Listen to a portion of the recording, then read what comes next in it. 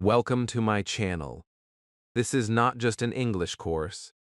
This is a journey from silence to confidence, from fear to freedom. If you have ever felt English was difficult or not meant for you, you are in the right place. Let us begin, slowly, honestly, and together. Let me sit with you for a moment, not like a teacher standing at a board, but like someone sitting beside you, calm and patient.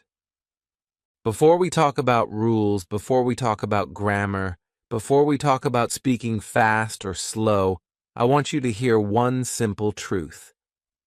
English is not difficult. It never was. The problem was never your mind, your memory, or your ability. The real problem is that English was presented to you in a way that made it look scary, heavy, and unreachable. You were told to start with rules, exams, red marks, and fear. Anyone would feel weak in that situation. But that weakness is not real. It was created. And today, we gently remove it. Most people believe they are bad at English. They say, I am weak in English, or English is not for me. But think carefully. Is a hammer difficult?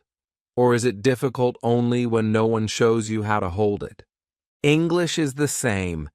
It is a tool for talking, understanding, connecting, and living. It is not a subject meant to punish you. It is not an exam meant to judge you. It is simply a way humans communicate with other humans. When English is treated like a living thing, it becomes light. When it is treated like a school subject, it becomes heavy. Today, we choose the lighter path. Let me tell you something important that no one usually tells beginners. You already know English. Maybe not in sentences, maybe not in full conversations, but English is already around you and inside you. You see English on your phone every day. You hear it in movies, songs, and videos. You read it on signs, buttons, and apps. Words like start, stop, open, close, log in, menu, okay, and cancel are already part of your life. This means English is not a stranger. It is a familiar guest that has been visiting you for years. You were just never invited to speak back. One big reason people feel afraid of English is grammar. Grammar was introduced like a monster. Long rules, strange names, and fear of being wrong. But here is the truth spoken. English hides quietly. People do not speak grammar. They speak meaning. Grammar is something that grows naturally when you hear and use English again and again. Children do not learn grammar rules before speaking. They speak first, and grammar slowly organizes itself inside their mind. Adults can do the same, but they were told the opposite. They were told to be perfect first. That advice created silence, not fluency. There is also a big difference between spoken English and textbook English. Textbook English is neat, clean, and slow. Spoken English is alive. It has pauses. It has mistaken. It has repetition. Real people stop, think, correct themselves, and continue. They do not panic when they forget a word. They replace it. They explain it another way. Spoken English is flexible. Textbook English is strict. In this course, we focus on spoken English, the English of real life. The English you can use even when your vocabulary is small.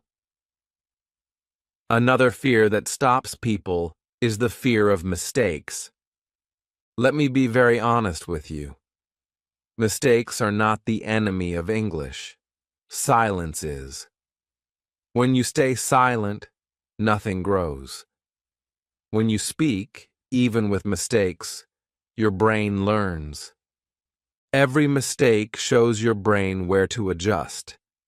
If mistakes were dangerous, no child would ever learn to speak. But children speak badly, clearly, loudly, and proudly. That is why they learn fast. Adults became quiet because they were told mistakes are shameful. Today, we remove that shame. Fluency does not start with perfection. Fluency starts with comfort. Comfort with your voice. Comfort with not knowing everything. Comfort with saying simple sentences. Comfort with being understood, not admired. When you feel comfortable, you speak more. When you speak more, your English grows. This is a natural process, not magic. You do not need talent for it. You need patience and kindness toward yourself. I want you to imagine English not as a wall you must climb, but as a road you walk slowly. Some days you walk fast. Some days you walk slowly. But you keep moving. There is no race here. There is no comparison. Your English journey belongs only to you. The moment you stop fighting English and start walking with it, things change. From this point onward, you are not here to study English like a subject. You are here to live with it, to hear it, to repeat it, to feel it, to use it in small, real ways every day. You are allowed to be a beginner. You are allowed to speak slowly. You are allowed to pause. You are allowed to grow naturally. Take a deep breath. Relax your shoulders. English is not difficult. It is human. And you are human too. This journey is not about becoming perfect. It is about becoming comfortable. And that comfort starts now. Chapter 2. How Children Learn to Speak. Let's take a step back in time for a moment. Think about a baby learning to speak. That baby has no books, no grammar rules, no exams, and no fear. No one tells the baby, "You made a mistake," or "That sentence is wrong." And yet, slowly, naturally, almost magically, that baby learns to speak. Not one language, but sometimes 2 or 3. This is not because the baby is special or gifted. It is because the method is natural. The baby listens first, for a long time. The baby hears sounds again and again. Then one day, without planning, the baby starts making sounds. Those sounds are not perfect. They are broken, unclear, and funny. But no one stops the baby. Everyone smiles. Everyone encourages. And because of that safety, language grows. Now let's look at adults. Adults are not weaker than children. In fact, adults are mentally stronger in many ways. Adults understand ideas faster. Adults can focus longer. Adults already know how the world works. So why does learning English feel harder for adults? The answer is simple. Adults forgot the natural method. Adults try to understand everything before they speak. They try to explain before they copy. They try to be correct before they are comfortable. This creates pressure, and pressure blocks learning. A child does not think, "Is this sentence correct?" A child thinks, "Let me try." That one difference changes everything. Children always listen first. They listen to their parents, their family, the world around them. They listen even when they do not understand. Their brain is not trying to translate or analyze. Their brain is simply collecting sounds, patterns, and rhythm. That is how language enters the mind. Adults, on the other hand, often stop listening because they want to understand every word. When they do not understand, they feel frustrated and stop. But listening without full understanding is not a problem. It is the first step. Your brain is still learning, even when you feel confused. This is something you must trust. After listening comes imitation. Children copy sounds before words. They copy tone, emotion, and rhythm. They repeat the same word again and again. Not because they are forced, but because repetition feels safe and interesting. Adults often feel embarrassed repeating words. They think repetition is childish, but repetition is not childish. Repetition is how the brain builds strength. Every time you repeat a sound or a sentence, your brain becomes more familiar with it. Familiarity creates confidence. Confidence creates fluency. Another beautiful thing about children is that they speak without fear. They do not wait to be ready. They speak when their language is still broken. They mix words. They say things incorrectly. But every mistake is a step forward. A mistake means the brain is trying. Silence means the brain is stuck. Adults were taught to avoid mistakes, so they avoid speaking. This is why progress feels slow. But here is good news. Mistakes are not signs of failure. Mistakes are signs of progress.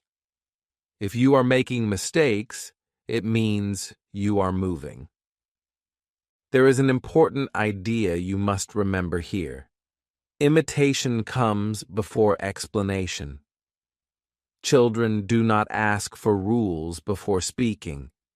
They speak first, and later they understand why sentences work the way they do. Adults were taught the opposite. They were told to understand first, then speak.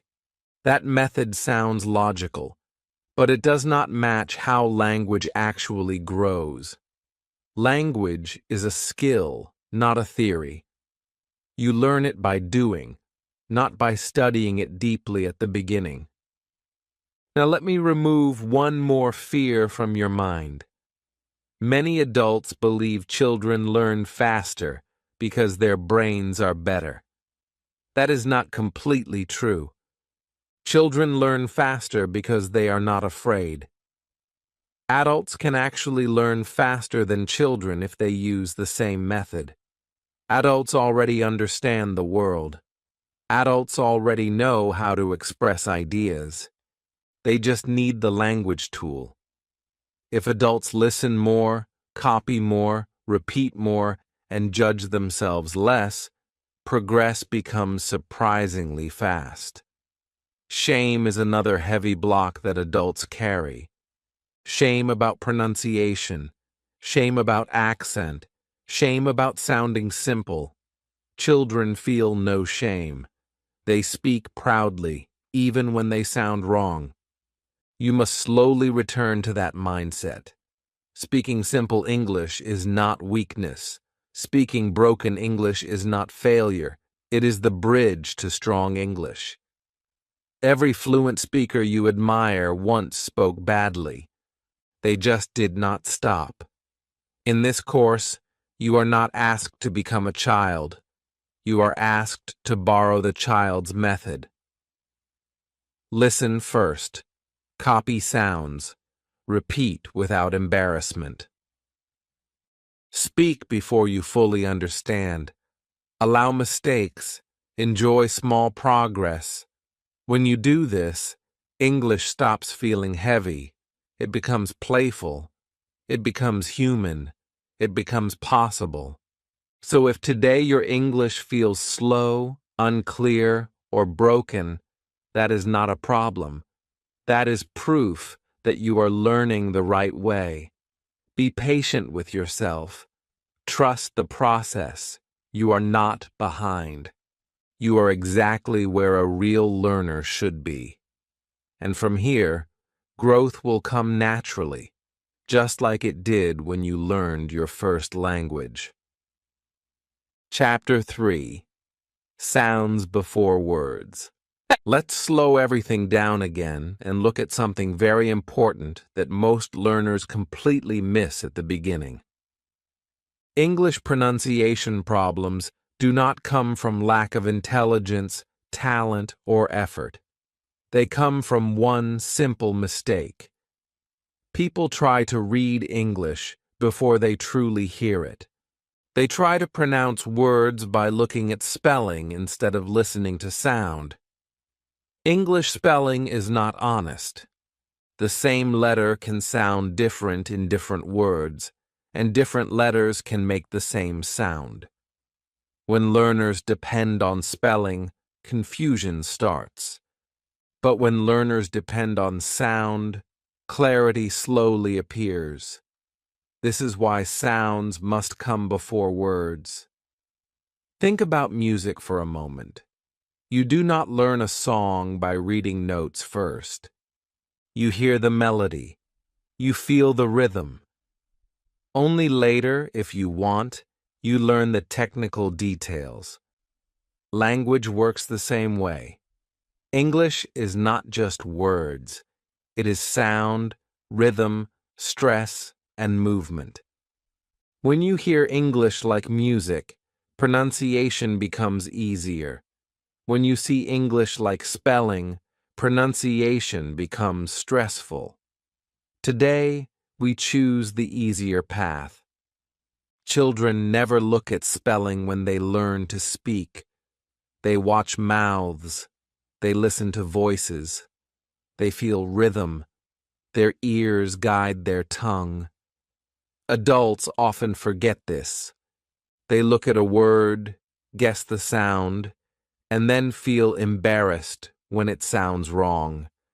But that embarrassment comes from using the wrong tool. Your eyes are not the best tool for pronunciation. Your ears are. Let's talk about the mouth for a moment. English sounds are physical. They come from lips, tongue, teeth, and air. When native speakers talk, their mouth moves in a relaxed but clear way. Some sounds are soft. Some sounds are strong. Some sounds are long. Some are short. You do not need scientific names for these sounds. You just need awareness. Watching how English speakers move their mouth helps more than memorizing rules. Even without realizing it, your brain starts copying these movements when you listen carefully. Another important idea is stress. In English, not every word is equal. Some words are strong, some are weak. This is very different from many other languages. English has a natural up and down rhythm. Important words are stressed. Small helper words are lighter and faster. This rhythm is what makes English sound smooth. When learners pronounce every word strongly, English sounds robotic and tiring. When learners follow rhythm, English flows naturally. You do not need to force this. Your ear will learn it slowly through listening. Now let's gently talk about the American accent. You do not need to sound American to speak good English. Clear English is more important than perfect accent. But it is helpful to understand how American English sounds in real life. American English is relaxed. Sounds connect smoothly. Words often link together. Some sounds become softer in fast speech. This is not something to memorize. It is something to notice. The more you listen, the more familiar it feels. Accent is not built by effort. It is built by exposure. One of the biggest mistakes learners make is reading too much at the beginning. Reading is useful, but pronunciation grows faster through listening. When you listen again and again, your brain starts recognizing sound patterns automatically. Even if you do not understand everything, your pronunciation improves. This is why listening to simple English daily is powerful. Your brain is learning in the background. You may not feel progress immediately, but it is happening quietly. Repeating out loud is another key step. Many learners repeat silently in their head. That is safe, but it is not enough. Speaking out loud trains your mouth. Your mouth needs practice, just like a muscle. At first, your pronunciation may feel strange or uncomfortable. That is normal. It means your mouth is learning new movements. Do not judge those sounds. Just repeat. Softly, calmly, again and again. Repetition without fear is how pronunciation grows. Fear is the biggest enemy here. Fear of sounding wrong, fear of being judged, fear of hearing your own voice. Children have none of this fear. Adults carry a lot of it. But remember this: no one speaks perfectly at the beginning. Every fluent speaker once sounded unclear. They just continued. Pronunciation does not become perfect suddenly. It becomes better little by little. Progress is quiet, not dramatic. Another important thing to understand is that pronunciation does not improve by correcting every sound immediately. Too much correction creates tension. Tension blocks natural speech.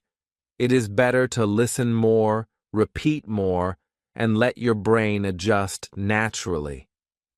Over time, your pronunciation becomes clearer without forcing it. This is how native speakers learn accents in other languages too. They live with the sound. They do not fight it. You might be surprised to know that many native speakers are not aware of the rules of pronunciation. They just speak. This tells us something powerful. Pronunciation is not a subject to study deeply at the beginning. It is a skill to absorb. The more you hear English, the more your brain builds an internal sound map. That map guides your speech automatically. So from today, change one small habit. When you hear English, do not rush to understand every word. First, listen to the sound, the rhythm, the rise and fall. When you repeat, do not worry about spelling. Copy what you hear, not what you see. Speak out loud without fear. Even if it feels imperfect, it is working. By the end of this chapter, you should feel lighter about pronunciation. You do not need to fix everything now. You just need to listen, notice, and repeat. Pronunciation is not a problem to solve. It is a skill that grows naturally with time and exposure. Trust your ears. Trust your voice. Your English sound will improve, quietly and steadily, as you keep moving forward. Chapter 4. Stop translating in your head. Let's talk about something that almost every English learner does, often without realizing it. You hear an English sentence, and inside your mind, you quickly change it into your own language. Then, when you want to speak, you first think in your language, translate it into English, and only then try to say it. This habit feels helpful at first, but in reality, it is the biggest reason fluency feels slow and painful. Translation creates a traffic jam in your mind. Ideas stop, words get stuck, confidence disappears, and the longer you depend on translation, the harder it becomes to speak naturally. Think about how fast thoughts move. They move quickly, emotionally, and often without words. But translation is slow. It needs 2 steps instead of 1. First language to English. While your brain is busy translating, the conversation moves forward. This is why you feel late, nervous, or confused when speaking English. You are not slow. You are just using a slow method. And the good news is that this method can be changed. When children learn a language, they never translate. A child hears the word apple and connects it directly to the fruit. There is no middle language. The word becomes the thing. Adults were taught to connect English words to translations instead of meaning. So when you hear apple, you might see a word from your own language first. That extra step creates distance. Fluency becomes possible only when English words connect directly to images, actions, and feelings, not to other words. Let's make this simple. When you hear the word run, do not translate it. Imagine someone running. Feel the movement. When you hear happy, do not search for a matching word in your language. Remember a feeling, a smile, a moment. This is how thinking in English begins, not with full sentences, but with pictures and emotions. Language is not born in dictionaries. It is born in experience. Translation also creates fear. When you translate, you start judging your English before speaking. You ask yourself, is this correct? Or, is this the right word? That fear blocks your voice. When you think directly in English, even with simple words, your brain stays relaxed. Relaxed brains speak more freely. This is why some people with small vocabulary speak more confidently than people with big vocabulary. Confidence comes from flow, not from knowledge. Stopping translation does not mean you suddenly forget your native language. It means you stop using it as a bridge every time.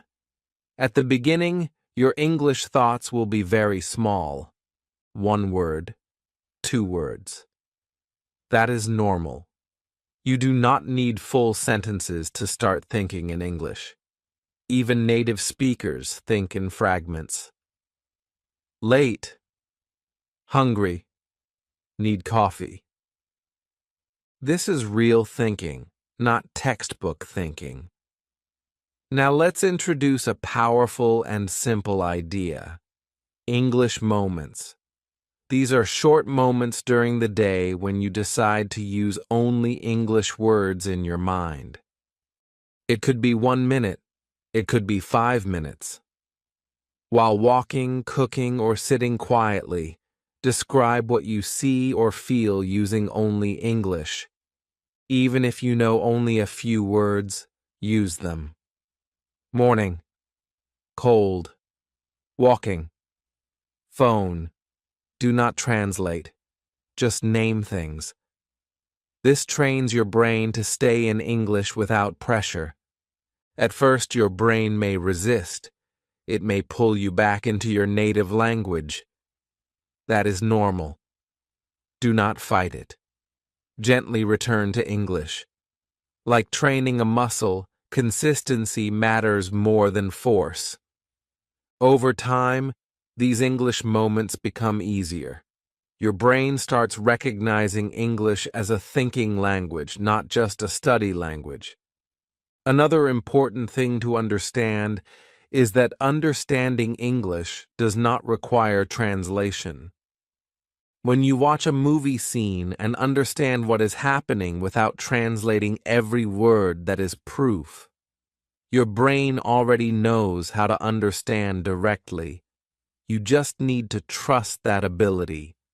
Trust grows through repetition and exposure, not through control.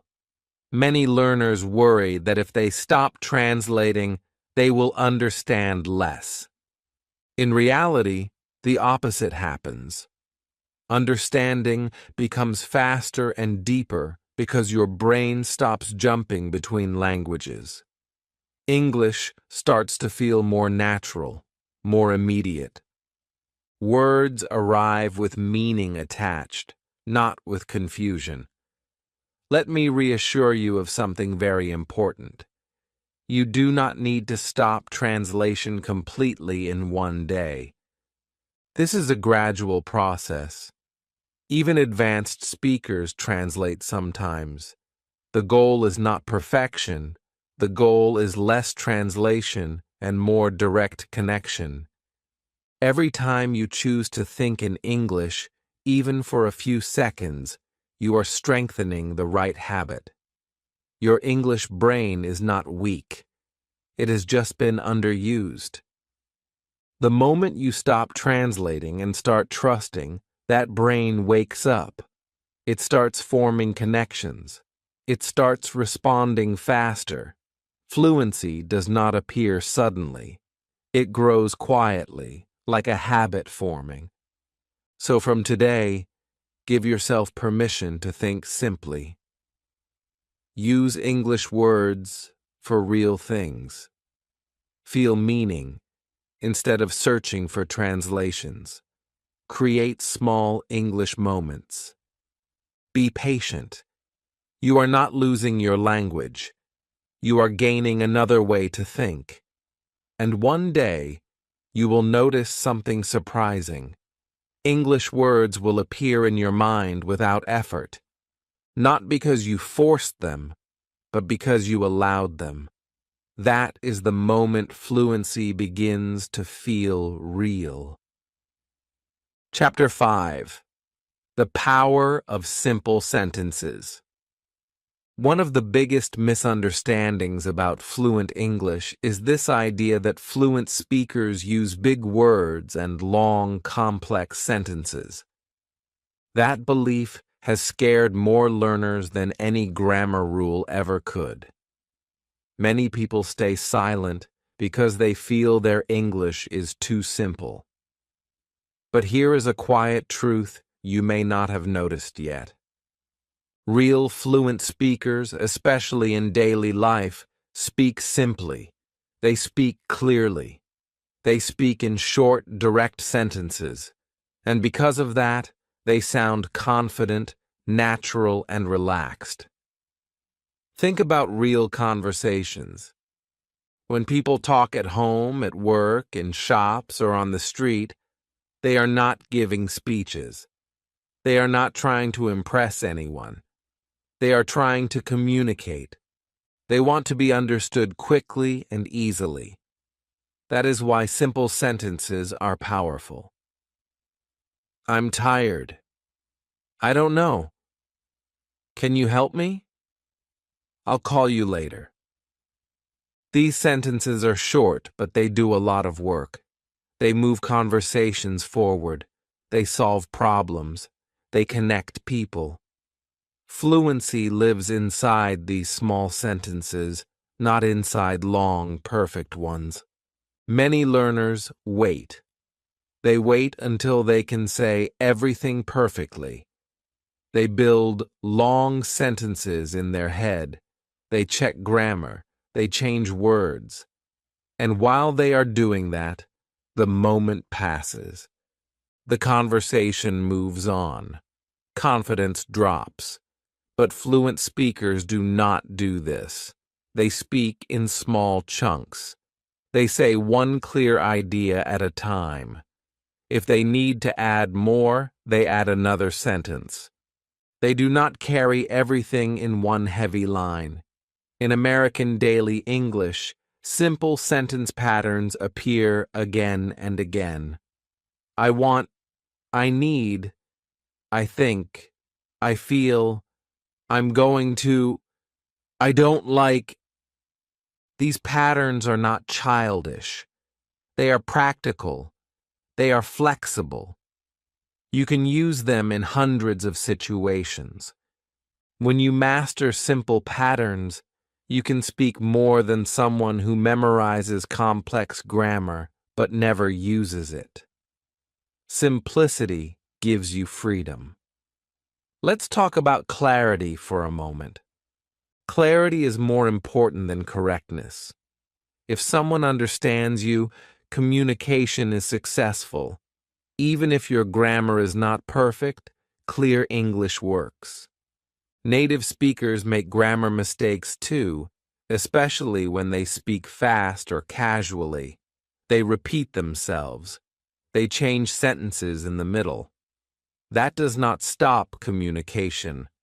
What stops communication is silence and fear. When you choose clarity, you choose progress. Short sentences also help your brain. When you speak simply, your brain stays calm. Calm brains speak better. Long sentences create pressure. Pressure creates fear. Fear blocks words. This is why confidence grows faster when you allow yourself to speak in short lines. Each small sentence is a small success. Many small successes build strong confidence. Another beautiful thing about simple sentences is that they invite conversation. When you speak simply, the other person feels comfortable responding. Complex sentences can sometimes sound distant or formal. Simple English feels human. It feels open. It feels real. This is especially true in American culture, where direct and simple communication is valued in daily life. You may feel that simple sentences make you sound basic, but sounding basic is not a problem. Sounding silent is. Fluency is not about showing how much English you know. It is about using the English you have. When you use simple sentences again and again, they become automatic. Automatic speech is the foundation of fluency. Let me give you an important mindset shift. You do not need to say everything at once. You can say it step by step.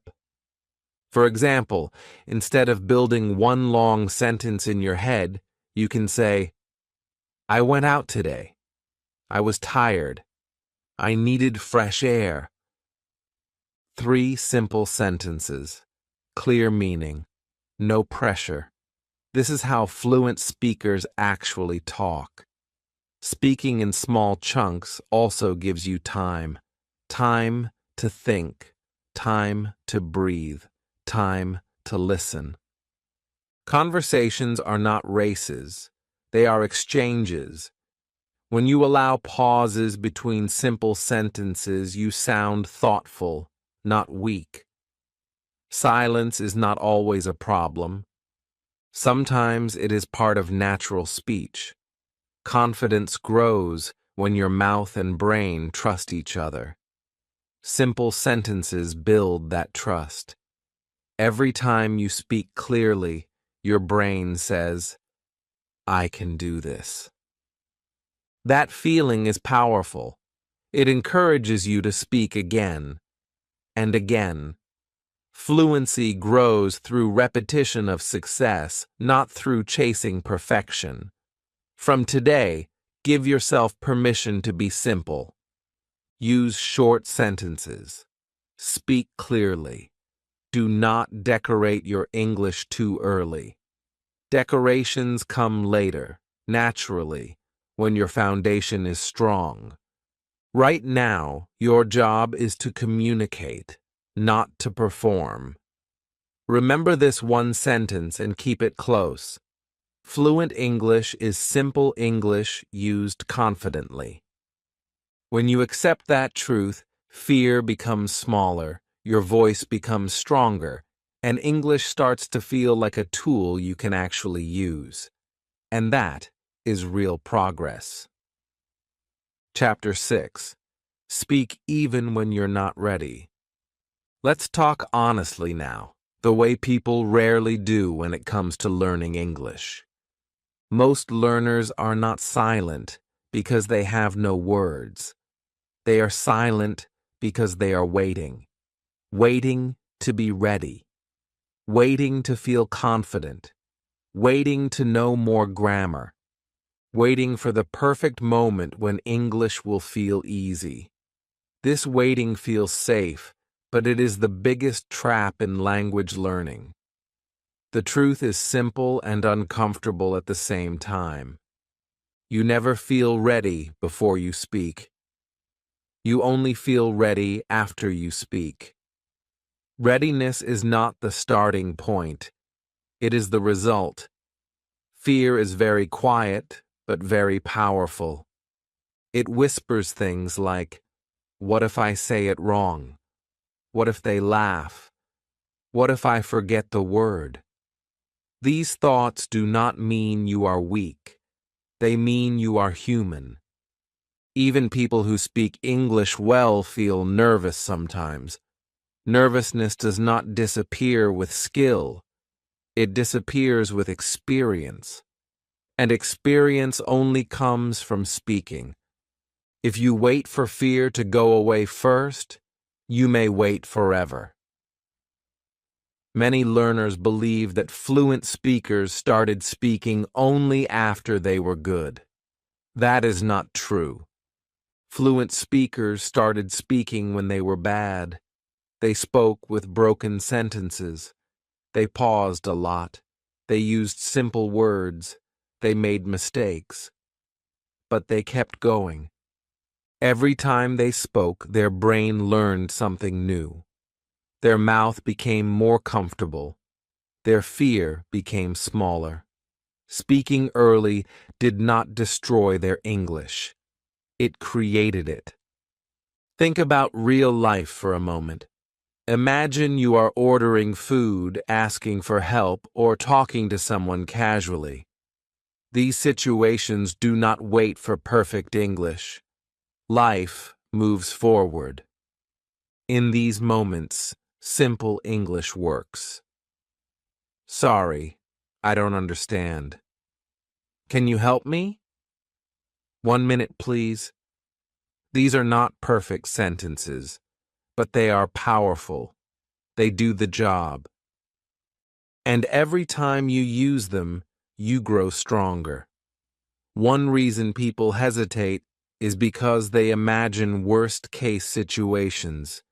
They imagine embarrassment, judgment, or failure. But most real situations are much kinder than our imagination. People are usually patient. They listen. They help. And even if someone does not understand you, that is not a disaster. It is just part of communication.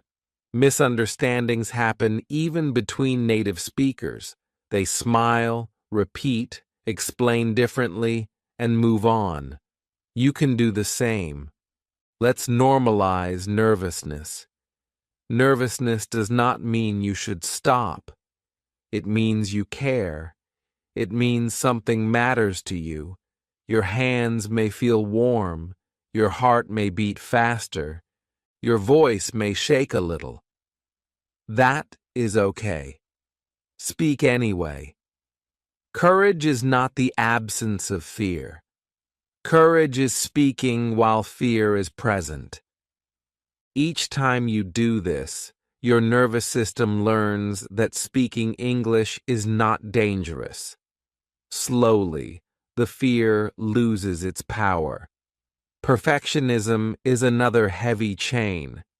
Perfectionism says, if it's not perfect, don't say it. But perfectionism kills progress.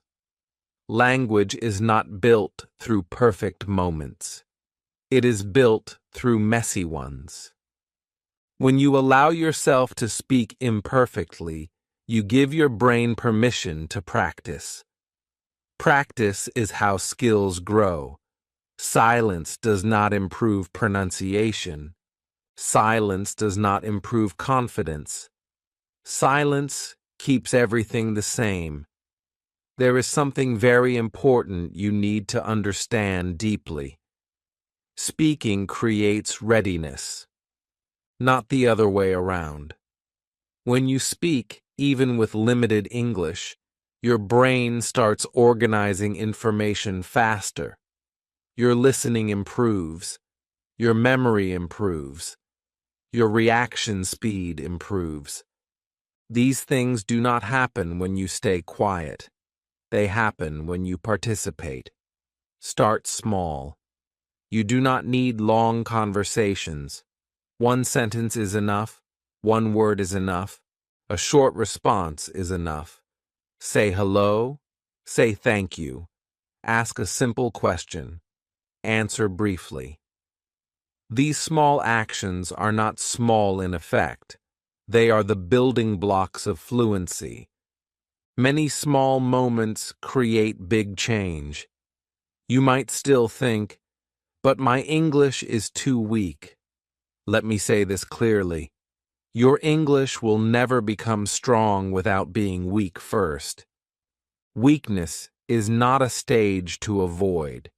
It is a stage to pass through. Every speaker passes through it. The only difference between fluent speakers and silent learners is not talent. It is action. Another important shift is how you see mistakes. Mistakes are not signs that you should stop. They are signs that you are learning. If you speak and make a mistake, your brain notices. It adjusts. Next time, it does better. This is how learning works.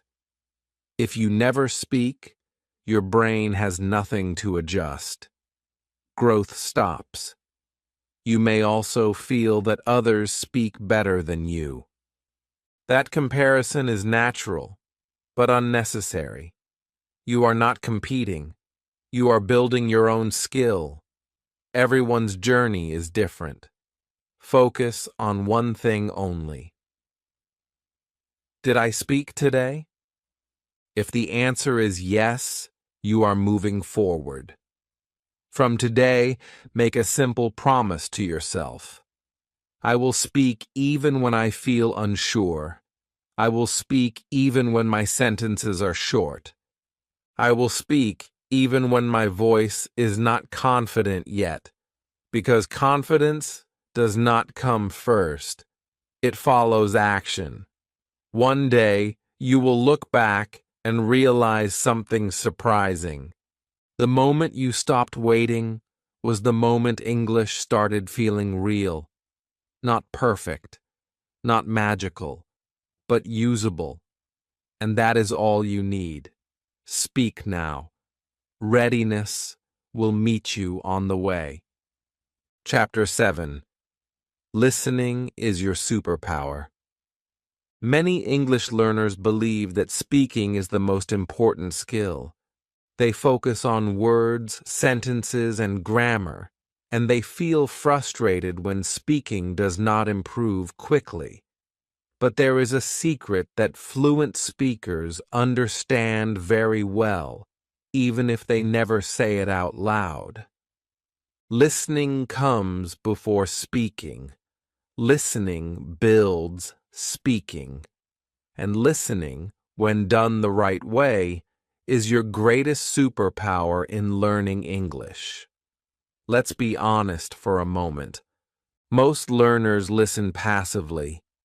They play an English video, a movie, or a conversation, and they hope something will magically enter their brain. When they don't understand much, they feel disappointed and stop.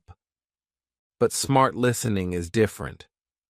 Smart listening does not mean understanding every word. It means training your brain to recognize patterns, rhythm, and meaning over time. This kind of listening works quietly but very powerfully. Think about how you understand your own language. You do not hear every word clearly. Sometimes there is noise. Sometimes people speak fast. Sometimes sentences are not complete. And yet you understand. Why? Because your brain recognizes patterns. It knows how sentences usually sound. It knows which words are important. This ability was built through years of listening, not through grammar study. English works the same way. Your brain needs exposure, not pressure. One of the most important things listening gives you is sentence memory. When you hear the same sentence structure again and again, your brain starts storing it automatically. You may not notice it, but one day the sentence comes out of your mouth naturally. That is not magic. That is memory built through listening. Repetition creates familiarity. Familiarity creates confidence. Confidence creates fluency. Many learners stop listening when they do not understand everything. This is a mistake. Understanding everything is not the goal. Understanding something is enough. Even understanding the situation, the emotion, or the general idea is progress. When you listen and catch only a few words, your brain is still working. It is connecting sound to meaning. This process continues even when you feel lost. Trust that process. Let's talk about listening for meaning, not for every word. When you listen to English, try to notice what is happening. Who is speaking? Are they happy, angry, tired, or calm? What is the topic? Is it about food, work, plans, or feelings? These clues help your brain understand without translation. This is how children listen. They do not stop and analyze. They feel first, understand later. Slow English is a powerful tool, especially for beginners. Slow English has natural pauses. It gives your brain time to catch sounds. It allows you to hear where sentences start and end. But slow does not mean unnatural. Real spoken English has rhythm. Some words are strong, some are soft, some are fast, some are slow. Listening to this rhythm trains your ear. Over time, fast English starts sounding slower because your brain knows what to expect. Another mistake learners make is listening only once. Listening once is rarely enough. Native speakers hear patterns thousands of times over their life. You need repetition, too. Listening to the same audio again and again is not boring. It is training. Each time you listen, you notice something new. A word, a pause, a connection. Even if you feel nothing is happening, your brain is building quietly. Daily listening is more important than long listening sessions. 10 minutes every day is better than 1 hour once a week. Daily listening keeps English alive in your mind. It keeps sounds fresh. It keeps rhythm familiar. Even on days when you feel tired, listening still works. You do not need energy to listen. You just need consistency. Listening also removes fear. When you listen more, English stops sounding foreign. It starts sounding normal. Your brain becomes comfortable with the sound of English. And comfort is the foundation of confidence. When you are comfortable hearing English, speaking becomes less scary. Your mouth has heard the sounds before. It is not starting from zero. Another important thing to remember is that listening does not require response. That makes it safe. When you listen, no one is judging you. No one is waiting for your answer. This safety allows your brain to relax. Relaxed brains learn faster. This is why listening is such a powerful starting point, especially for beginners. You may think, but I want to speak. That desire is good. But speaking without listening is like trying to sing a song you have never heard. Listening gives you the map. Speaking follows naturally. Many learners try to speak first and feel stuck. Learners who listen a lot find that speaking starts happening almost by surprise. From today, change how you listen. Do not listen with stress. Do not listen with the goal of understanding everything. Listen with curiosity. Listen with patience. Listen again and again. Let English sounds enter your mind naturally. Even when you feel confused, even when you feel slow, listening is working. Trust this process. Listening is not passive when done correctly. It is active learning without pressure. It is the fastest way to grow because it works with your brain, not against it. If you build strong listening habits, speaking will come. Not forced, not rushed, but natural. Listening is not just a skill. It is your superpower. Use it daily and let English grow quietly inside you. Chapter 8. Daily English Around You. One of the biggest mistakes learners make is believing that English lives only inside books, classrooms, or videos. They think English begins when they open a lesson and ends when they close it. But real English does not live there. Real English lives around you, quietly, every single day. It lives in your phone. It lives in your room. It lives in your routine. And when you start noticing it, English stops feeling like work and starts feeling like part of your life. Look around you right now. Wherever you are sitting, English is already present. Your phone screen shows English words. Your computer has English buttons. Your apps, settings, notifications, and menus are full of English. Words like message, search, settings, battery, update, and download are not new to you. You already understand them without translating every time. This means your brain is already capable of living with English. You just never gave it permission to use English actively. Now think about objects around you: a table, a chair, a door, a window, a light. These are simple words, but they are powerful. When you start naming what you see in English, something changes. Your brain begins connecting English directly to the real world, not to textbooks. You are no longer studying English. You are using it. Even if the words are basic, the habit is strong. Actions are even more powerful than objects. When you wake up, you can quietly say, "I wake up." When you brush your teeth, you can say, "I am brushing my teeth." When you eat, "I am eating." When you walk, "I am walking."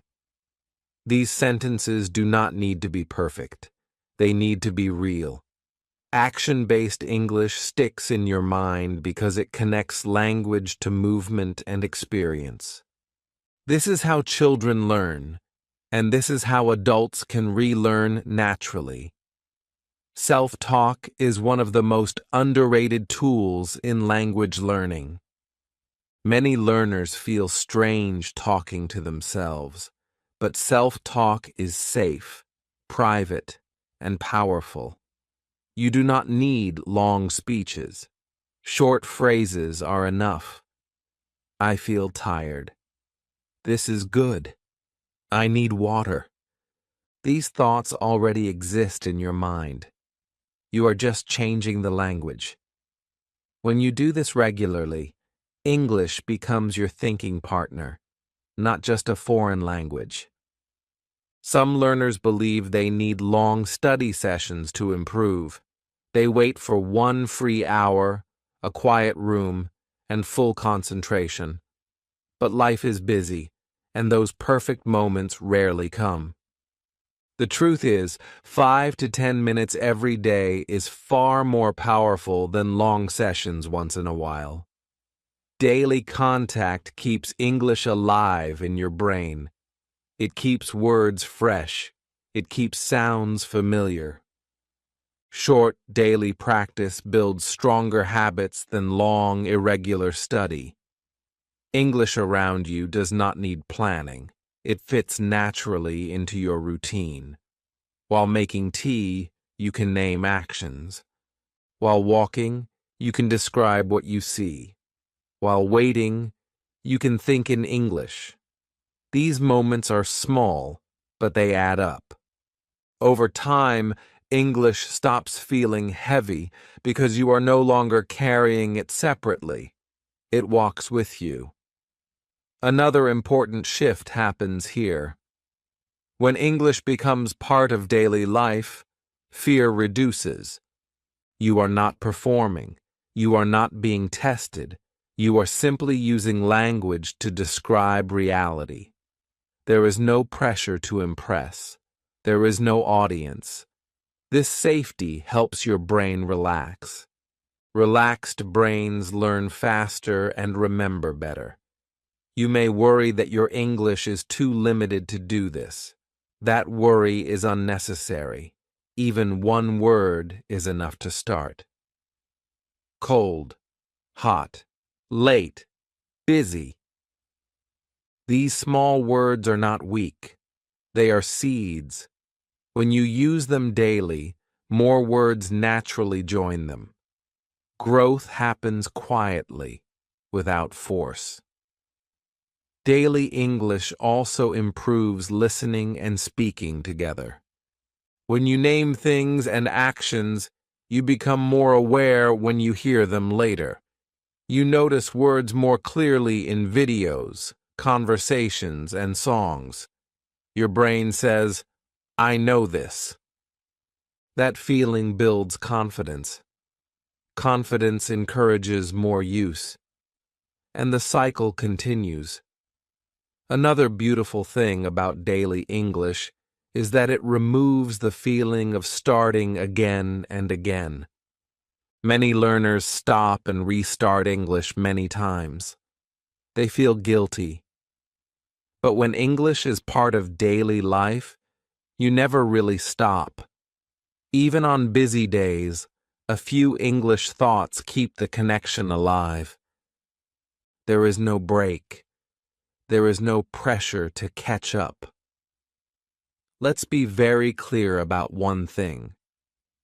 You do not need to change your life for English. English needs to fit into your life. When you force English into special study time only, it feels heavy. When you let English sit beside you during normal activities, it feels natural. Language grows best in natural environments, not artificial ones. From today, stop asking yourself, when will I study English? Start asking, where can English join me today? It could be while cooking, while cleaning, while walking, while resting. These moments belong to you, and English can live inside them without effort. Slowly, something important happens. English stops being a separate subject. It becomes a quiet companion. It listens with you. It speaks with you. It grows with you.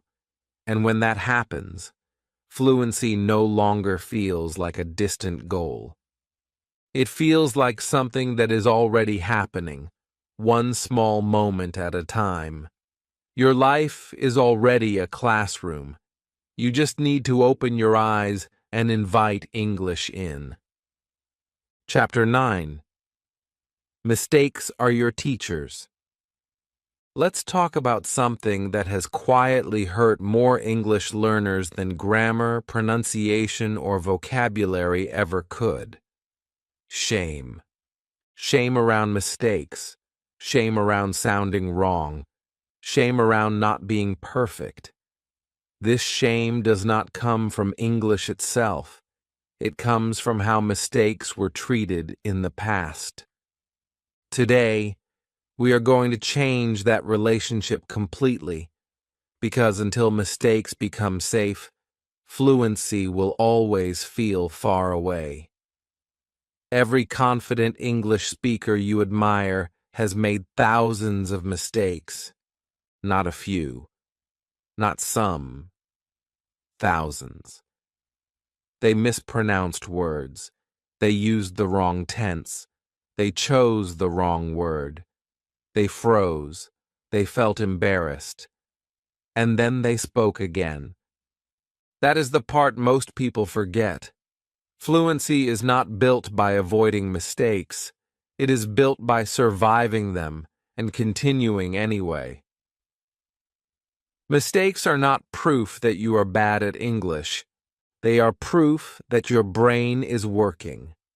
When you speak and something comes out wrong, your brain notices. It adjusts. It learns. This adjustment is learning. If you never speak, your brain has nothing to adjust. Silence feels safe, but it teaches nothing. Mistakes feel uncomfortable, but they teach everything. One reason mistakes feel so heavy is because learners try to fix them in the middle of speaking. They stop suddenly. They repeat words. They apologize. They lose their flow. This creates stress and breaks confidence. Here is an important shift you must learn. Do not correct yourself while you are speaking unless it is absolutely necessary for understanding.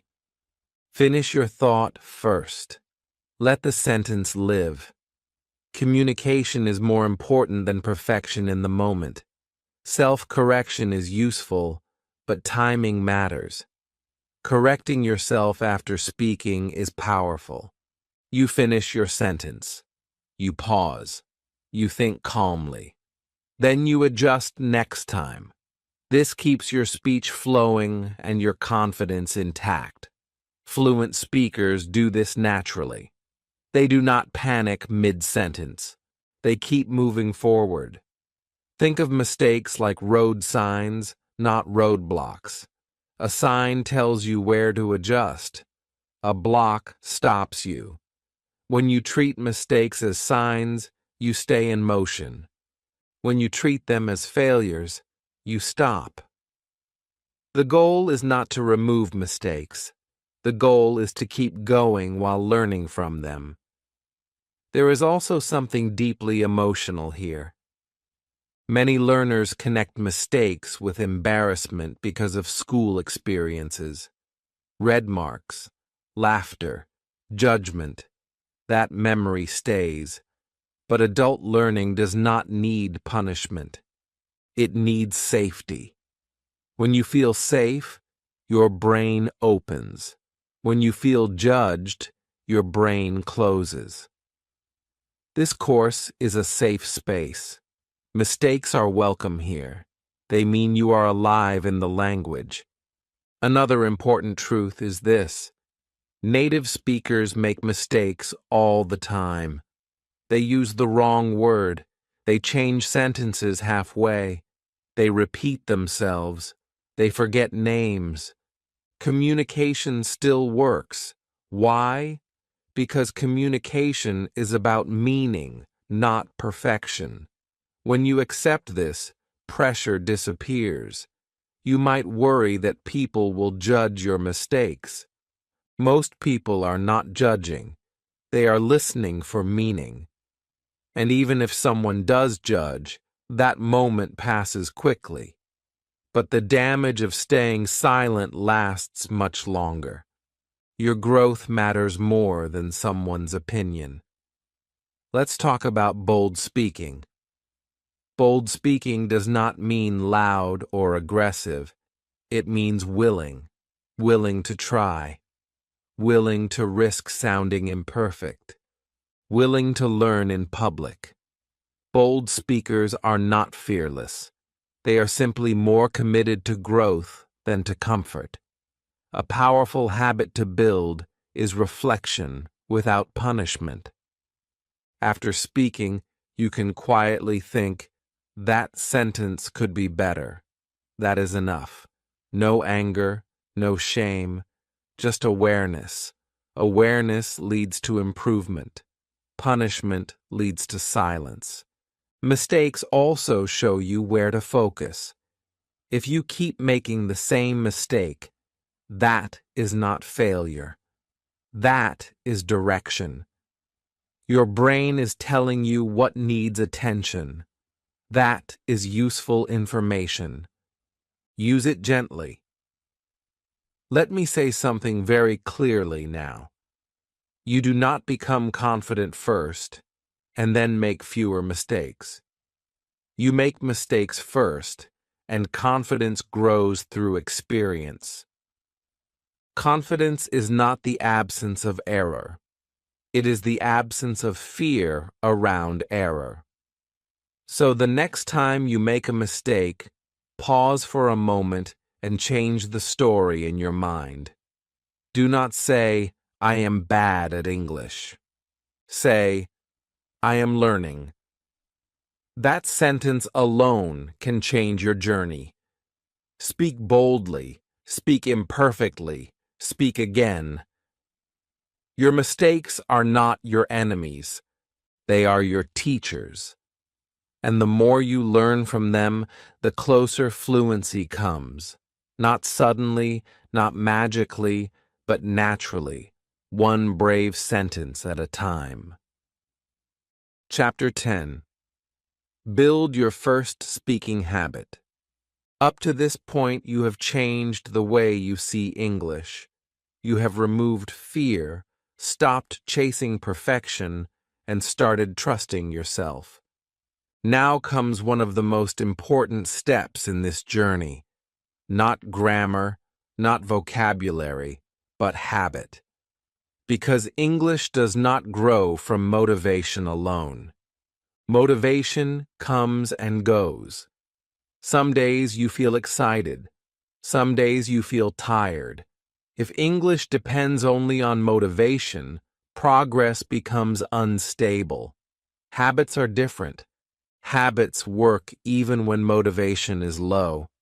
And that is why habits beat motivation every single time. Many learners wait for the right mood to practice speaking. They wait until they feel confident, energetic, or free. But real progress comes from showing up even on normal days. You do not need a perfect environment. You do not need long hours. You need consistency. A small daily speaking habit does more for fluency than long study sessions once in a while. This is how skills are built in real life. Let's talk about time honestly. You do not need 1 hour. You do not need 30 minutes. You need 10 minutes. 10 minutes that belong to English. 10 minutes that you protect daily. This time is short enough to feel easy and long enough to create change. When something feels easy, you are more likely to repeat it. Repetition is the real secret. Your first speaking habit should be simple and flexible. It should not feel like a test. It should feel like a routine, like brushing your teeth, something you do without stress. You can choose any time of day, morning, afternoon, or night. The time does not matter. Consistency does. Now let's talk about how to speak during those 10 minutes. One powerful way is speaking alone. Many learners think speaking alone is useless. It is not. It is one of the strongest tools you have. When you speak alone, there is no pressure, no judgment, no interruption. You can think slowly. You can repeat. You can pause. This safety allows your brain to relax and your mouth to practice freely. You can speak to yourself about simple things. What you did today, what you are doing now, what you plan to do next. You do not need stories. You do not need complex ideas. Simple sentences are enough. I woke up early. I worked today. I feel tired. These sentences may seem small, but they train your speaking muscle. Another powerful habit is recording your voice. This can feel uncomfortable at first, and that is normal. Many people do not like hearing their own voice, but recording helps you in two ways. First, it makes speaking real. Second, it helps you notice progress. When you listen to recordings from weeks ago, you will hear improvement. That moment builds confidence. You realize you are moving forward, even when it feels slow day to day. Mirrors are another useful tool. When you speak in front of a mirror, you become aware of your mouth movement and facial expressions. This helps pronunciation and clarity. It also builds confidence. You start getting comfortable with seeing yourself speak English. That comfort matters more than you think. Simple prompts can also guide your habit. You can ask yourself easy questions. What did I eat today? How do I feel right now? What am I thinking about? Answer slowly. There is no rush. The goal is not speed. The goal is regular use. One important rule for your habit is this: do not judge your performance. This habit is not for evaluation. It is for growth. Some days your English will feel smooth. Some days it will feel slow. Both are normal. The habit works because you show up, not because every session feels good. Consistency over intensity is the key here. Speaking a little every day trains your brain to stay connected to English. When English is used daily, it stops feeling foreign. It becomes familiar. Familiar things feel safe. Safe things are easier to use. Another benefit of a daily habit is that it removes pressure. You no longer feel that today must be perfect. You know there is tomorrow, and the next day. This long-term view reduces anxiety and builds calm confidence.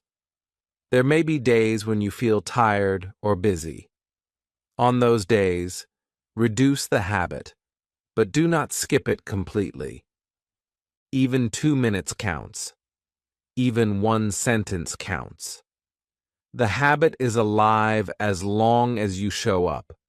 Breaking the habit completely is harder to restart than keeping it small.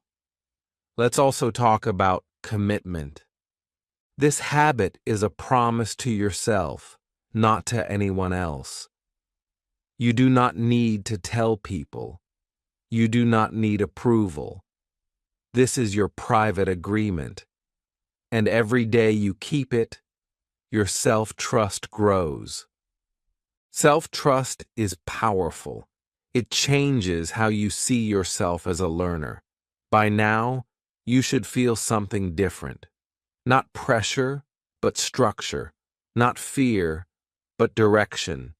You know what to do. You know how much time it takes.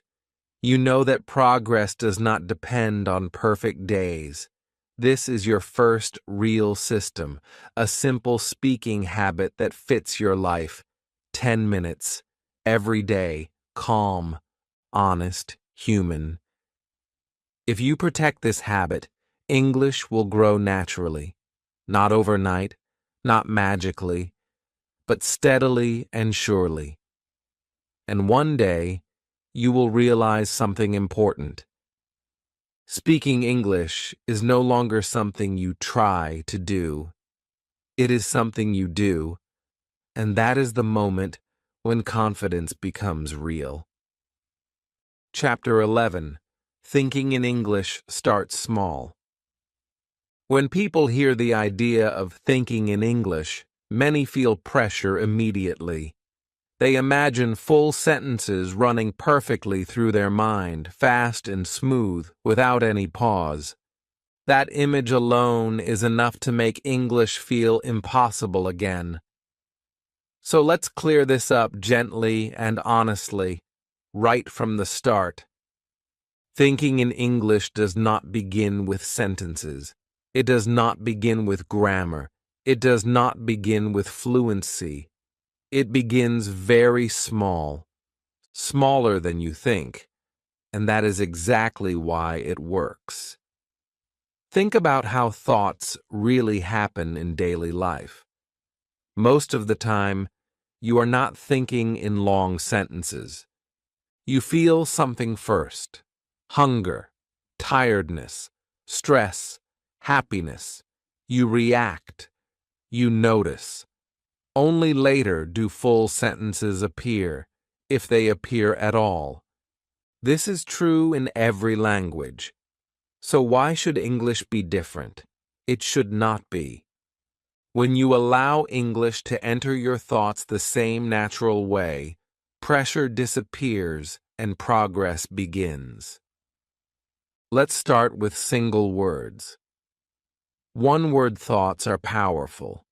When you wake up and feel tired, instead of translating a full sentence in your head, simply think, tired. When you realize you are late, think, late. When you feel good, think, happy. These words are not weak. They are anchors. They connect English directly to real feelings. That direct connection is the foundation of thinking in English. Many learners believe that thinking in English is something advanced speakers do. This belief is false and harmful. Thinking in English is not a reward at the end of the journey. It is part of the journey from the beginning. You do not wait until your English is perfect. You start thinking in English while it is still simple, imperfect, and growing. That is how the brain adapts. Your brain is very smart. It adjusts to what you give it regularly. If you give it English words, during real moments, it starts building pathways automatically. You do not need to force it. You do not need to control it. You just need to invite English in gently. The brain does the rest quietly. Let's talk about reactions. Reactions are easier than descriptions. Something drops. You think, oh no. Something tastes good. You think nice. Something surprises you. You think, wow. These reactions are already natural in your own language. You are simply changing the label. That small change has a big effect. It trains your brain to respond in English without effort. Another important habit is silent English. You do not need to speak out loud all the time to think in English. Silent thinking is powerful. While walking, waiting, or sitting quietly, notice what is happening and name it in English. Cold, noise, busy, Quiet. No pressure. No full sentences. Just awareness. This kind of thinking feels light, not heavy. Some learners worry that mixing languages in their head means failure. It does not. Mixing is part of learning. Your brain is building a bridge. At first, traffic goes both ways. Over time, English becomes faster and more direct. This is normal. Do not fight it. Do not judge it. Let it happen. Another myth we must remove is the idea that thinking in English must replace your native language. That is not the goal. You are not losing anything. You are adding a new option. Sometimes you will think in your language, sometimes in English, sometimes mixed. All of this is part of growth. Fluency is flexibility, not replacement. Thinking in English also does not require isolation or special time. It fits into your life naturally. While checking your phone, you can think, message. While cooking, hot. While working, focus. These moments are real. When English connects to real life, it sticks. At first, thinking in English may feel slow or incomplete. That is normal. You are not failing. You are training. Just like muscles feel weak at the beginning of exercise, your English thinking muscle needs time. Each small thought strengthens it. Progress is quiet. You may not notice it day to day, but it is happening. Another important shift happens here. When you think in English, even a little, speaking becomes easier. Words come faster. Pauses become shorter.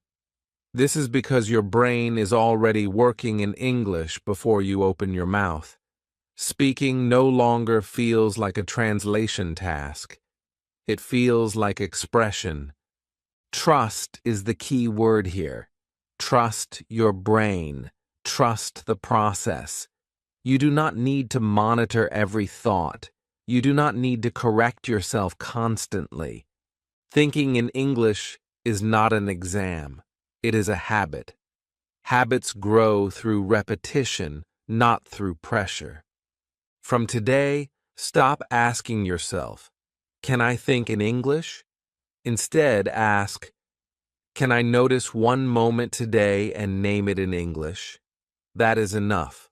One word, one feeling, one reaction. That is how it starts. Over time, those single words naturally connect. Very tired. So busy. Really happy. Then short sentences appear without effort. I am tired. I feel good. This growth is natural, not forced. You do not push it. You allow it. By the end of this chapter, I want you to feel calm about thinking in English. It is not something far away. It is already happening in small ways. Your brain is already adapting. You are not behind. You are exactly where you should be. Thinking in English does not start with perfection. It starts with permission. Permission to be simple. Permission to be slow. Permission to begin small. And when you give yourself that permission, English quietly begins to feel like a natural part of your inner world. Chapter 12. Your English Voice Matters. Before we talk about confidence, let me ask you to pause for a moment and think about your own voice, not grammar, not vocabulary, your voice. The sound that comes out when you speak English. For many learners, this is where discomfort lives. They feel shy, they feel exposed, They feel different. Some lower their voice, some rush their words, some apologize before they even finish a sentence. This chapter exists to gently remove that feeling, because your English voice matters. It deserves space. It deserves respect. And most importantly, it deserves to be heard. Many learners believe there is a correct English voice. They imagine a perfect accent, smooth pronunciation, and effortless flow. When their own voice does not match that image, they feel something is wrong with them. But that belief is false. There is no single correct English voice. English is spoken by millions of people around the world, each with their own sound, rhythm, and accent. Your accent is not a mistake. It is evidence of your journey. It shows where you come from and how much effort you have made to communicate beyond your first language. Let's be very clear about something important. Having an accent does not mean your English is weak. It means your English is alive. It means you learned English as a real human being, not as a machine. Accents exist because languages exist. Even native English speakers have different accents. American English itself has many accents. British English has many accents. No one apologizes for that. So you do not need to apologize either. Another harmful idea learners carry is the belief that they must sound like a native speaker to be respected. In real life, respect does not come from sounding native. It comes from being clear, calm, and confident. Clarity matters far more than perfection. If people understand you, communication is successful. That is the real goal of language, not imitation. NT performance, communication. Many learners speak softly or quickly because they feel embarrassed. They try to hide their voice. But when you hide, your message becomes unclear. Confidence grows when you allow your voice to exist naturally. Speak at your pace. Let your words breathe. There is no need to rush. Silence between sentences is not weakness. It is part of natural speech. There is also something emotional that needs to be addressed here. Many learners connect English with judgment. They remember being corrected harshly or laughed at. That memory stays in the body. It makes the chest tight and the voice smaller. But English today is not the same English from the past. You are not in that classroom anymore. You are an adult with the right to speak, to try, and to learn without shame. Speaking proudly does not mean speaking loudly or aggressively. It means speaking without apology. You do not need to say, "Sorry for my English," before speaking. You do not need to warn people that your English is bad. Those sentences shrink your presence. Instead, speak as you are. Let your words stand. Confidence is often felt before it is heard. Another important shift is understanding that your voice carries more than sound. It carries intention, emotion, and meaning. Even with simple words, your tone can communicate kindness, interest, honesty, and confidence. People respond to that. They do not measure your grammar while you speak. They respond to how you make them feel. Let's talk about self-acceptance. When you accept your voice, you relax. When you relax, your pronunciation improves naturally. Tension blocks sound. Acceptance frees it. This is why people who stop worrying about accent often sound clearer over time. They stop fighting their own voice. Your English voice is also connected to your identity. When you speak English, you are not becoming someone else. You are expressing yourself in another language. You do not need to erase who you are. You bring yourself into English. Your culture, your personality, your way of thinking. That makes your English richer, not weaker. Some learners wait until they feel confident to speak, but confidence grows through speaking, not before it. Each time you speak and nothing bad happens, your brain learns that it is safe. Safety builds confidence. Confidence builds presence. Presence makes your voice stronger. Let me say something very important now. You are worthy of being heard in English, not later, not after perfection, now. Your ideas matter, your questions matter, your experiences matter.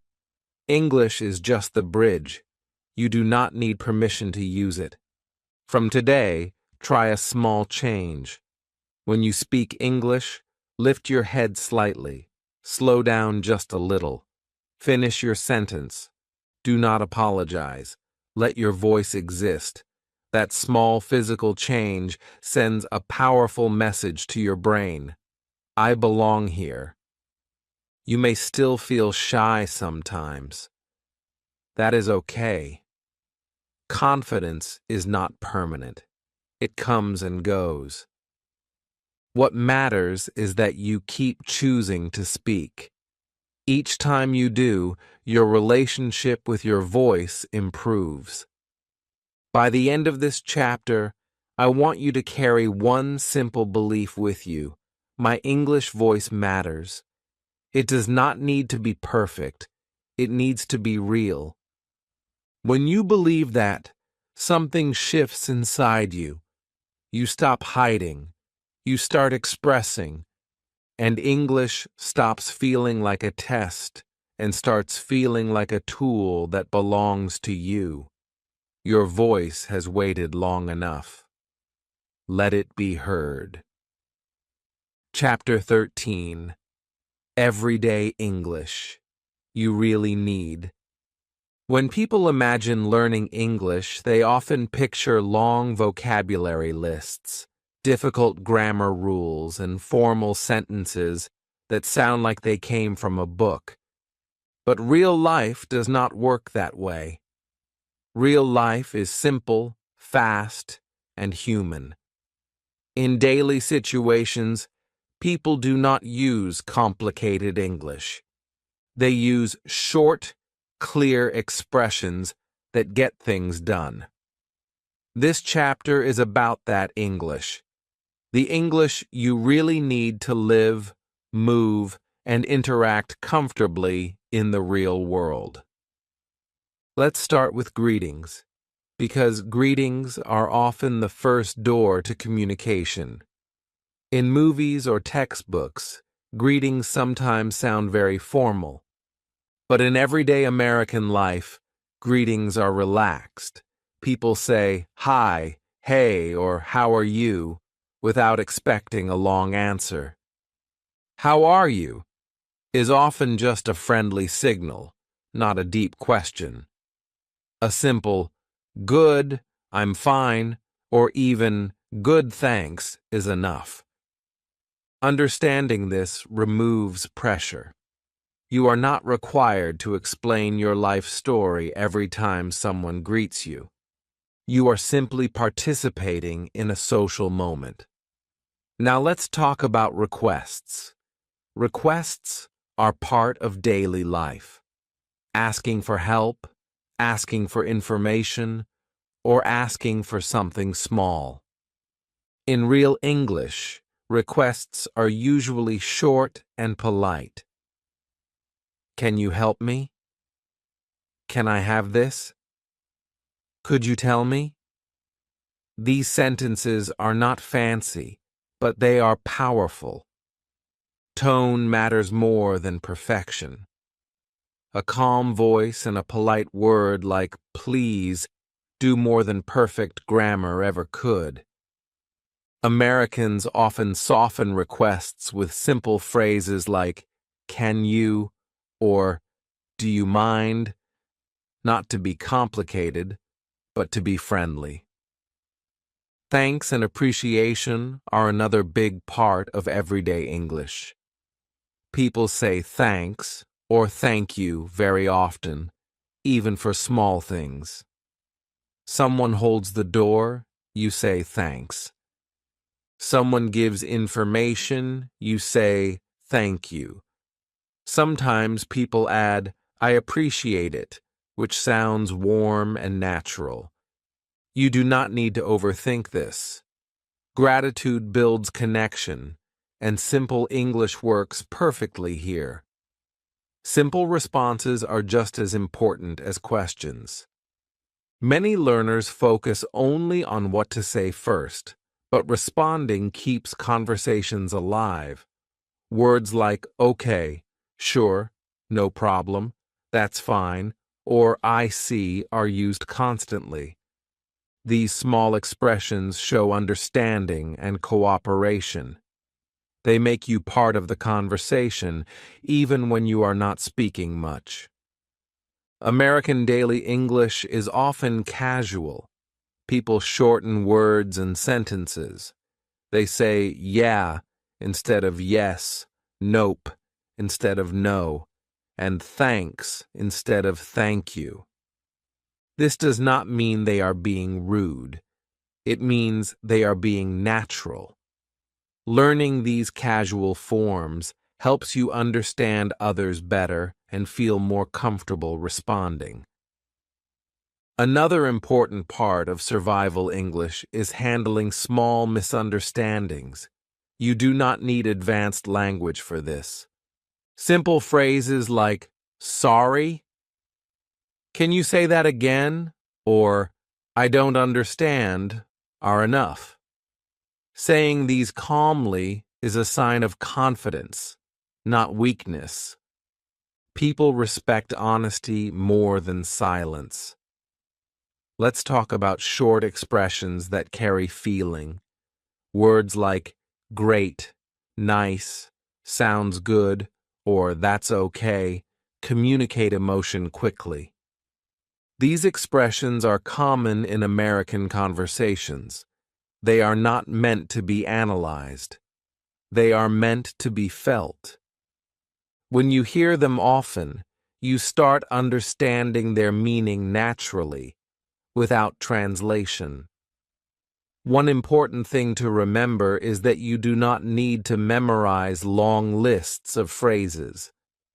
Memorization without use disappears quickly. What matters is noticing and using expressions in real situations. When you hear something often, it sticks. When you use something often, it becomes yours. Focus on usefulness, not quantity. Everyday English also includes small talk. Small talk is not about important information. It is about comfort. Talking about the weather, the day, or simple plans helps people feel relaxed. It's hot today. Busy day. Long day, huh? These are not deep sentences, but they build connection. You do not need perfect answers. A nod, a smile, or a short reply is enough. This chapter is not about speaking a lot. It is about speaking when needed. Survival English gives you the ability to move through daily life without fear, to greet, ask, respond, thank, and clarify. These skills create independence. When you can handle small moments, bigger conversations become easier later. Another important shift is emotional. When you know you have the English you need for daily situations, fear reduces. You stop worrying about being stuck. You know you can manage. That confidence changes how you listen and how you speak. You become calmer. And calm people communicate better. Let's be very clear about something. You do not need perfect English to live in English. You need useful English. The kind that helps you interact, not impress. Every fluent speaker started with survival English. They built their foundation on simple phrases used again and again. That repetition created comfort. Comfort created fluency. From today, start noticing everyday English around you. Listen to how people greet. Listen to how they ask. Listen to how they respond. Do not judge your level. Just notice. Then try. One phrase at a time. One moment at a time. By the end of this chapter, I want you to feel ready. Not ready to speak perfectly, but ready to participate. Ready to say hello. Ready to ask. Ready to respond. That readiness is powerful, because once you can survive in English, you can grow in English, and growth always starts with real life. Chapter 14. English Sentence Flow. When learners speak English word by word, it often feels slow, heavy, and uncomfortable. They pause too much, think too hard, and feel that something is missing, even when the words are correct. That missing piece is not grammar. It is flow. English is not spoken like a list of separate words. It moves. It rises and falls. It breathes. When you understand this, speaking becomes smoother without trying to be faster. Flow is not about speed. Flow is about rhythm. Think about how music works. Music is not a collection of individual notes played randomly. Notes are connected by rhythm and pauses. Language works the same way. English sentences have strong parts and soft parts. Some words carry meaning and feel heavier. Other words support them and feel lighter. When learners try to give equal importance to every word, English sounds flat and tiring. When learners follow natural rhythm, English sounds alive. You do not need grammar terms to understand this. You need listening and feeling. When native speakers talk, they naturally slow down on important words and move quickly over small ones. They pause briefly to separate ideas. They stretch some sounds and soften others. This rhythm helps listeners understand even when words are unclear. Flow carries meaning. Let's look at a simple idea. Imagine saying, "I really like this." In natural English, not every word is equal. The feeling lives in really and like. The words I and this support the idea, but do not carry the emotion. When you listen to real English, you can feel this difference even if you cannot explain it. That feeling is what you want to copy. Pauses are also part of flow. Many learners are afraid of pausing. They think pauses mean weakness or confusion. In reality, pauses give structure. Native speakers pause all the time. They pause to think, to breathe, to let meaning land.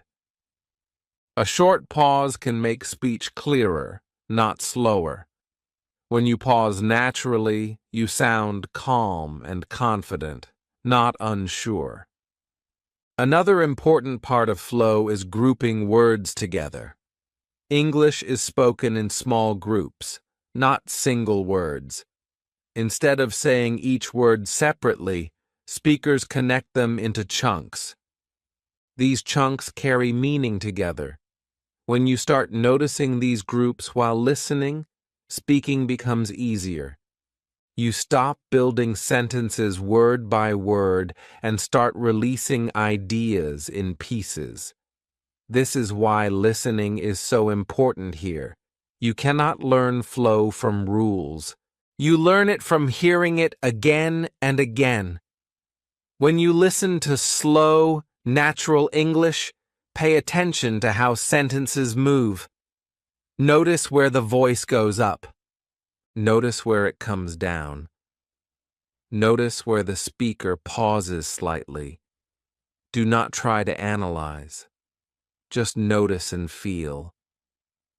Copying flow is more important than copying words. If you copy the rhythm and pause in the right place, even simple English sounds natural. If you say complex sentences without rhythm, they sound unnatural. Flow makes simple English powerful. Many learners try to force speed.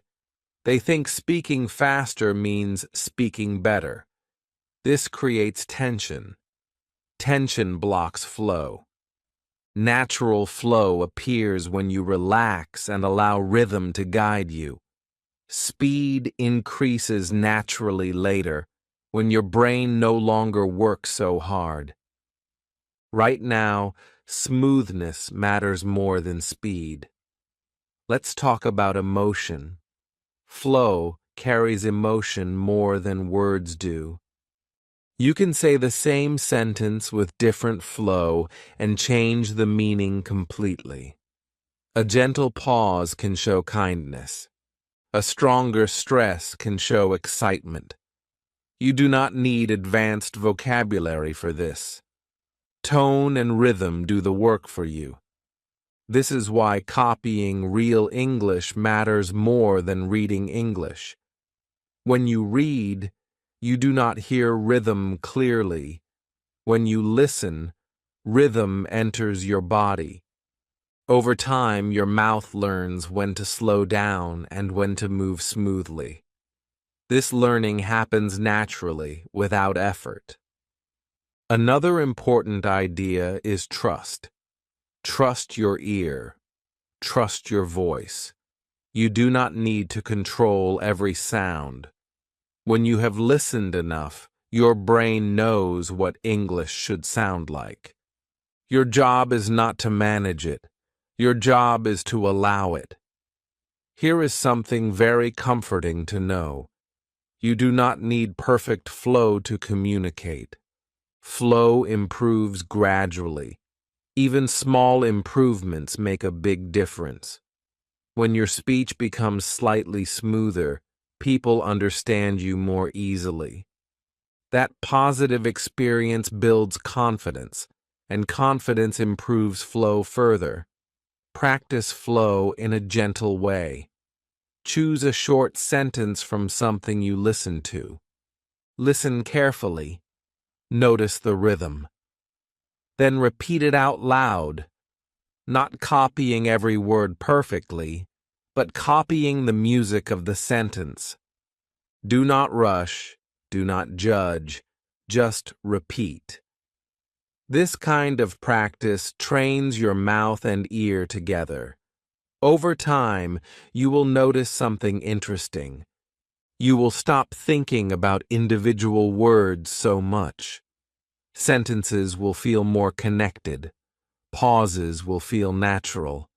Speaking will feel less like work and more like expression.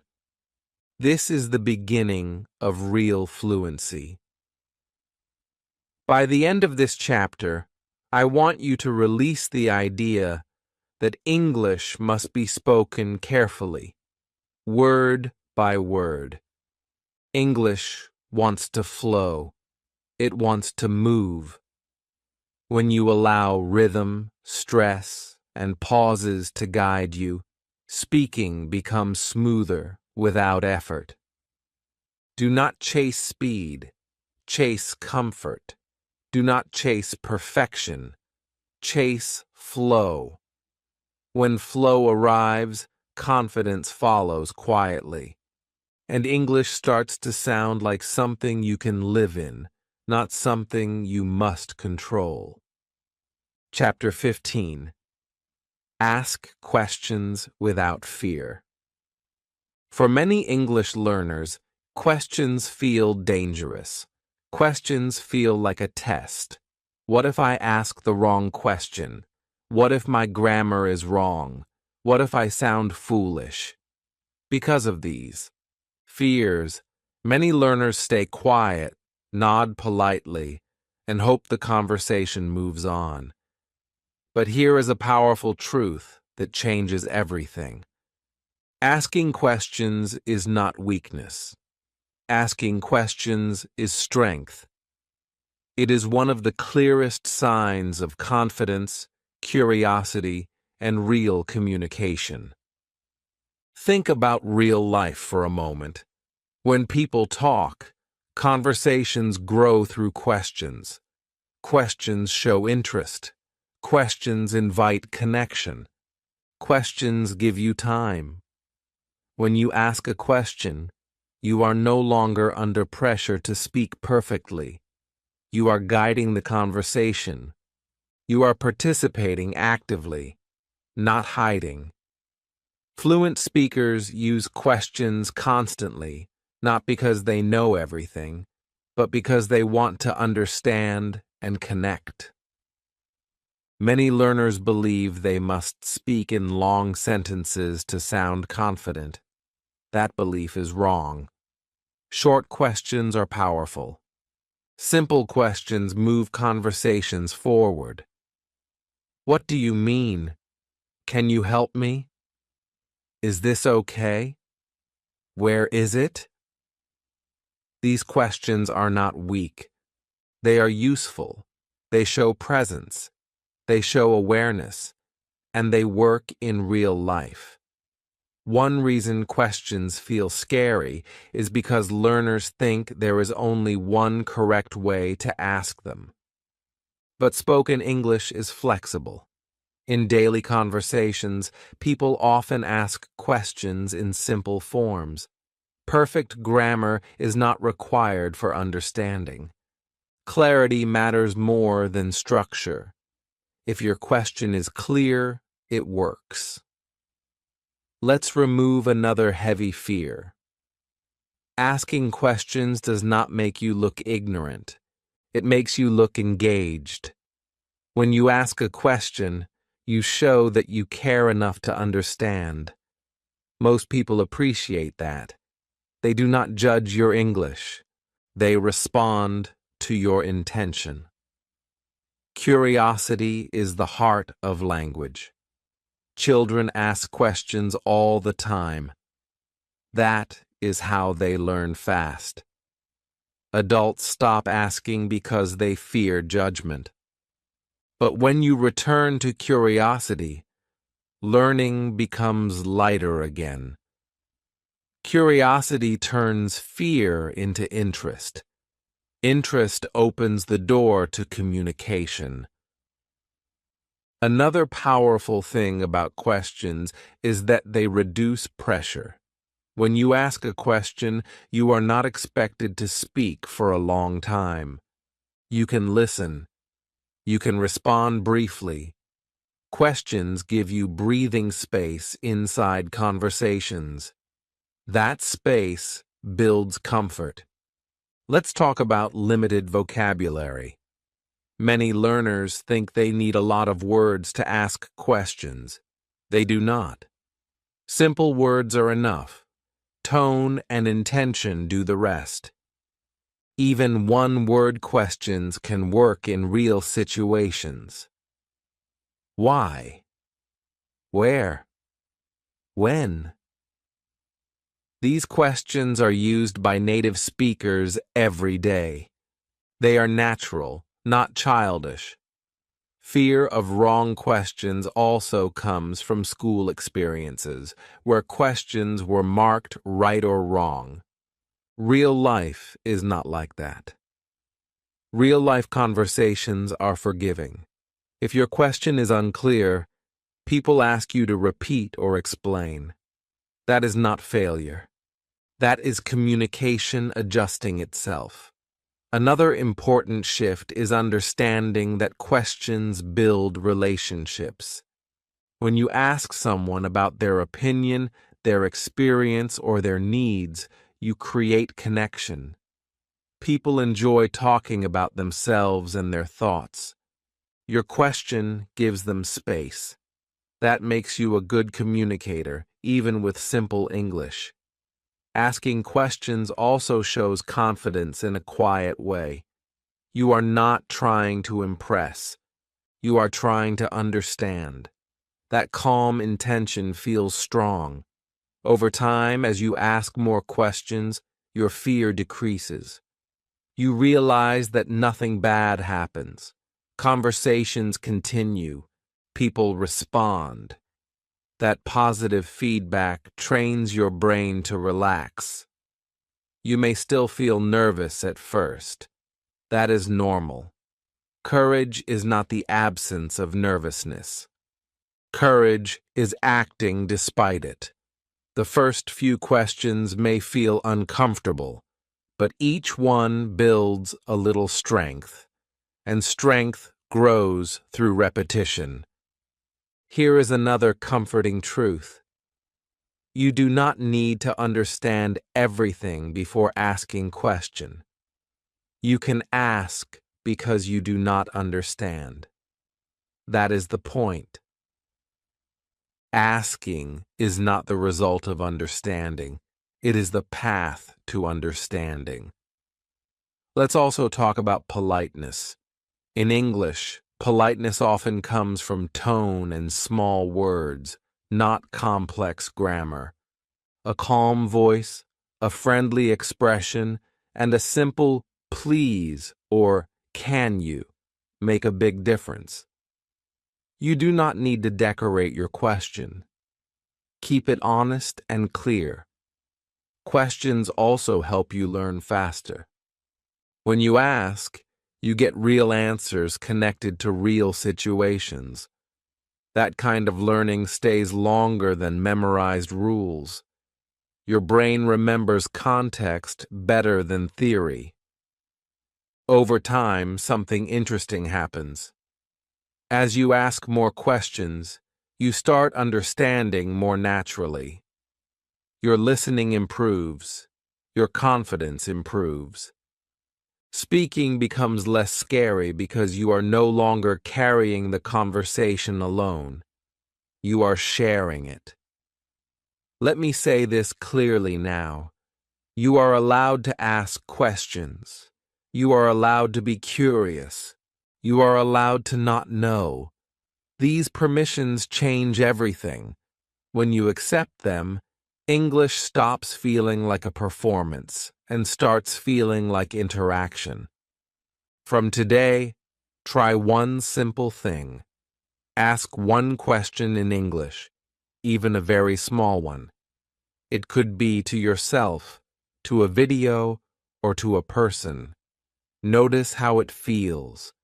Notice that the world does not end. Notice that communication continues. By the end of this chapter, I want you to carry one strong belief with you. Questions are tools, not traps. They open doors. They build bridges. They give you voice even when your vocabulary is small. Ask without fear. Ask with curiosity. Ask to connect. Because every question you ask is a step forward, and every step forward brings you closer to real, confident English. Chapter 16. English for Daily Actions. One of the most natural ways to learn any language is also the most overlooked. Using language while you are actually doing things. Not sitting with a book, not memorizing rules, but speaking while living. English was never meant to stay on paper. It was meant to move with you. When English connects to action, it becomes easier, faster, and more real. This chapter is about turning your normal daily actions into powerful speaking practice without adding pressure or extra work to your life. Think about your day. You wake up, you wash your face, you eat, you walk, you work, you rest. These actions happen every day, whether you study English or not. Now imagine if English quietly joined these moments, not in long sentences, not perfectly, just simply and honestly. When language is connected to action, your brain understands it more deeply because it is tied to real experience, not imagination. Children learn language this way naturally. They hear words while they see actions.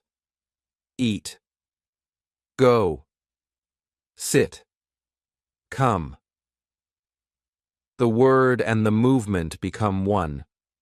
Adults often separate language from life. They study words without using them. That is why words feel weak and easy to forget. Action-based speaking fixes this problem by bringing English back to where it belongs, inside real life. Let's start with very simple actions. When you are eating, you can say, I am eating. When you are drinking, I am drinking water. When you are walking, I am walking.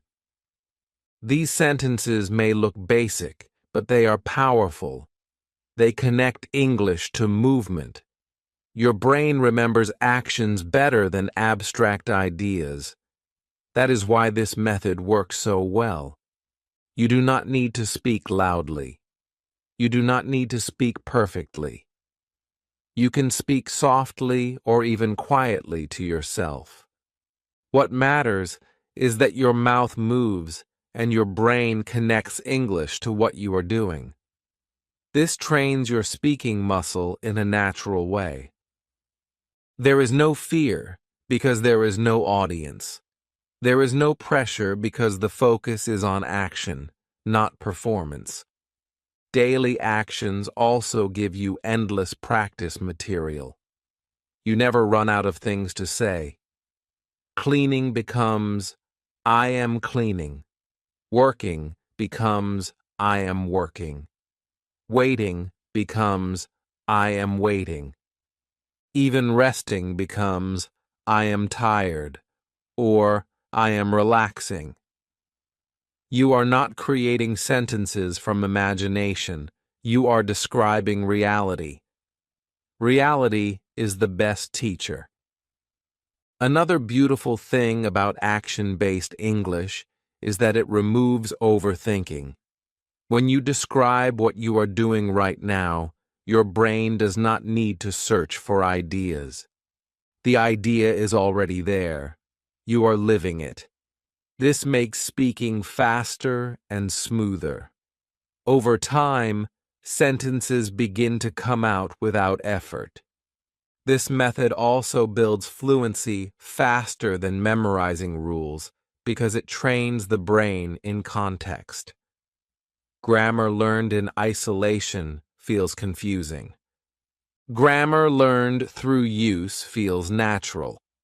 When you repeatedly say, I am walking, I am eating, I am working, your brain starts understanding patterns automatically. You are learning grammar without studying grammar. That is real learning. Let's talk about enjoyment. When English becomes part of movement, it feels lighter. You are not forcing yourself to sit and study. You are just adding a small language layer to your life. This reduces boredom and resistance. When learning feels enjoyable, consistency becomes easier. Some learners worry that this kind of English is too simple, but simplicity is not a weakness. It is a foundation. Fluent speakers did not start with complex sentences. They built fluency on simple, repeated actions. Complexity grows naturally when the foundation is strong. Another important benefit is confidence. When you speak English during daily actions, you realize that you can use English without stress. You are not frozen. You are not silent. That realization changes how you see yourself. You stop thinking of English as something difficult. You start seeing it as something usable. Action-based English also improves listening. When you hear English words later in videos or conversations, your brain recognizes them faster because you have already connected them to actions. Recognition creates comfort. Comfort builds confidence. Confidence builds fluency. You do not need special time for this practice. You do not need a schedule. You simply choose to be aware. Awareness is enough. Even a few moments during the day make a difference. 5 minutes of action-based speaking is more powerful than an hour of silent study. You may feel strange at first, speaking while doing things. That feeling will pass. It always does. What stays is the habit, and habits shape ability more than effort ever will. Another important shift happens here. English stops being something you practice and becomes something you use. That shift is huge. When language is used, it grows. When it is only studied, it stays weak. From today, try a simple experiment. Pick one activity: walking, eating, cleaning, or working. While you do it, describe it in English for 1 or 2 minutes. No pressure, no correction, just observation. Do this daily. Watch how your comfort grows. By the end of this chapter, I want you to feel something new. English is no longer separate from your life. It moves with you. It follows your actions. It lives in your routine. When English walks, eats, works, and rests with you, learning becomes natural. And when learning becomes natural, fluency stops feeling like a goal and starts feeling like a process that is already happening. Your life is full of actions. Let English live inside them. Chapter 17. Stop memorizing, start using. Many English learners work very hard yet feel stuck for years. They memorize long word lists. They study grammar rules. They write notes. And still, when it is time to speak, their mind feels empty. This is frustrating, and it makes people believe something is wrong with them. But the problem is not effort. The problem is direction. Memorization without usage does not create fluency. It creates storage. Language is not meant to be stored. It is meant to be used. Think about how memory really works. You do not remember things because you saw them once. You remember things because you used them many times in real situations. This is true for everything in life. You remember how to use your phone because you use it every day. You remember how to walk, eat, or drive because you repeat those actions. English works the same way. Words and sentences stay in your mind when they are connected to action and meaning, not when they are memorized in isolation. Many learners chase new words because they believe more words mean better English. They feel excited when they learn a new word, but that excitement disappears quickly. A week later, the word is gone. This cycle repeats again and again.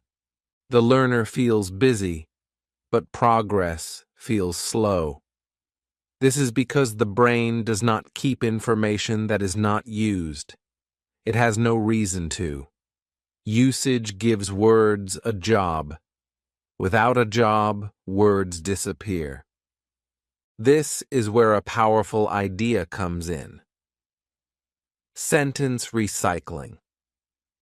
Sentence recycling means using the same simple sentences again and again in different situations. Instead of learning hundreds of new sentences, you take a few useful ones and reuse them. For example, a sentence like, "I need" can be used in many moments. I need help. I need time. I need water. One structure. Many situations. This is how fluent speakers actually talk. They do not invent new sentences every time. They reuse familiar patterns. When you recycle sentences, your brain relaxes. It no longer needs to build language from zero. It recognizes patterns. Recognition creates speed. Speed creates confidence. Confidence encourages more speaking. This cycle is powerful and natural. It is how language grows in real life. Another common mistake is studying English like a subject instead of a skill. Subjects are memorized. Skills are practiced. You do not memorize how to swim. You enter the water. You move. You adjust. You repeat. Language is a skill. You must use it, even when it feels imperfect. Especially when it feels imperfect. Let's talk about mastering what you already know. Most learners know more English than they think. They know basic verbs, simple nouns, and common expressions. But they do not trust them. They think these words are too basic. So they search for advanced language instead of using what they have. This is backward. Fluency grows from depth, not from quantity. When you use simple English deeply and often, it becomes strong and flexible. Repetition with purpose is very different from boring repetition. Purpose means you repeat something because it helps you communicate, not because you are forcing yourself. When you use a sentence to solve a real problem or express a real feeling, your brain marks it as important. That sentence stays. Another benefit of using instead of memorizing is emotional. Memorization often creates pressure. Usage creates freedom.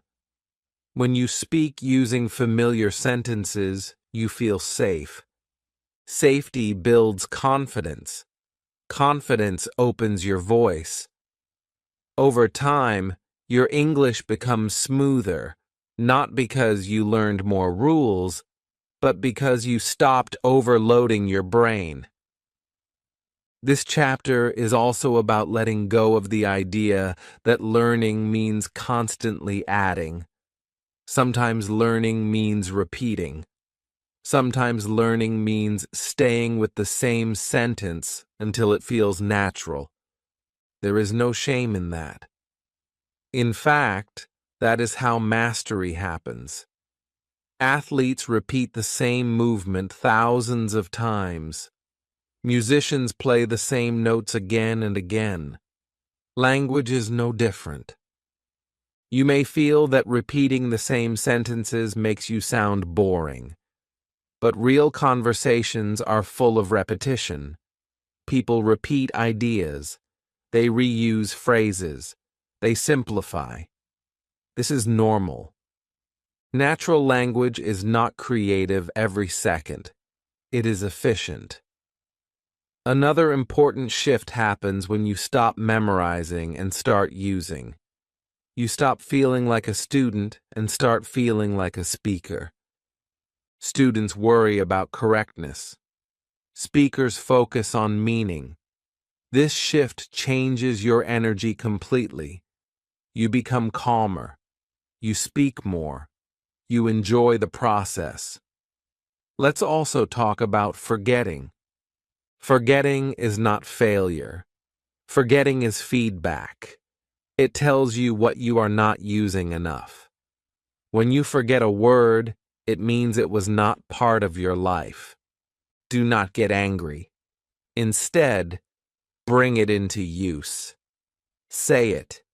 Hear it. Repeat it in real moments. That is how memory strengthens. From today, try something different. Instead of learning 10 new words, take 2 sentences you already know and use them 5 times during the day. Use them while speaking to yourself. Use them while thinking. Use them if you talk to someone. Notice how those sentences start feeling easier and faster. That is progress. Over time, you will notice something important. Your English will not feel bigger, but it will feel stronger. Strength matters more than size. Strong English is usable. Usable English builds confidence. Confidence invites growth. By the end of this chapter, I want you to release the pressure to constantly learn more. You already have enough to start speaking. What you need now is not more information. You need more usage, more repetition, more trust in what you know. Stop memorizing. Start using. Let English move from your notebook into your life. When you do that, fluency stops being a dream and starts becoming a daily experience. Chapter 18. English confidence comes from repetition. Many English learners secretly feel embarrassed when they repeat the same sentence again and again. They think repetition means they are slow, weak, or not intelligent enough. They feel bored, guilty, or frustrated, and they believe that real progress should look exciting and fast. This chapter exists to remove that shame completely, because repetition is not a sign of failure. Repetition is the engine of fluency. Every confident English speaker you admire reached that confidence through repetition, not talent. Let's talk honestly about how the human brain works. The brain does not become confident by understanding something once. It becomes confident when something feels familiar. Familiarity comes from repetition. When you hear, say, and use the same sentence many times, your brain stops working hard.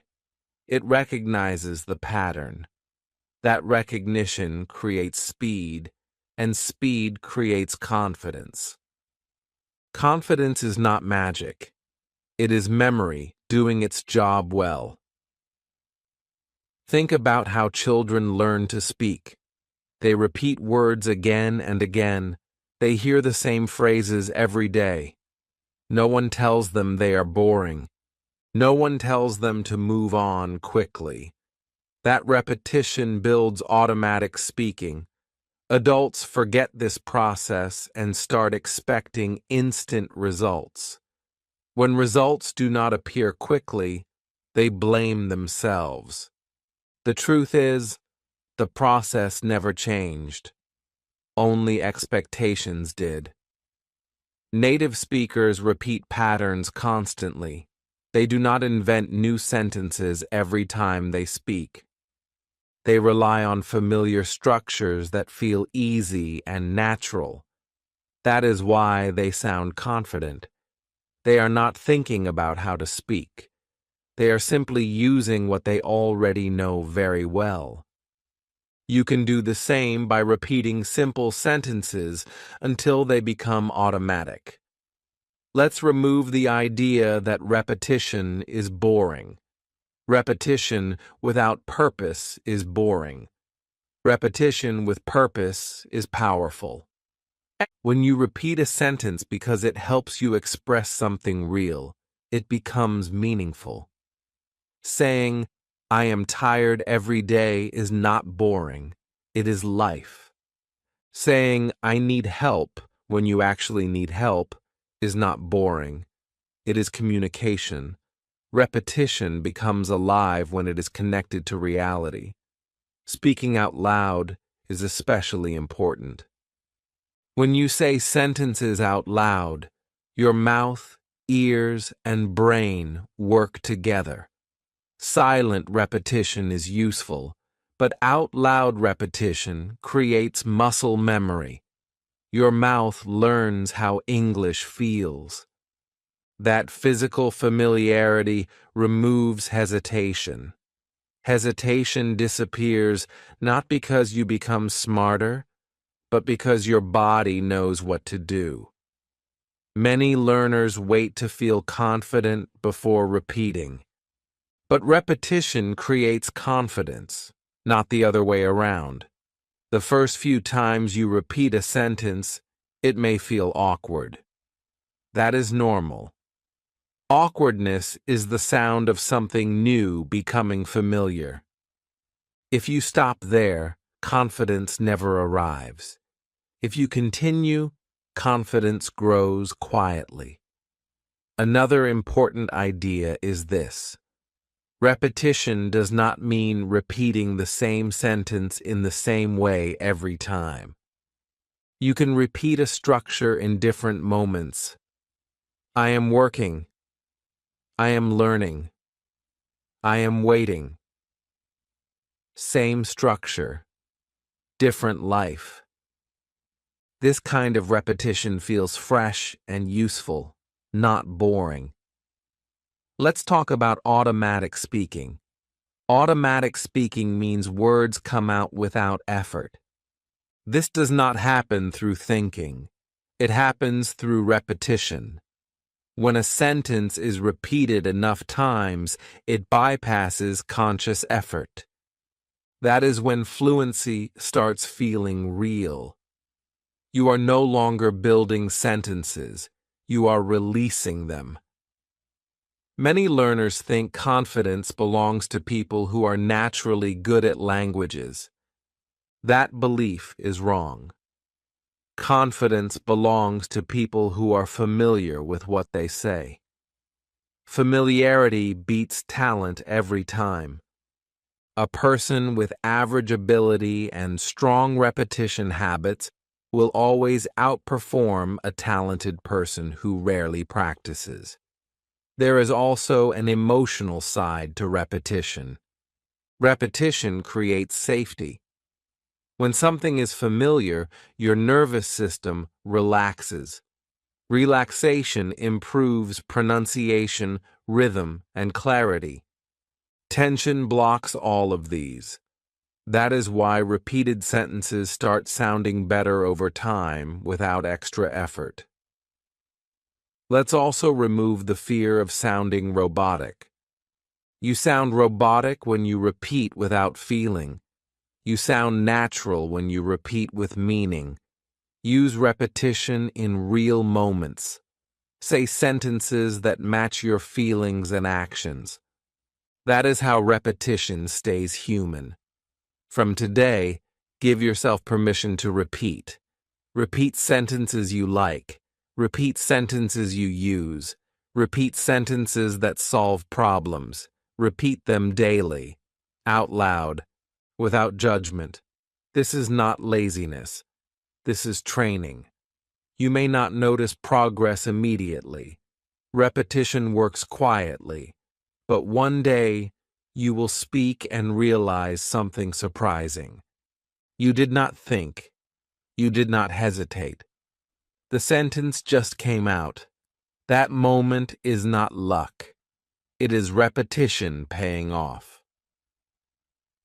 By the end of this chapter, I want you to release the pressure to always move forward to something new.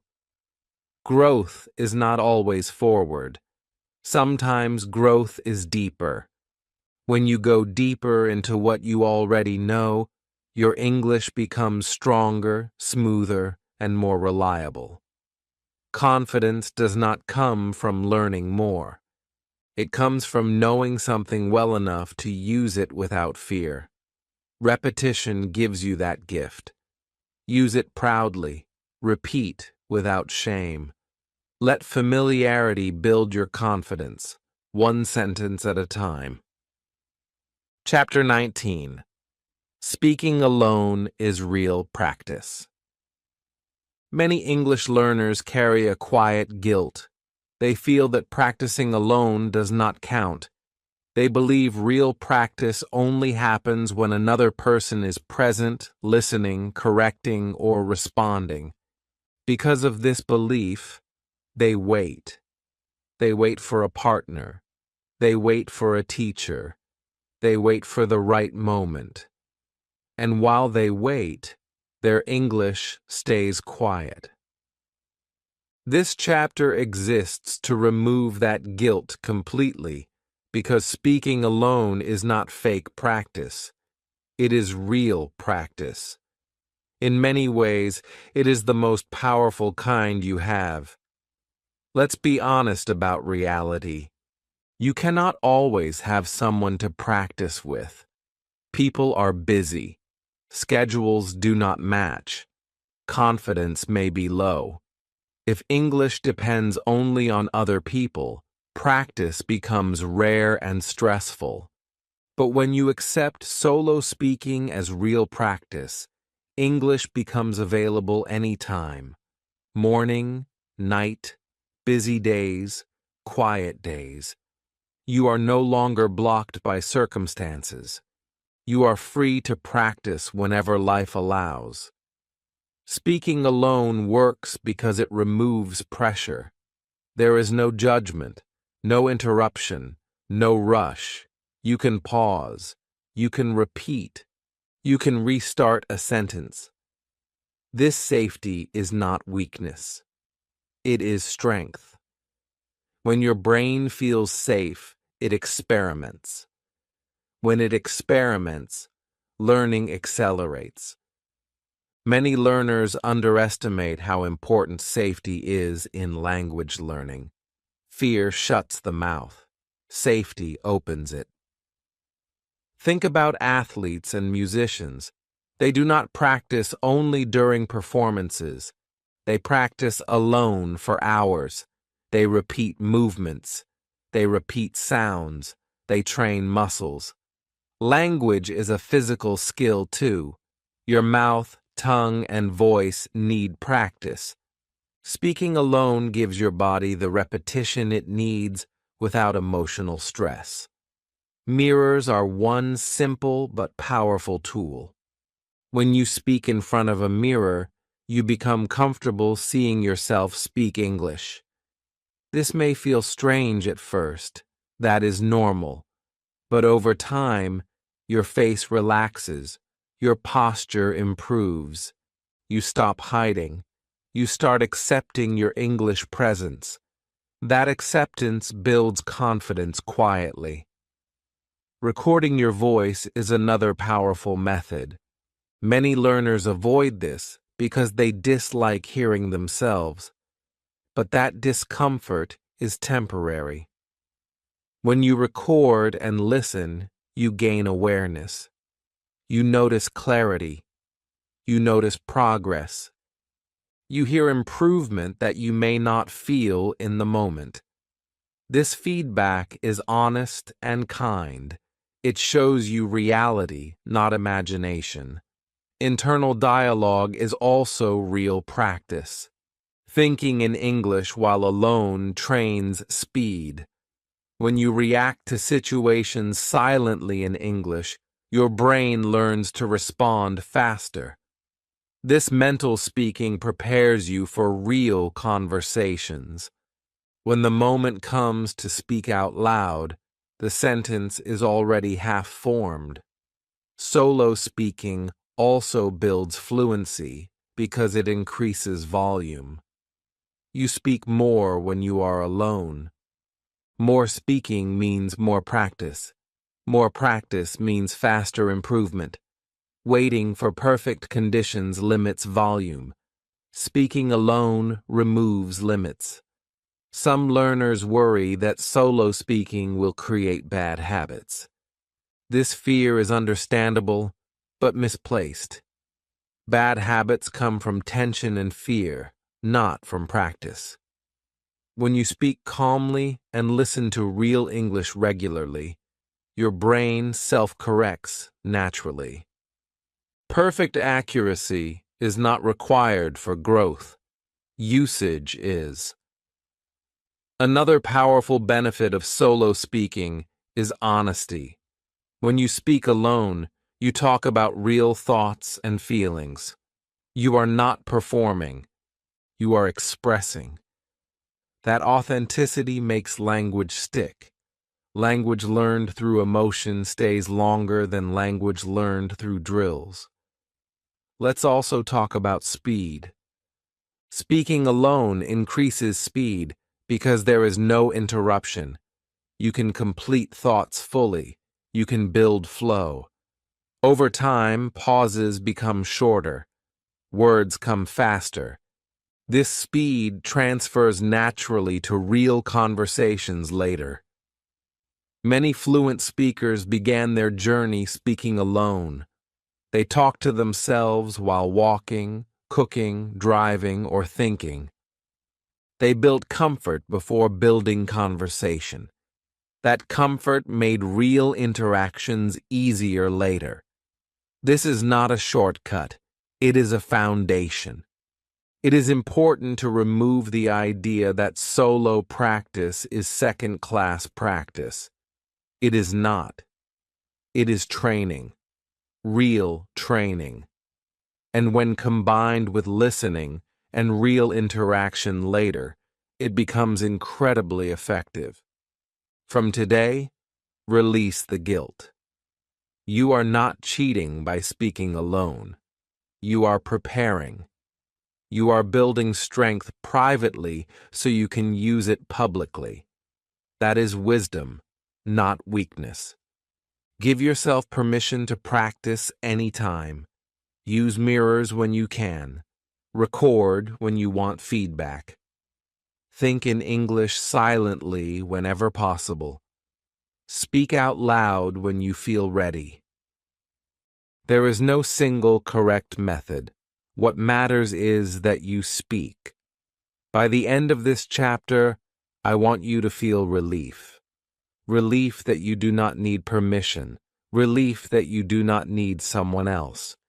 English is available to you right now, in your room, in your mind, in your voice. Speaking alone is not a replacement for real conversation. It is preparation for it. And when you prepare well, confidence grows naturally. Practice without guilt. Speak without fear. Your English deserves to be used, even when you are the only one listening. Chapter 20. Your First Real Conversations. This chapter is a turning point. Up to now, you have been building quietly. You have changed how you think about English. You have practiced alone. You have listened, repeated, and grown comfortable with your voice. Now comes something that feels big, even if it starts small. Your first real conversations.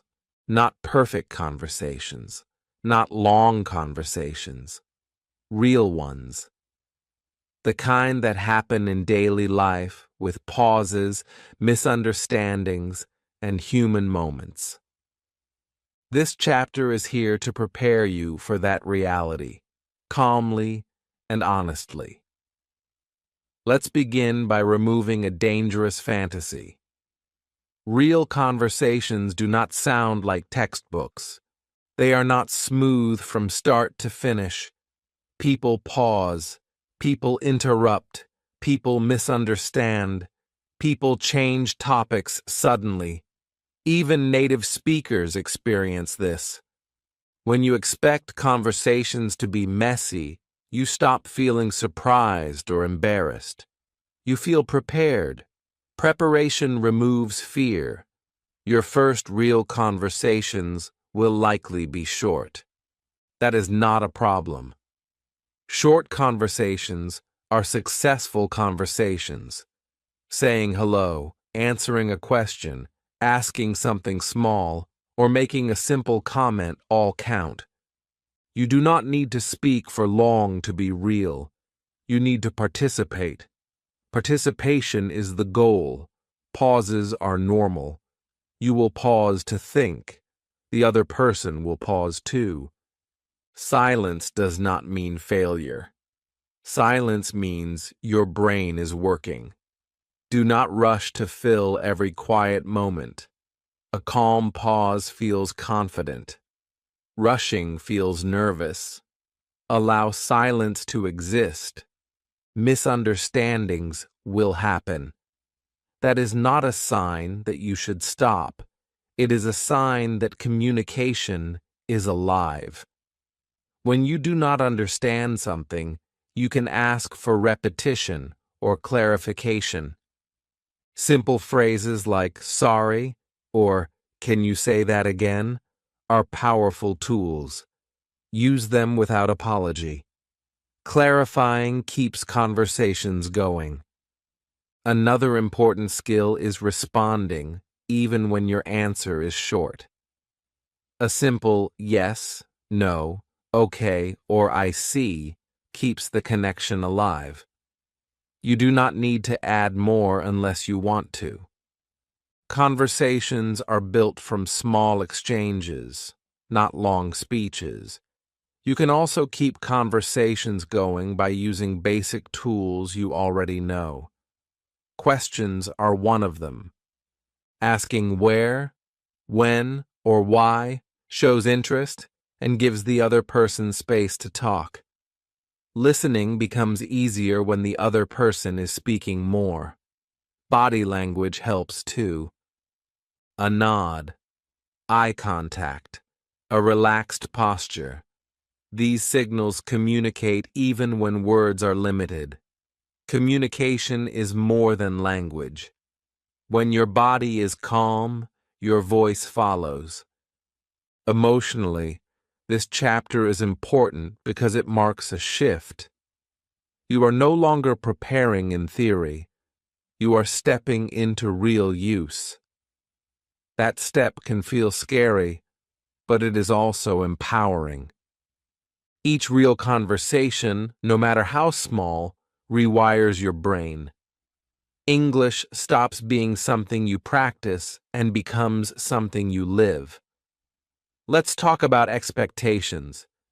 Do not expect confidence immediately. Confidence grows after action, not before. Your first conversations may feel awkward. That is normal. Awkwardness is a stage, not a destination. If you pass through it, it fades. It is also important not to judge yourself too harshly after conversations. Do not replay every sentence. Notice what worked. You spoke. You listened. You survived. That is success. Growth comes from continuation, not perfection. Another powerful mindset is this: the other person is not grading you, they are communicating with you. Most people are focused on themselves, not your mistakes. When you release the idea of being judged, you relax. Relaxation improves everything. This chapter should feel like a milestone, because it is.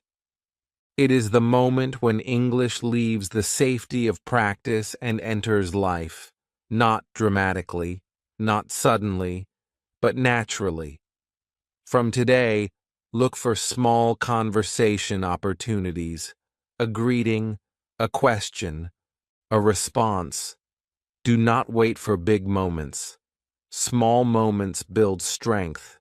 Strength builds confidence. Confidence opens doors. By the end of this chapter, I want you to feel ready, not perfect.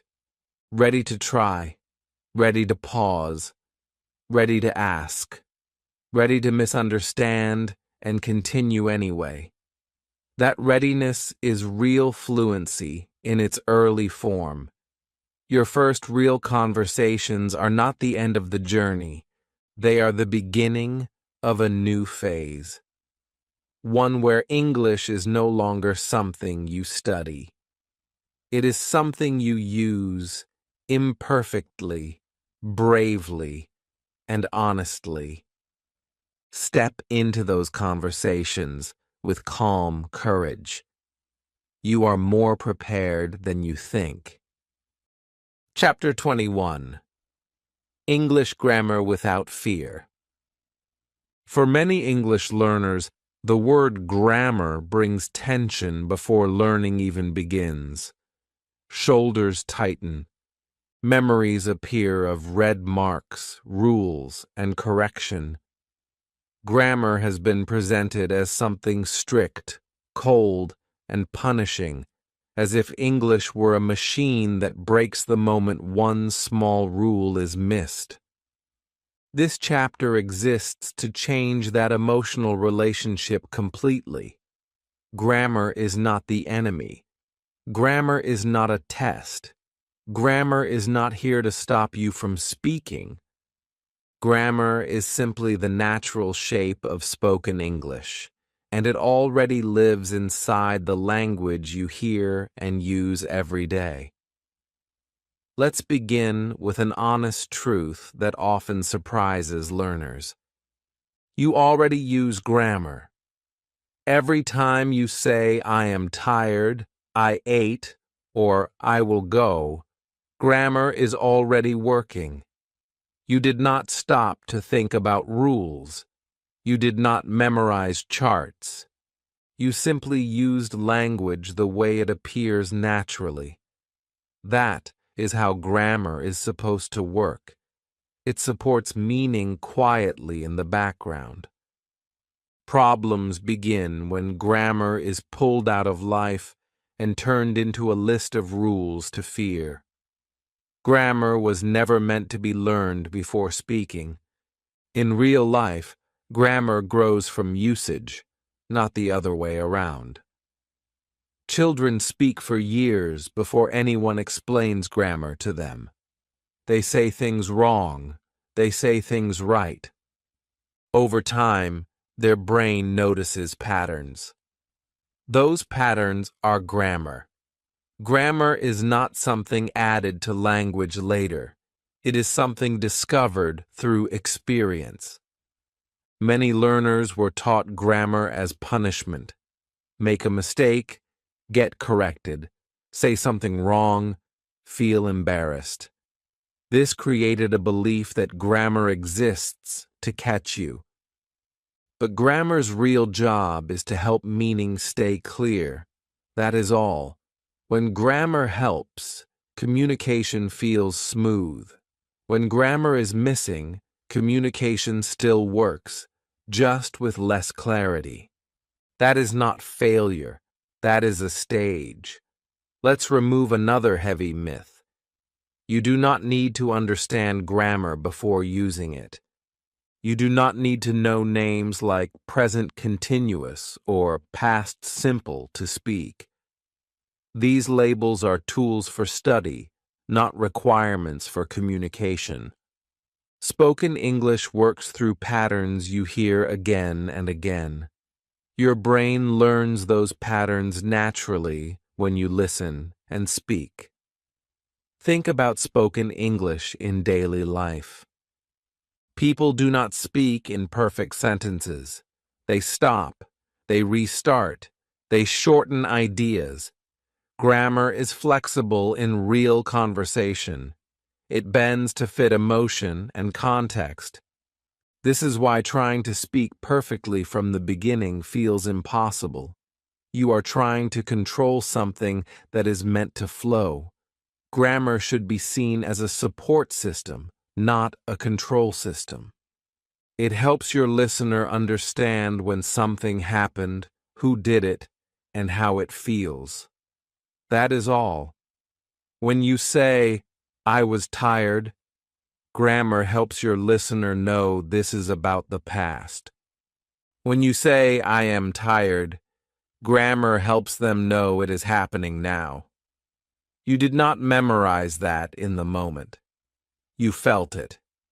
Another important shift is timing. Grammar works best when introduced after comfort, not before.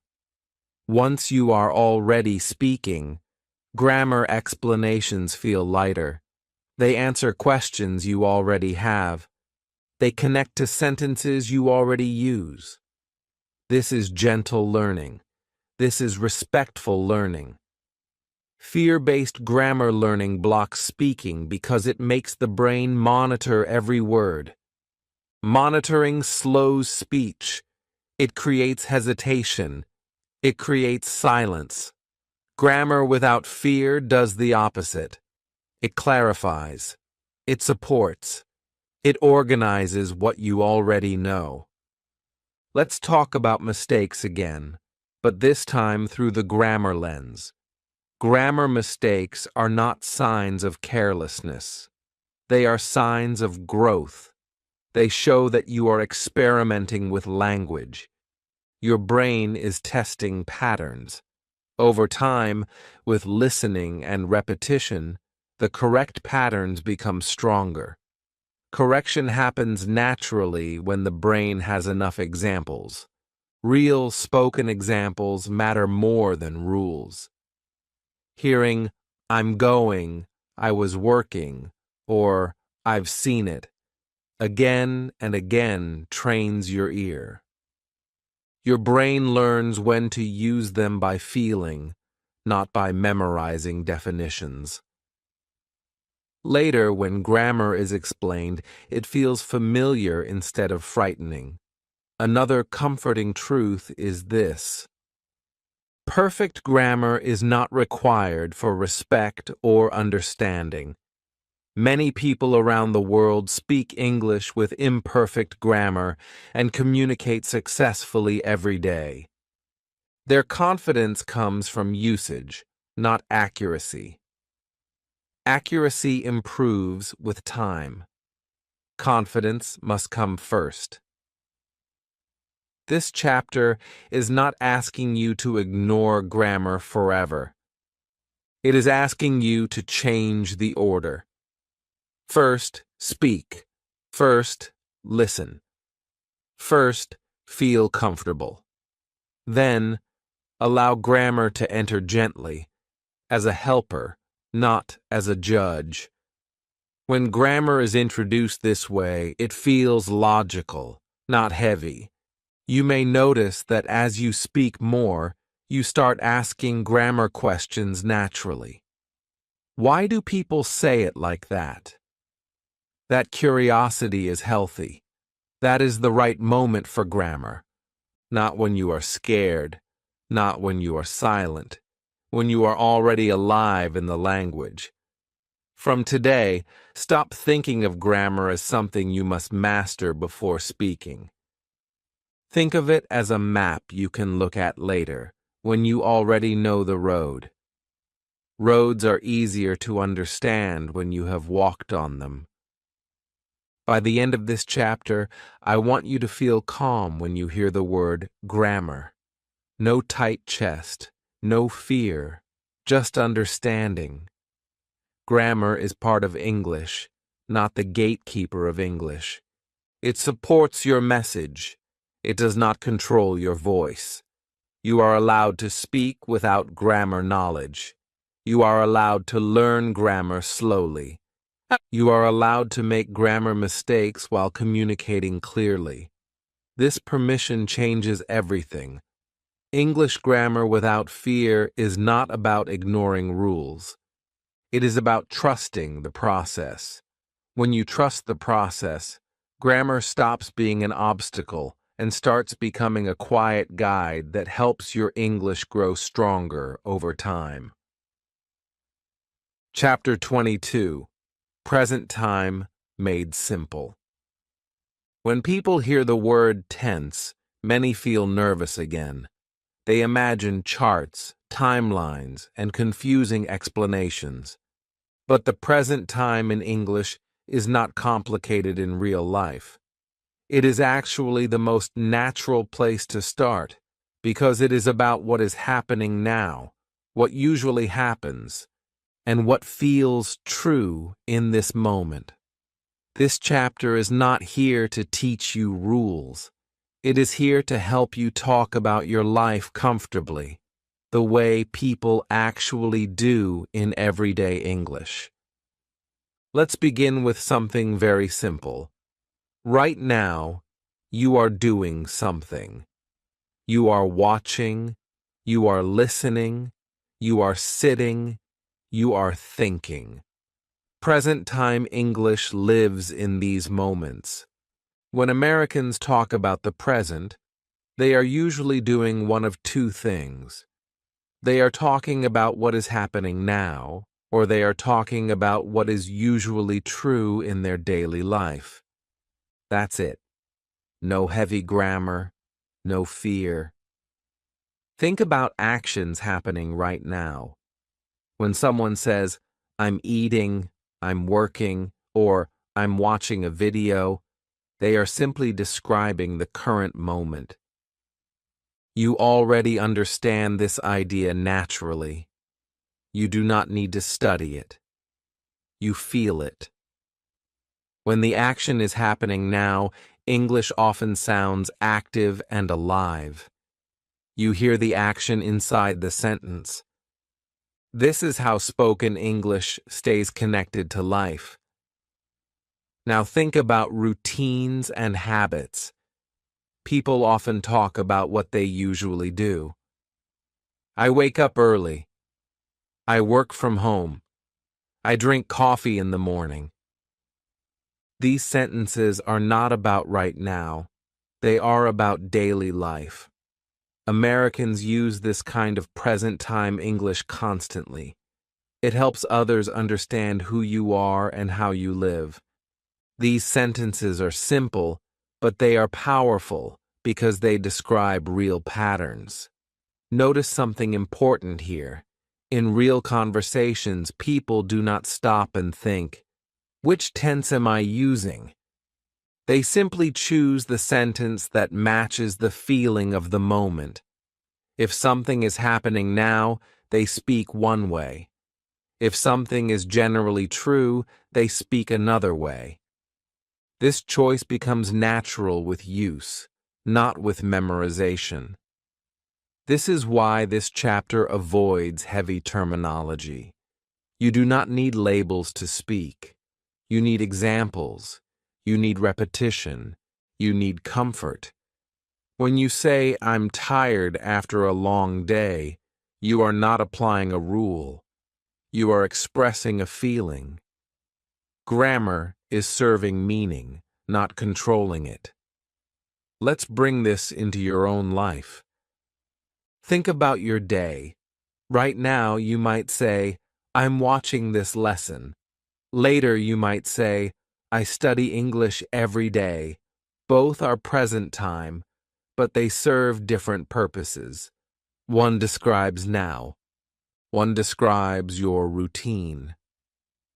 Americans move between these two forms naturally, without stress. Another important part of present-time English is honesty. People use simple present sentences to share feelings. I feel good. I feel tired. I feel busy. These sentences are direct and human. You do not need complex language to express yourself clearly. Simple present-time English allows you to be understood quickly and comfortably.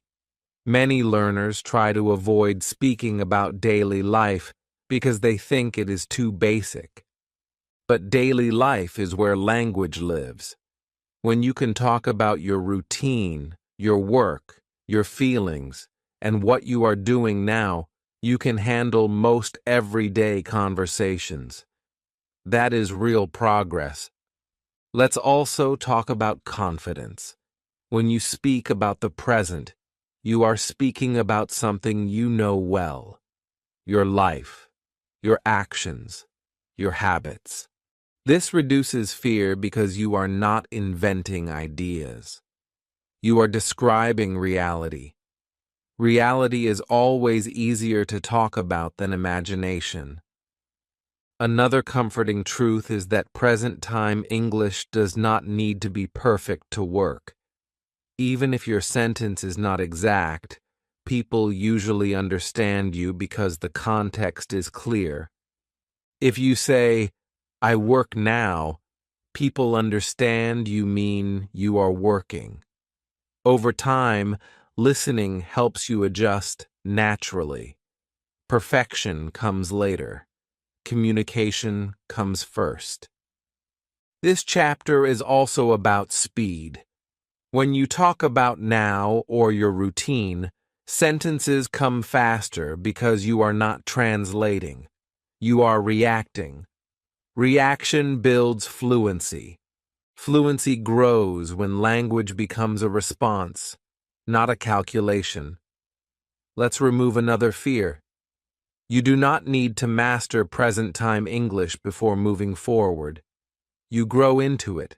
You speak, you listen, you repeat. Slowly, patterns become familiar. Familiarity creates confidence. Confidence makes speaking easier. From today, start noticing how people talk about now. Listen to videos. Listen to conversations. Notice phrases like, "I'm doing," "I'm going," "I work," "I usually," "I feel." Do not analyze. Just notice. Let your brain collect examples. Your brain is very good at learning patterns when you let it. Also, practice gently. Describe what you are doing now. Describe your daily routine. Use short sentences. Speak calmly. Do not rush. Do not judge. This is not practice for a test. This is practice for life. By the end of this chapter, I want you to feel something important. Talking about the present is not scary. It is natural. It is human. It is already inside you. You do not need permission to use it. You are already living in the present. English is simply learning how to walk beside you there. When present-time English feels comfortable, speaking stops feeling like a challenge and starts feeling like a reflection of your life. And that is exactly how language is meant to work. Chapter 23. Talking about the past naturally. For many learners, talking about the past feels like stepping into dangerous territory. The moment the conversation moves away from now, fear returns. Which form should I use? What if I say it wrong? What if I mix things up? This fear has nothing to do with your ability. It comes from how the past was taught, not how it is actually used. In real life, talking about the past is simple, human, and forgiving. This chapter is here to show you that you can talk about yesterday, last week, and your experiences without stress, without perfection, and without long explanations. Let's start with a simple truth. People talk about the past all the time, but they do not talk about it in a complicated way. In daily conversation, past talk is short, clear, and focused on meaning. When someone says, "I went out yesterday," or "I worked late last night," they are not thinking about rules. They are sharing information. The listener understands because the idea is clear, not because the sentence is perfect. Think about how often you talk about the past in your own language. You talk about what you did, where you went, who you met, and how you felt. English works the same way. You do not need long stories. You do not need detailed accuracy. You need simple patterns that help you move the idea from your mind into the world. In spoken English, people usually signal the past with a time word first. Words like yesterday, last night, last week, earlier, or a long time ago tell the listener immediately that the story is about the past. Once the time is clear, the rest of the sentence can stay simple. This is how native speakers make past talk easy. They set the time, then speak freely. For example, when someone says, "Yesterday, I worked late," the word yesterday already does a lot of work. Even if the sentence is simple, the meaning is complete. Communication is successful. In real conversations, people care more about understanding what happened than about how perfectly it is said. Another important thing to understand is that native speakers simplify the past all the time.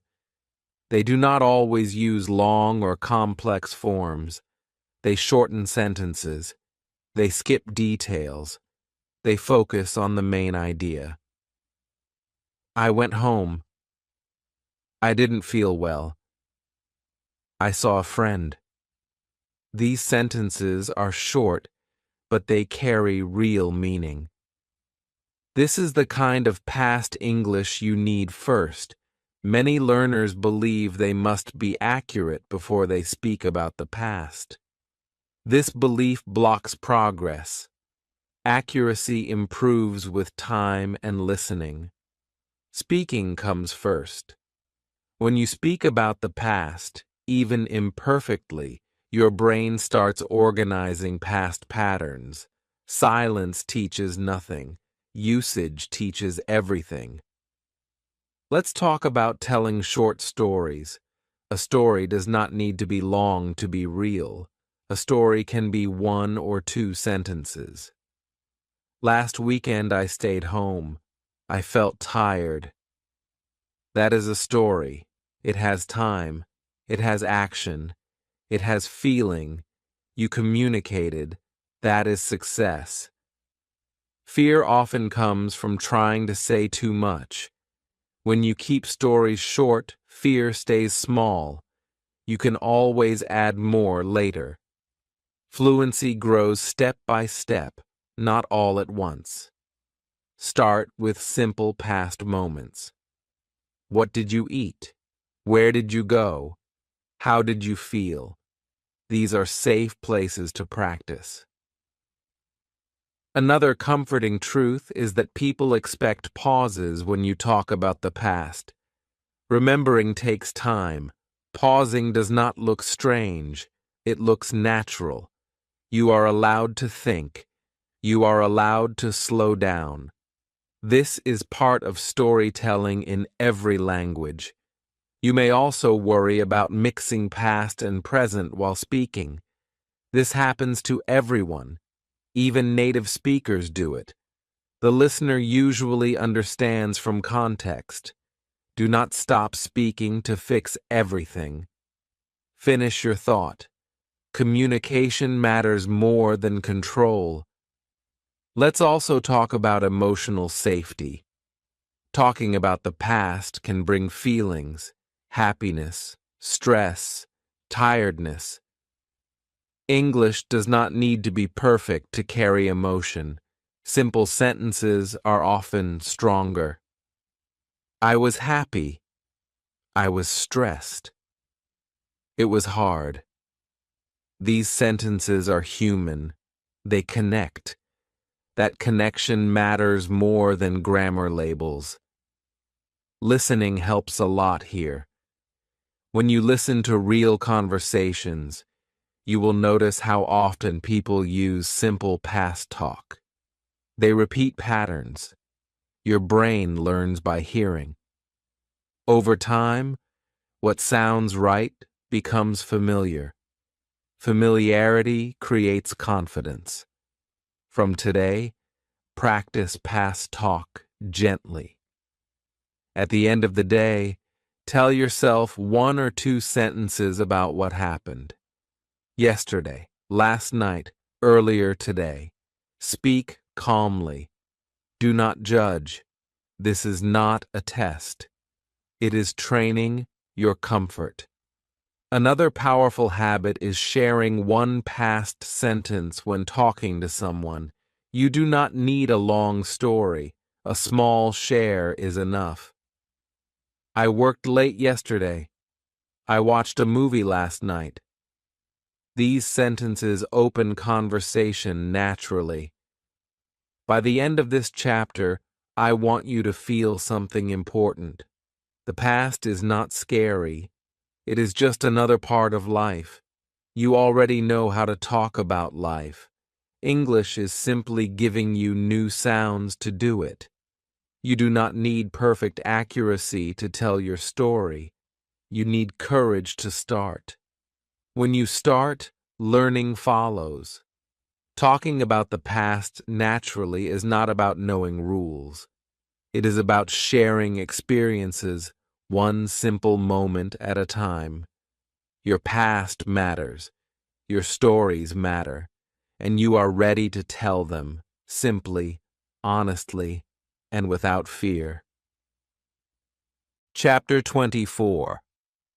Talking about the future with ease. For many learners, the future feels like the hardest time to talk about in English. The moment they want to say something about plans, hopes, or what comes next, their mind fills with questions. Which form should I use? What if I choose the wrong words? What if I sound confused? This fear makes people stay quiet, even though the future is one of the most natural things humans talk about. We talk about tomorrow, next week, next year, and our dreams all the time. This chapter is here to show you that talking about the future in English is simple, human, and friendly. You do not need complicated grammar to talk about what is coming. You need clarity and comfort. Let's begin with a very important truth. In real life, Americans talk about the future in a relaxed way. They do not stop to calculate grammar. They speak from intention. They speak from feeling. They speak from context.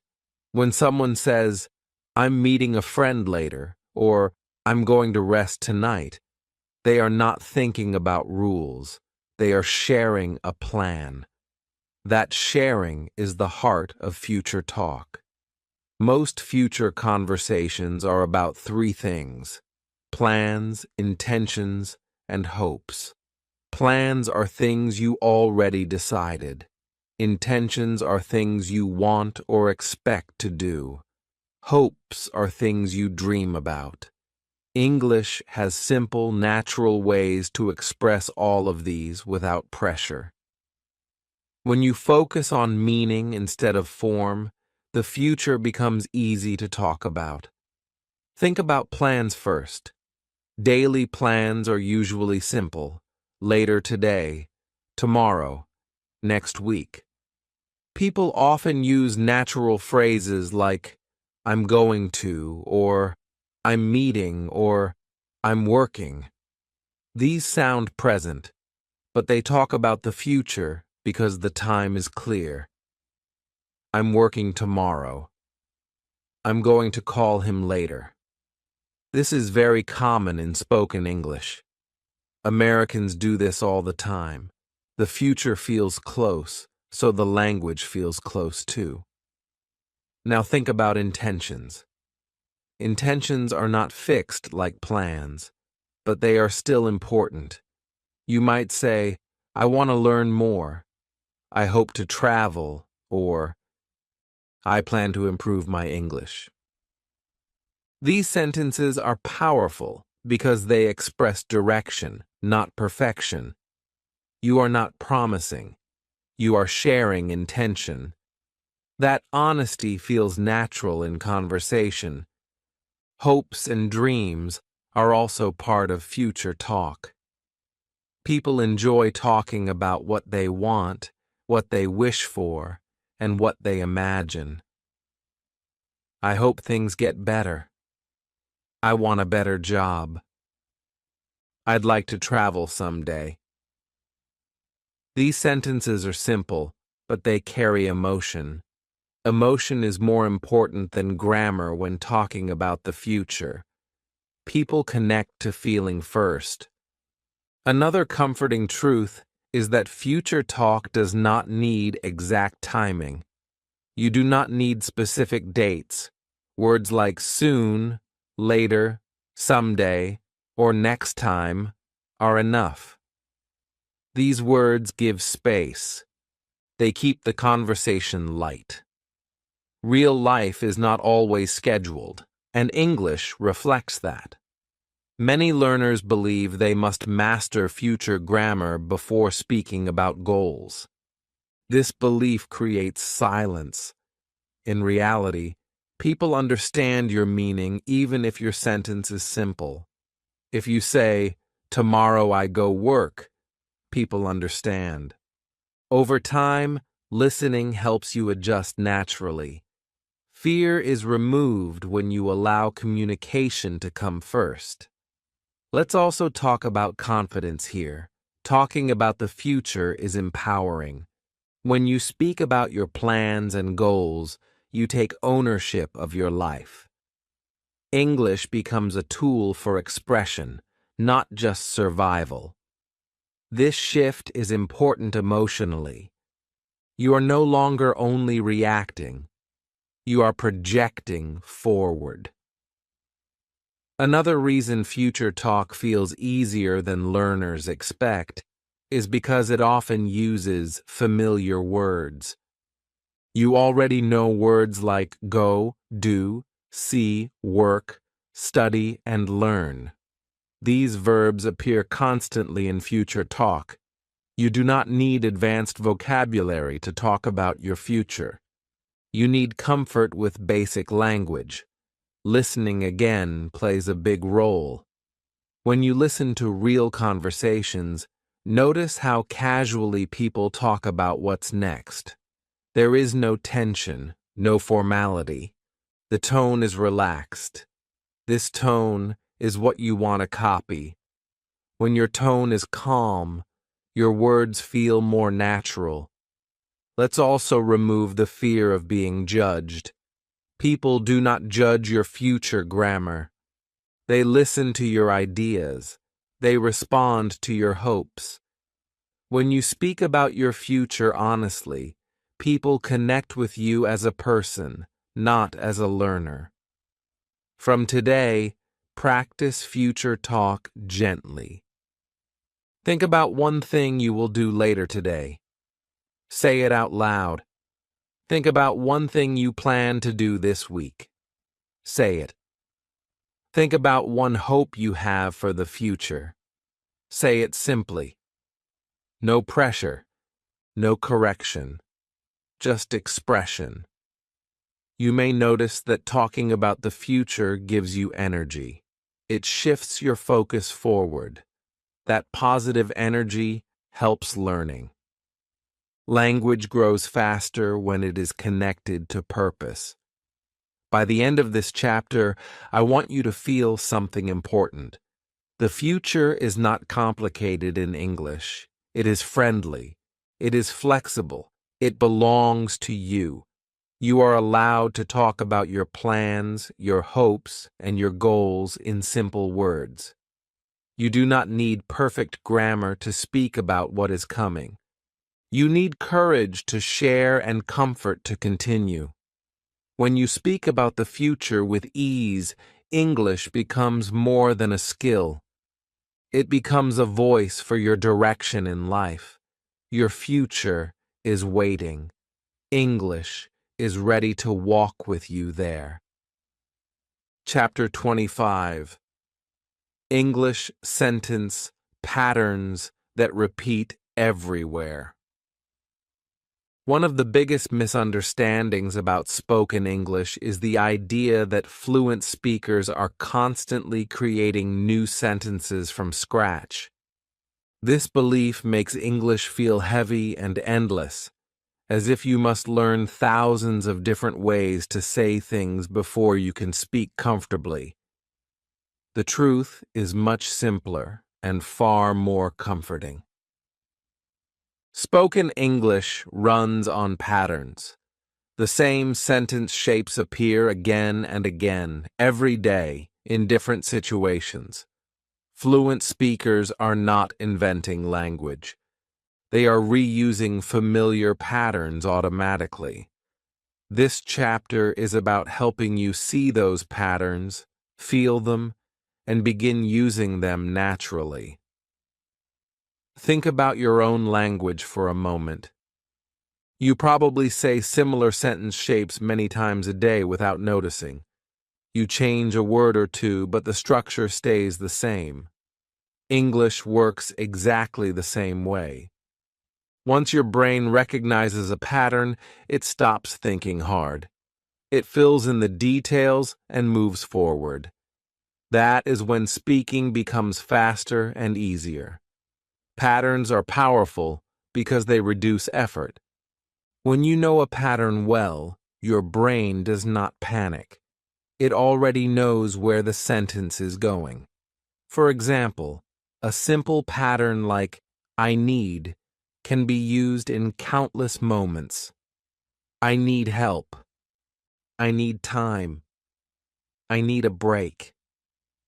The words change, but the pattern stays. This is not memorization. This is recognition. Recognition leads to automatic speaking. Many learners try to memorize full sentences without understanding the pattern inside them. That approach feels heavy and slow. Pattern-based learning feels light because one pattern gives you many sentences. Instead of learning 10 new sentences, you learn one pattern and reuse it 10 times. This is how fluent speakers speak with ease. Another common pattern appears when people talk about feelings or states. Sentences like "I feel" or "I am" appear everywhere in daily English. I feel tired. I feel ready. I am busy. I am free. These patterns are simple, but they carry real meaning. When you reuse them often, your mouth begins to move without hesitation. Speaking stops feeling like a decision and starts feeling like a response. Pattern recognition is more important than memorization because patterns live in listening. When you listen to real English, you hear the same shapes again and again. At first, you may not notice consciously, but your brain notices. It starts predicting what comes next. That prediction is fluency forming quietly in the background. Let's talk about why this speeds up speaking. When you try to build sentences word by word, your brain works too hard. It checks vocabulary, it checks grammar, it checks fear. But when a pattern is familiar, your brain relaxes. It knows the road. It only needs to choose the destination. That relaxation removes pauses and hesitation. Another powerful thing about patterns is that they are flexible. You can use the same pattern in different times and situations. I was trying. I am trying. I will try. The core idea stays the same. This flexibility makes English feel connected instead of fragmented. Language becomes a system, not a collection of rules. Many learners feel they speak slowly because they lack vocabulary. Often, the real reason is that they lack patterns. Vocabulary without patterns feels like loose pieces. Patterns give those pieces a place to belong. Once patterns are strong, adding new words becomes easier and faster. This chapter is not asking you to sit and memorize pattern lists. That would miss the point. The goal is to notice patterns in real use and reuse them with purpose. When you hear a sentence shape often, pause and recognize it. When you speak, choose a familiar pattern and adjust it slightly. This is natural learning. Let's remove another fear. Using the same patterns does not make your English boring.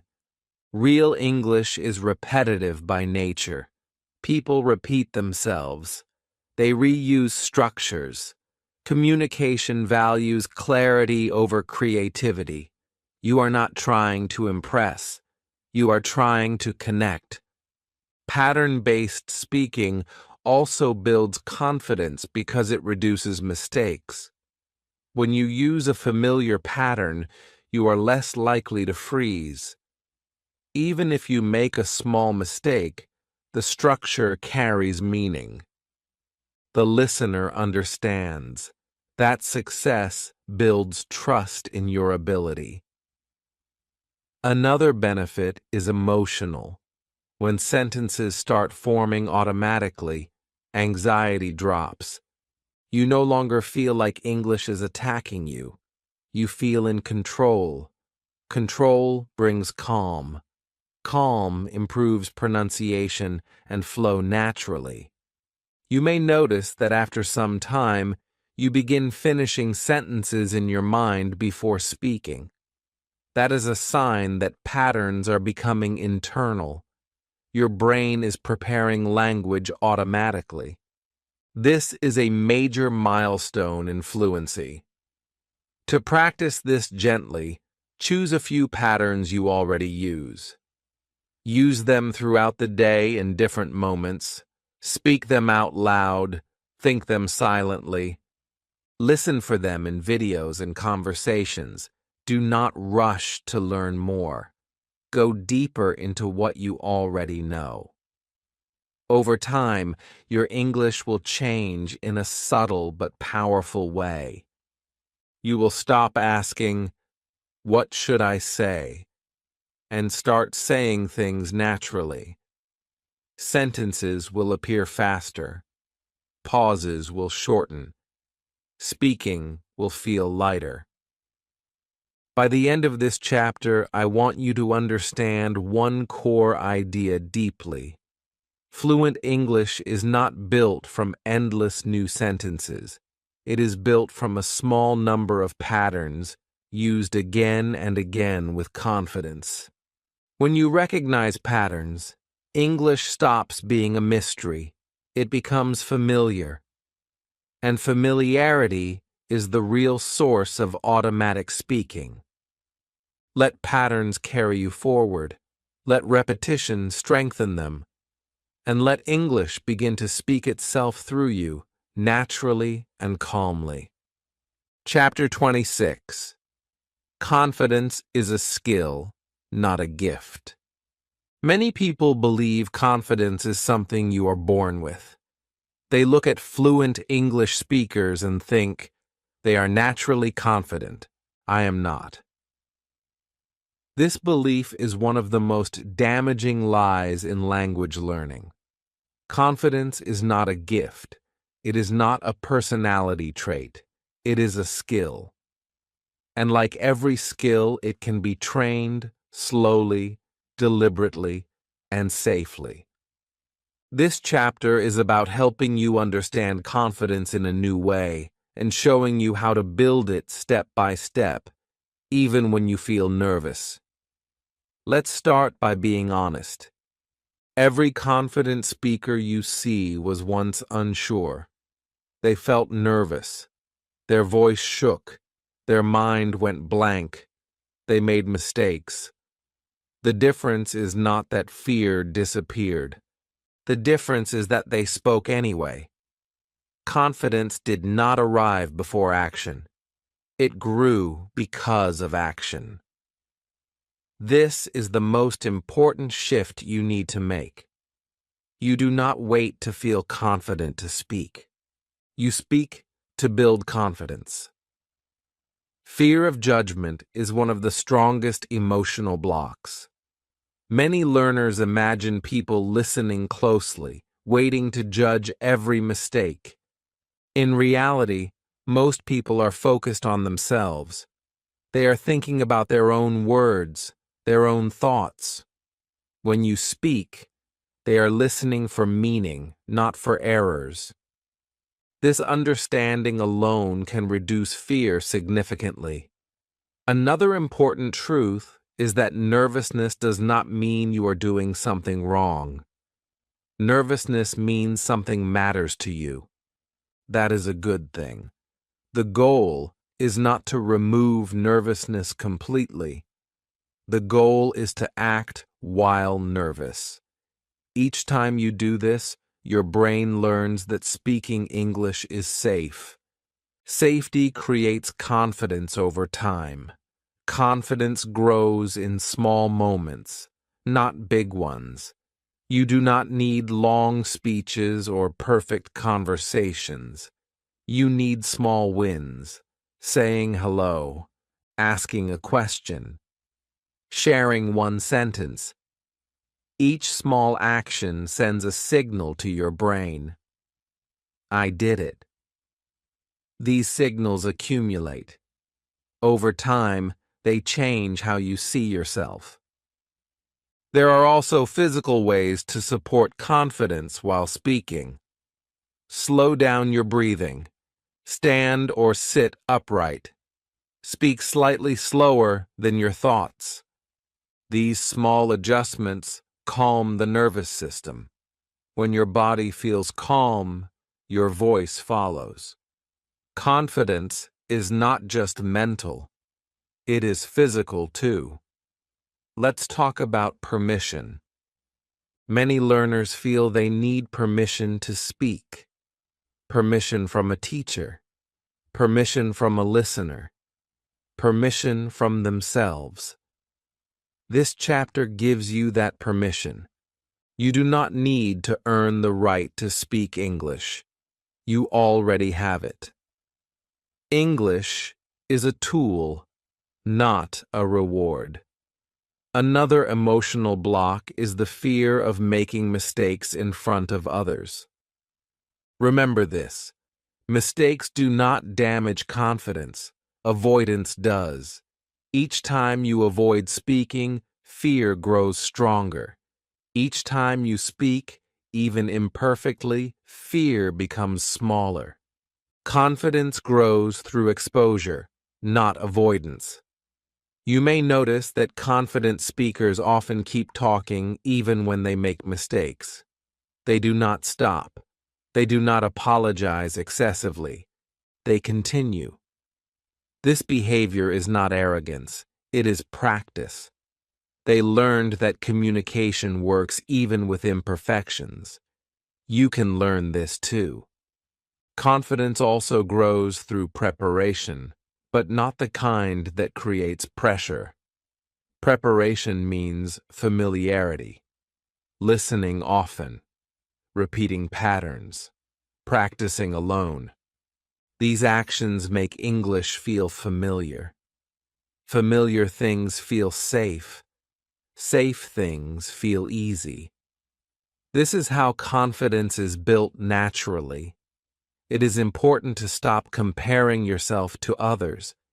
Comparison steals confidence. Everyone's journey is different. Your job is not to match someone else's level. Your job is to move forward from where you are.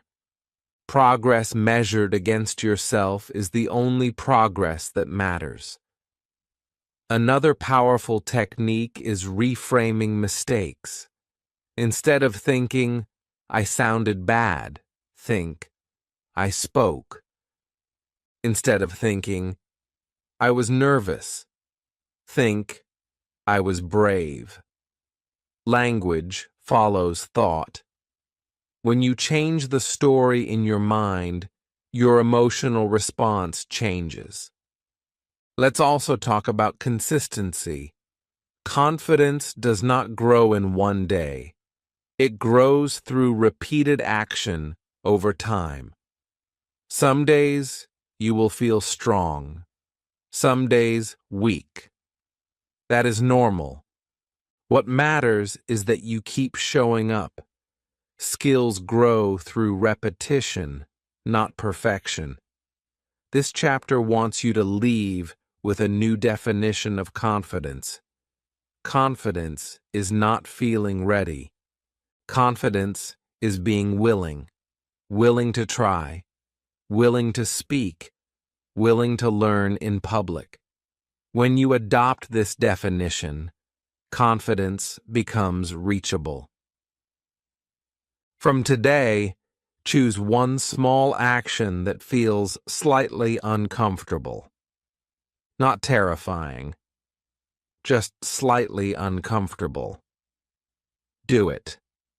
Speak one sentence. Ask one question. Each time you do this, you are training confidence like a muscle. Muscles grow when challenged gently, not when avoided. By the end of this chapter, I want you to feel empowered. Not because fear is gone, but because you know fear does not control you.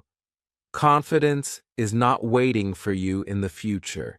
It is built in the present through action. You are not lacking confidence. You are training it. And every time you speak, even with a shaking voice, you are becoming more confident than you were before. Chapter 27. English for Social Situations. Up to now, you have learned how to use English inside yourself. You have practiced alone. You have spoken about daily actions, thoughts, plans, and feelings. Now, English is ready to step into the world of people. Social situations are where language becomes alive. This chapter is about helping you feel comfortable using English with others, not in a formal or heavy way, but in the light, human way people actually communicate every day. Many learners feel confident when speaking alone, but nervous when someone else is involved. That fear is natural. Social situations carry emotion. There is uncertainty. You do not control the conversation fully, but the good news is this. Social English is usually simple. People are not testing you. They are connecting with you. When you understand this, social English becomes much easier. Let's start with greetings, because greetings open every social door. In American culture, greetings are usually casual and friendly. People often say, "Hi," "Hey," or "How's it going?" These greetings are not invitations for deep answers. They are signals of friendliness. A short response like "good," "fine," or "pretty good" is enough. You are not required to explain your life. Just responding keeps the social rhythm moving. Small talk is another important part of social English. Small talk is not about important information. It is about comfort. It helps people feel relaxed around each other. Topics are usually simple: weather, the day, work, plans. Comments like, "It's really hot today," "long day," or "busy week" are common. These sentences are easy, but they create connection. You do not need creativity. You need presence. Many learners believe they must say something interesting to be social. This belief creates pressure. In reality, being social is more about listening and reacting than about speaking a lot. A nod, a smile, a short response like, "Yeah, I know," or "That's true," keeps the conversation flowing. These small signals show engagement and friendliness. Polite responses are also important in social situations. Words like thanks, thank you, no problem, and sure are used constantly. They soften interactions. They show respect. Politeness in English is often simple, not formal.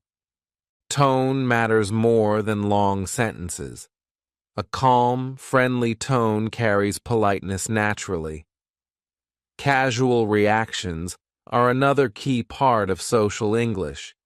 People react to stories, comments, and situations with short expressions. "Oh, really? That's nice. Sounds good. Wow." These reactions do not require explanation. They show interest and emotion. When you use them, people feel heard. That feeling matters more than grammar. Cultural tone is important here, but it does not need to be complicated. In many American social situations, the tone is relaxed and friendly. Direct eye contact, a slight smile, and an open posture help communication. Silence is not always uncomfortable, but being responsive is appreciated. You do not need to be loud or energetic. You just need to be present. Another important part of social English is understanding that conversations do not need to be perfect. People interrupt. People change topics. People misunderstand. This is normal. You do not need to control everything. If you miss something, you can ask. If you do not know a word, you can explain simply. Social conversations are flexible. Many learners fear embarrassing themselves in social situations. Let's address that directly. Embarrassment passes quickly. Silence lasts longer. When you choose to speak even briefly, you move forward. Most people appreciate effort. They respond to kindness, not perfection. Social English also teaches you when to stop speaking. You do not need to fill every moment. Listening is part of speaking. Giving space allows others to talk. This balance makes conversations feel natural. You are not performing. You are sharing time. Another helpful shift is letting go of the idea that you must translate your personality into English perfectly. You are still you. English is just another way to express yourself. Your humor, your calmness, your curiosity can exist in simple words. You do not lose yourself when you speak English. You bring yourself with you. You may notice that social English feels easier in short interactions. That is a good place to start. A greeting, a quick comment, a polite response. These moments build confidence. Over time, longer conversations feel less intimidating because you have already succeeded many times. Let's also talk about mistakes in social situations. If you say something wrong, most people either ignore it or help you naturally. They are focused on meaning, not form. When you keep going, the moment passes. This teaches your brain that mistakes are not dangerous. From today, try to see social situations as practice, not tests. Every interaction is an opportunity, not a judgment. You do not need to be perfect. You need to be willing. By the end of this chapter, I want you to feel more relaxed about using English with people. Social English is not about impressive language. It is about simple connection. When you greet, respond, and react naturally, you are already communicating well. English for social situations is not something extra you must learn. It grows from what you already know. Small words, simple patterns, honest presence. That is enough to build real interaction. You are no longer only speaking English in your room or your mind. You are bringing English into the world of people. And that step, even when it feels small, is a powerful sign that your English is becoming real. Chapter 28. How to keep a conversation going. One of the most common fears English learners have is not starting a conversation, but keeping it alive. Many people can say hello. Many people can answer a question. But when the conversation pauses, fear appears. The mind goes blank. Silence feels heavy. The learner thinks, now it's my turn to say something smart. And pressure takes over. This chapter exists to remove that pressure completely. Because keeping a conversation going does not require long sentences, clever ideas, or perfect English. It requires connection. And connection is built with very small, very human tools. Let's start with a simple truth. Conversations are not speeches. You are not expected to talk for a long time. Real conversations move like a tennis match. One person speaks, the other responds. Short exchanges, back and forth. When learners try to speak in long sentences, they get tired and nervous. When they use small responses, conversations feel lighter and easier. Listening responses are one of the strongest tools you have. These are short sounds or words that show you are listening. Yeah. Right. I see. Oh. These words may seem small, but they are powerful. They tell the other person, I'm with you. When people feel heard, they continue speaking. And when they continue speaking, the conversation keeps going without pressure on you. Follow-up questions are another simple and powerful technique. You do not need new topics. You do not need creativity. You simply react to what the other person just said. If they talk about work, you can ask, busy? Or, you like it? If they talk about their weekend, you can ask, with friends? Or relaxing? These questions are short, natural, and effective. They keep the conversation moving without forcing you to think far ahead. Many learners believe they must always add new information. That belief creates stress. In real life, conversations grow by staying on the same topic for a while. You can stay with one idea and explore it slowly. React, ask, respond. This is how conversations feel natural. Let's talk about reactions. Reactions are not answers. They are emotional responses. That's nice. That's hard. Sounds good. Oh no. These expressions show feeling. Feeling matters more than information. When you react emotionally, people feel connected to you, even if your English is simple. Silence is another important topic. Silence is not your enemy. Silence is part of conversation. People pause to think. People pause to breathe. Silence only feels scary when you believe you must fill it. You do not. A calm pause feels confident.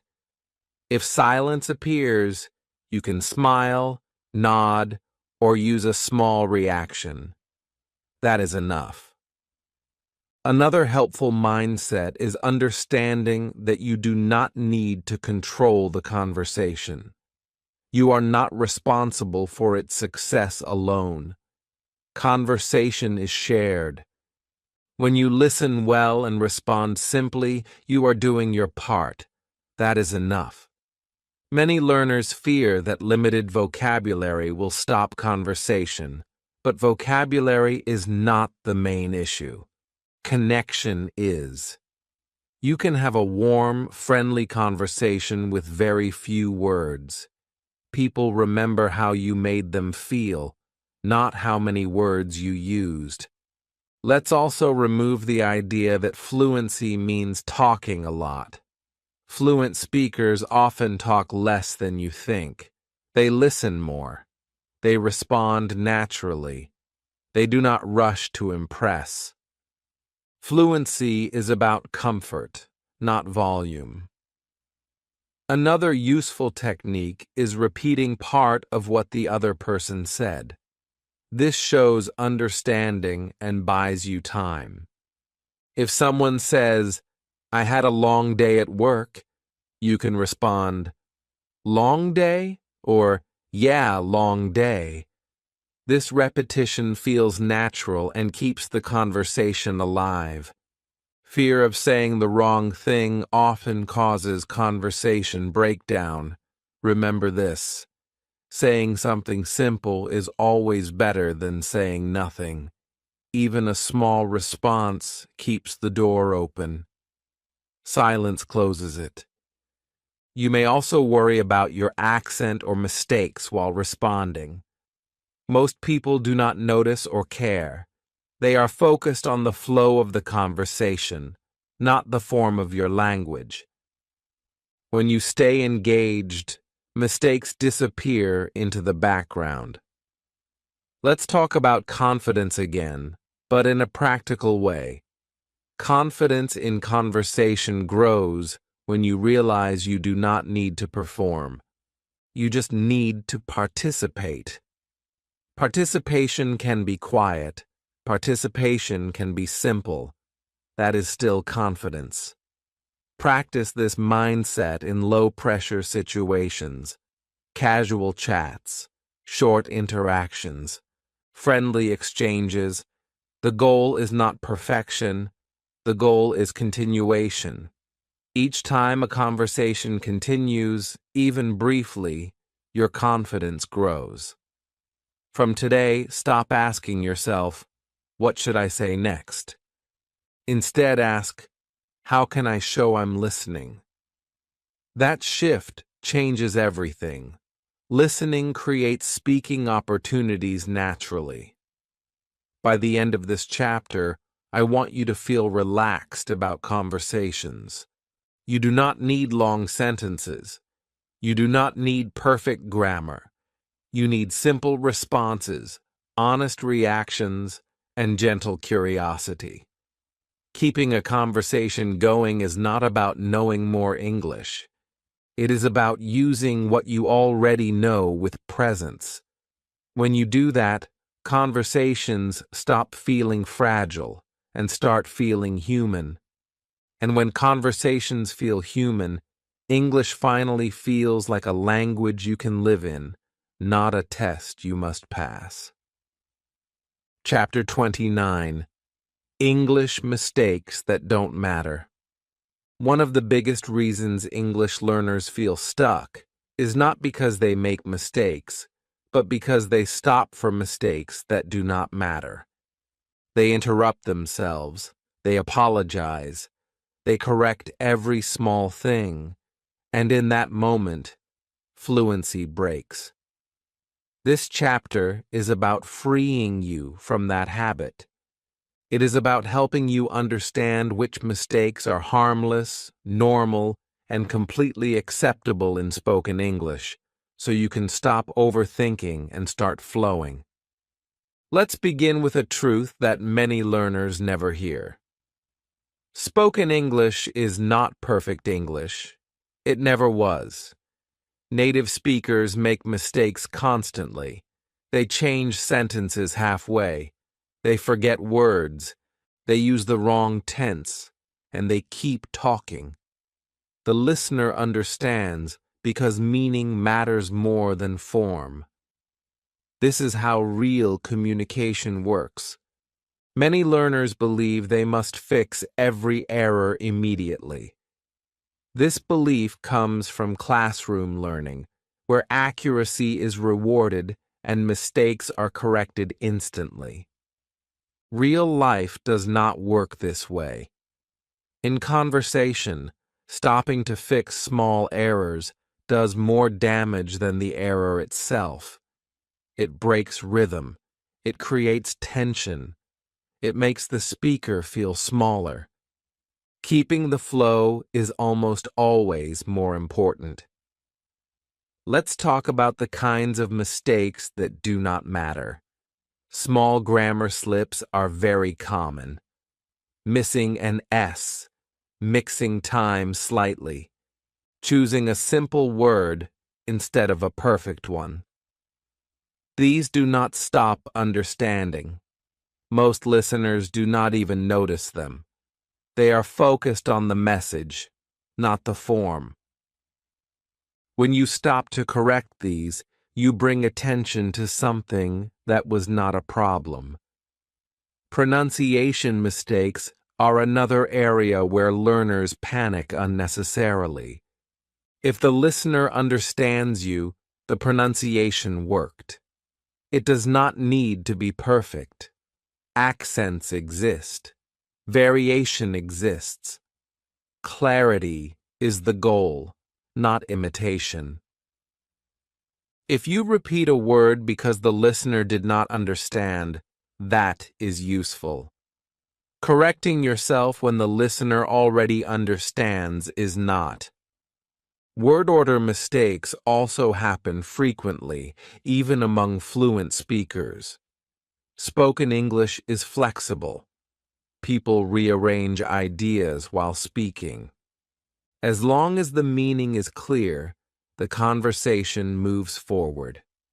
Trying to repair every word order slip makes speaking feel heavy. Another harmless mistake is using simpler language than necessary. Many learners feel embarrassed when they cannot find an advanced word.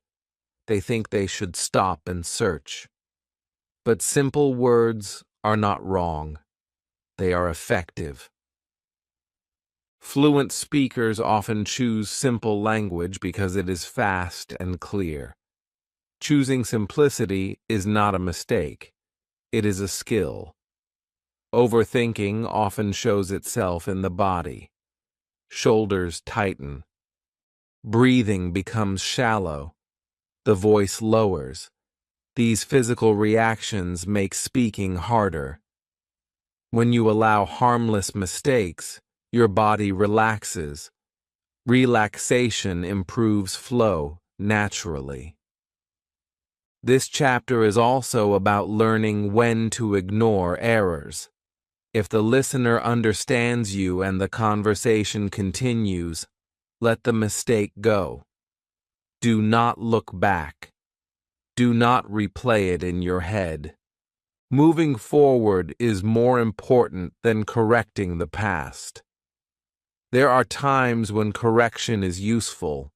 If your mistake changes meaning and causes confusion, you can clarify. But clarification does not require apology or panic. A simple restatement is enough. And continue. Calm correction keeps confidence intact. Many learners believe that fluent speakers do not make mistakes. This belief creates pressure and silence. The truth is, fluent speakers make fewer noticeable mistakes because they do not stop. Flow hides small errors. Confidence makes imperfections invisible. Another important shift is understanding that mistakes decrease naturally with exposure and repetition. You do not need to fight them aggressively. When you listen more and speak more, your brain adjusts. Patterns become stronger. Errors fade quietly. Fighting mistakes creates stress. Allowing them creates progress. This chapter also helps you let go of unnecessary apologies. Saying "sorry for my English" before or during speaking makes you smaller. It puts attention on mistakes instead of meaning. You do not need to apologize for learning. Speak first. Let communication lead. Let's talk about calm speaking. Calm speakers sound more fluent, even with mistakes. Tension makes small errors noticeable. Calmness smooths everything. Calmness comes from acceptance. Acceptance comes from understanding that not every mistake matters. From today, give yourself a new rule.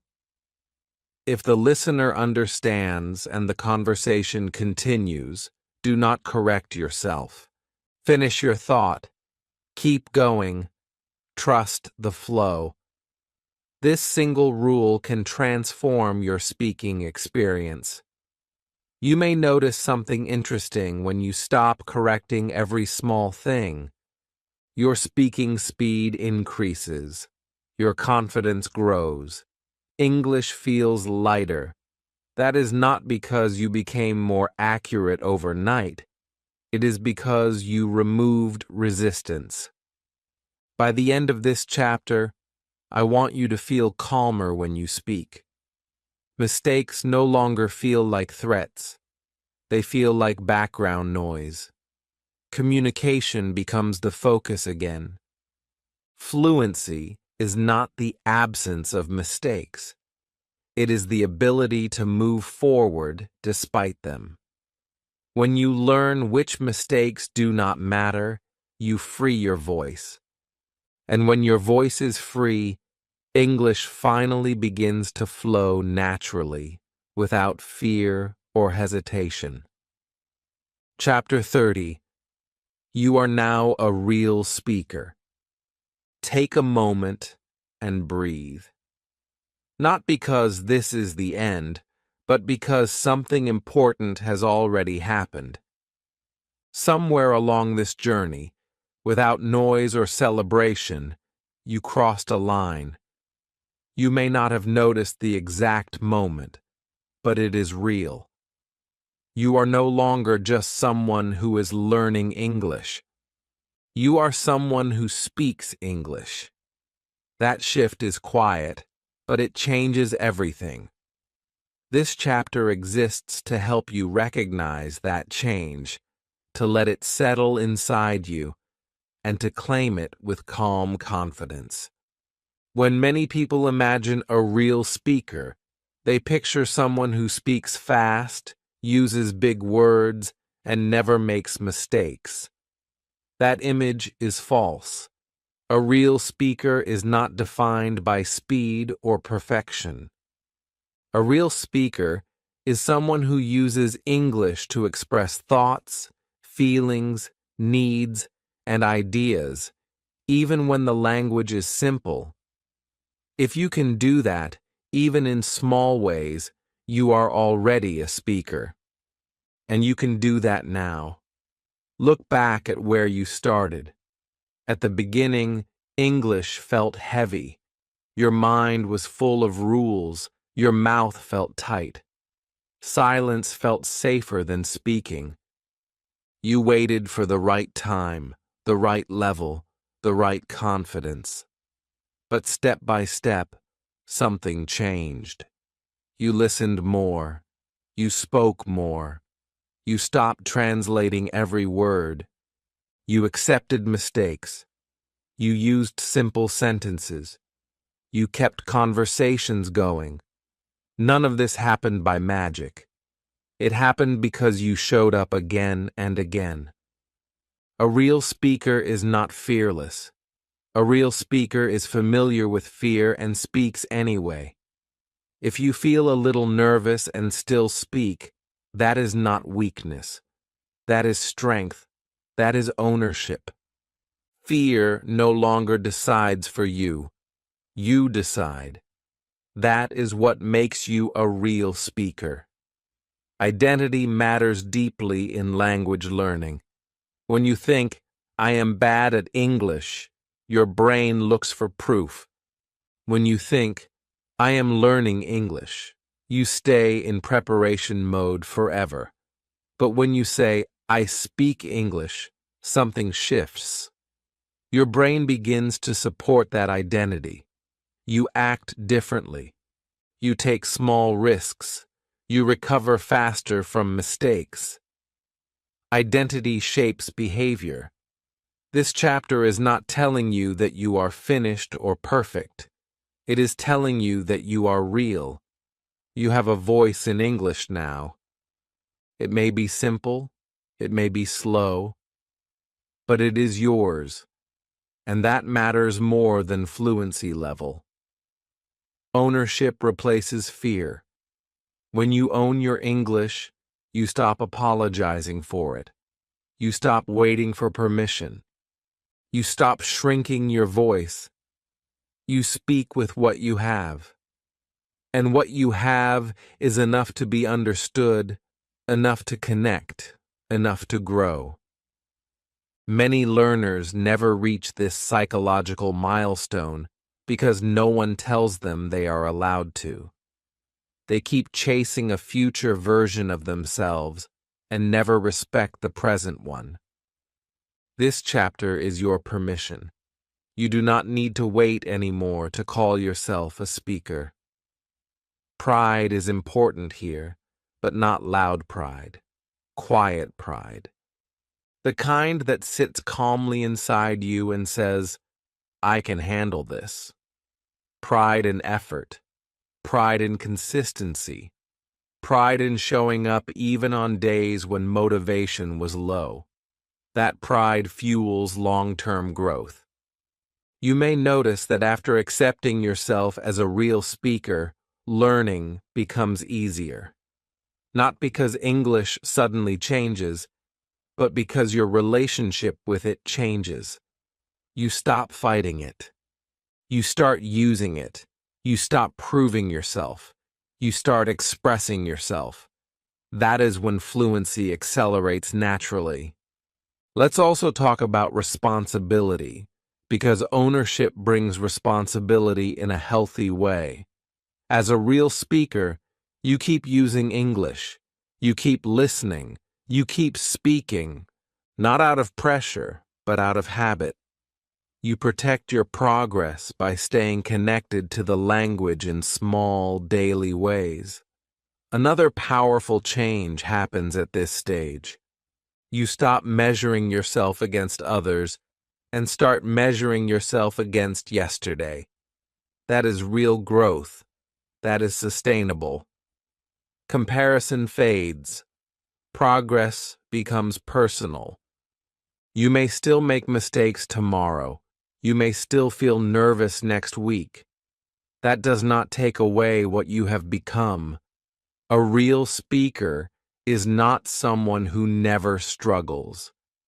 A real speaker is someone who continues despite struggle.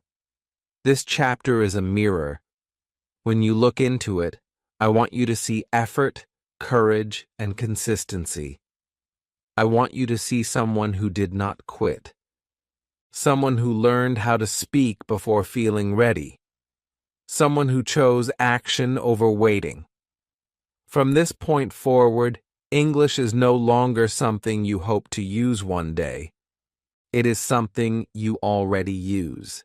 Each conversation, each sentence, each small interaction builds on that truth. You are not standing at the beginning anymore. You are standing on a foundation. And from here, growth becomes more exciting, more personal, and more powerful. Say it quietly if you want. Say it confidently if you can. But say it honestly. I am a real English speaker. And once you accept that, the path ahead no longer feels intimidating. It feels possible. It feels open. It feels like something you belong in. This is not the end of your journey. It is the moment you stop doubting whether you are on the journey at all. You are, and you always have been moving forward. Welcome to your new identity. Chapter 31. Speaking Faster, Without Panic. Many English learners believe that speaking fast is the sign of fluency. They listen to native speakers and feel pressure in their chest. Their own English feels slow, careful, and sometimes broken. This comparison creates panic. They try to push speed before comfort, and that pressure makes everything worse. This chapter is here to calm that panic and replace it with understanding. Speaking slowly at the beginning is not a problem. It is a stage. Speed does not come from force. It comes from familiarity. Let's be clear about something important. When you speak slowly, it does not mean you are bad at English. It means your brain is still building paths. Every sentence you speak is being processed consciously. Your mind is choosing words, arranging them, and checking meaning. That takes time. This is normal. This is healthy. This is learning happening in real time. Fluent speakers sound fast because they are not thinking about each word. They are using patterns they have used thousands of times. Their sentences are automatic. Automatic speech feels light. It flows without effort. You cannot jump directly to that stage by pushing yourself to speak faster. If you try, your voice tightens, your breathing changes, and panic appears. Panic blocks fluency. This chapter wants to remove one dangerous belief that pauses are bad. Pauses are not mistakes. Pauses are thinking moments. Even native speakers pause. They pause to choose words, to think, to react.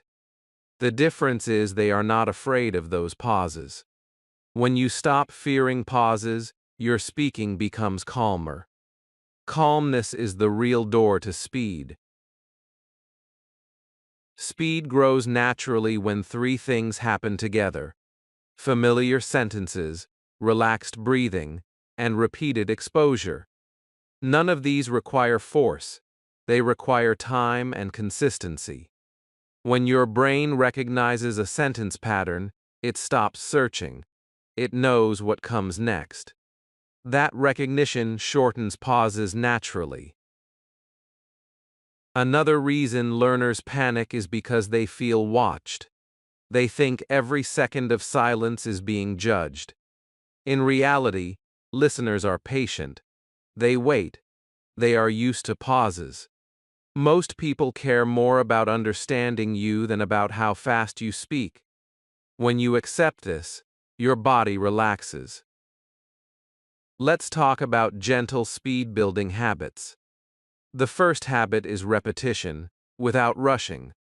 When you repeat familiar sentences out loud daily, your mouth learns the movement. Your tongue relaxes. Your voice becomes smoother. This repetition slowly increases speed without you noticing. One day you realize you are speaking faster, but you never pushed. The second habit is listening to natural English often. Listening trains your internal rhythm. Your brain starts expecting the next word. This expectation reduces hesitation. You are not copying speed consciously. You are absorbing it naturally. Slow, clear English is especially helpful here because it builds understanding before speed. The third habit is speaking in small chunks. Do not aim for long sentences. Short sentences flow faster. They reduce pressure. When short sentences become automatic, they connect naturally. Speed appears as a result, not a goal. Breathing also matters more than most learners realize. When you are nervous, you hold your breath. Holding breath slows thinking and tightens the voice. Speaking with steady breathing keeps your pace natural. Calm breath creates calm speech. Let's also remove the idea that fast equals fluent. Some people speak fast but are unclear. Some people speak slowly but clearly and confidently. Clarity always comes before speed. Listeners prefer clear English over fast English. When clarity is strong, speed follows naturally. Another important shift is stopping self-monitoring while speaking. When you constantly check yourself, speed drops. When you allow speech to move forward, speed improves. Trust grows through action, not control. You may notice that speed increases in familiar situations. Talking about daily routines, talking about yourself, talking about common topics. This is proof that familiarity creates speed. You are not slow, you are just still building familiarity in some areas. This chapter also wants to remove urgency. There is no race. You do not need to catch up to anyone. Fluency is a long-term process.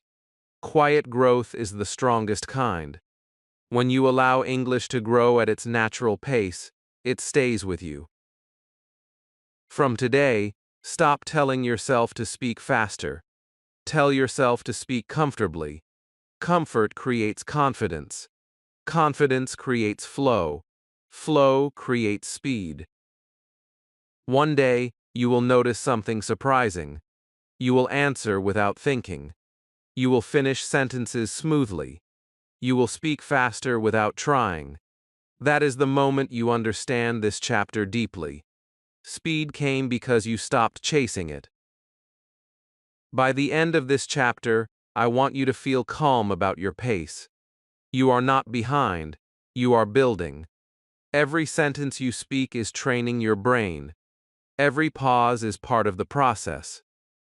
Speaking faster without panic is not about pushing harder. It is about trusting the process. When you do that, fluency grows quietly, steadily, and naturally, exactly the way it should. Chapter 32. English Rhythm Makes You Sound Fluent. Many learners believe that sounding fluent means sounding like a native speaker. They focus on accent, pronunciation, and individual sounds, hoping that perfection will unlock confidence. This belief creates tension. It makes people listen to themselves too closely and judge every word. This chapter gently shifts your focus to something far more important and far more achievable. Rhythm. English fluency is not about perfect sounds. It is about natural movement. When your English has rhythm, it feels smooth, relaxed, and alive, even if your accent is strong. Let's begin by understanding what rhythm really means in spoken English. English is not spoken word by word like a list. It moves in waves. Some words are strong and clear. Other words are soft and quick. This contrast creates flow. Native speakers do this without thinking. They stretch important words and glide over small ones. That pattern is what makes English sound natural. Many learners try to pronounce every word clearly and evenly. This actually makes speech sound stiff. Real English does not treat every word equally. Important words carry meaning. Small words support them quietly.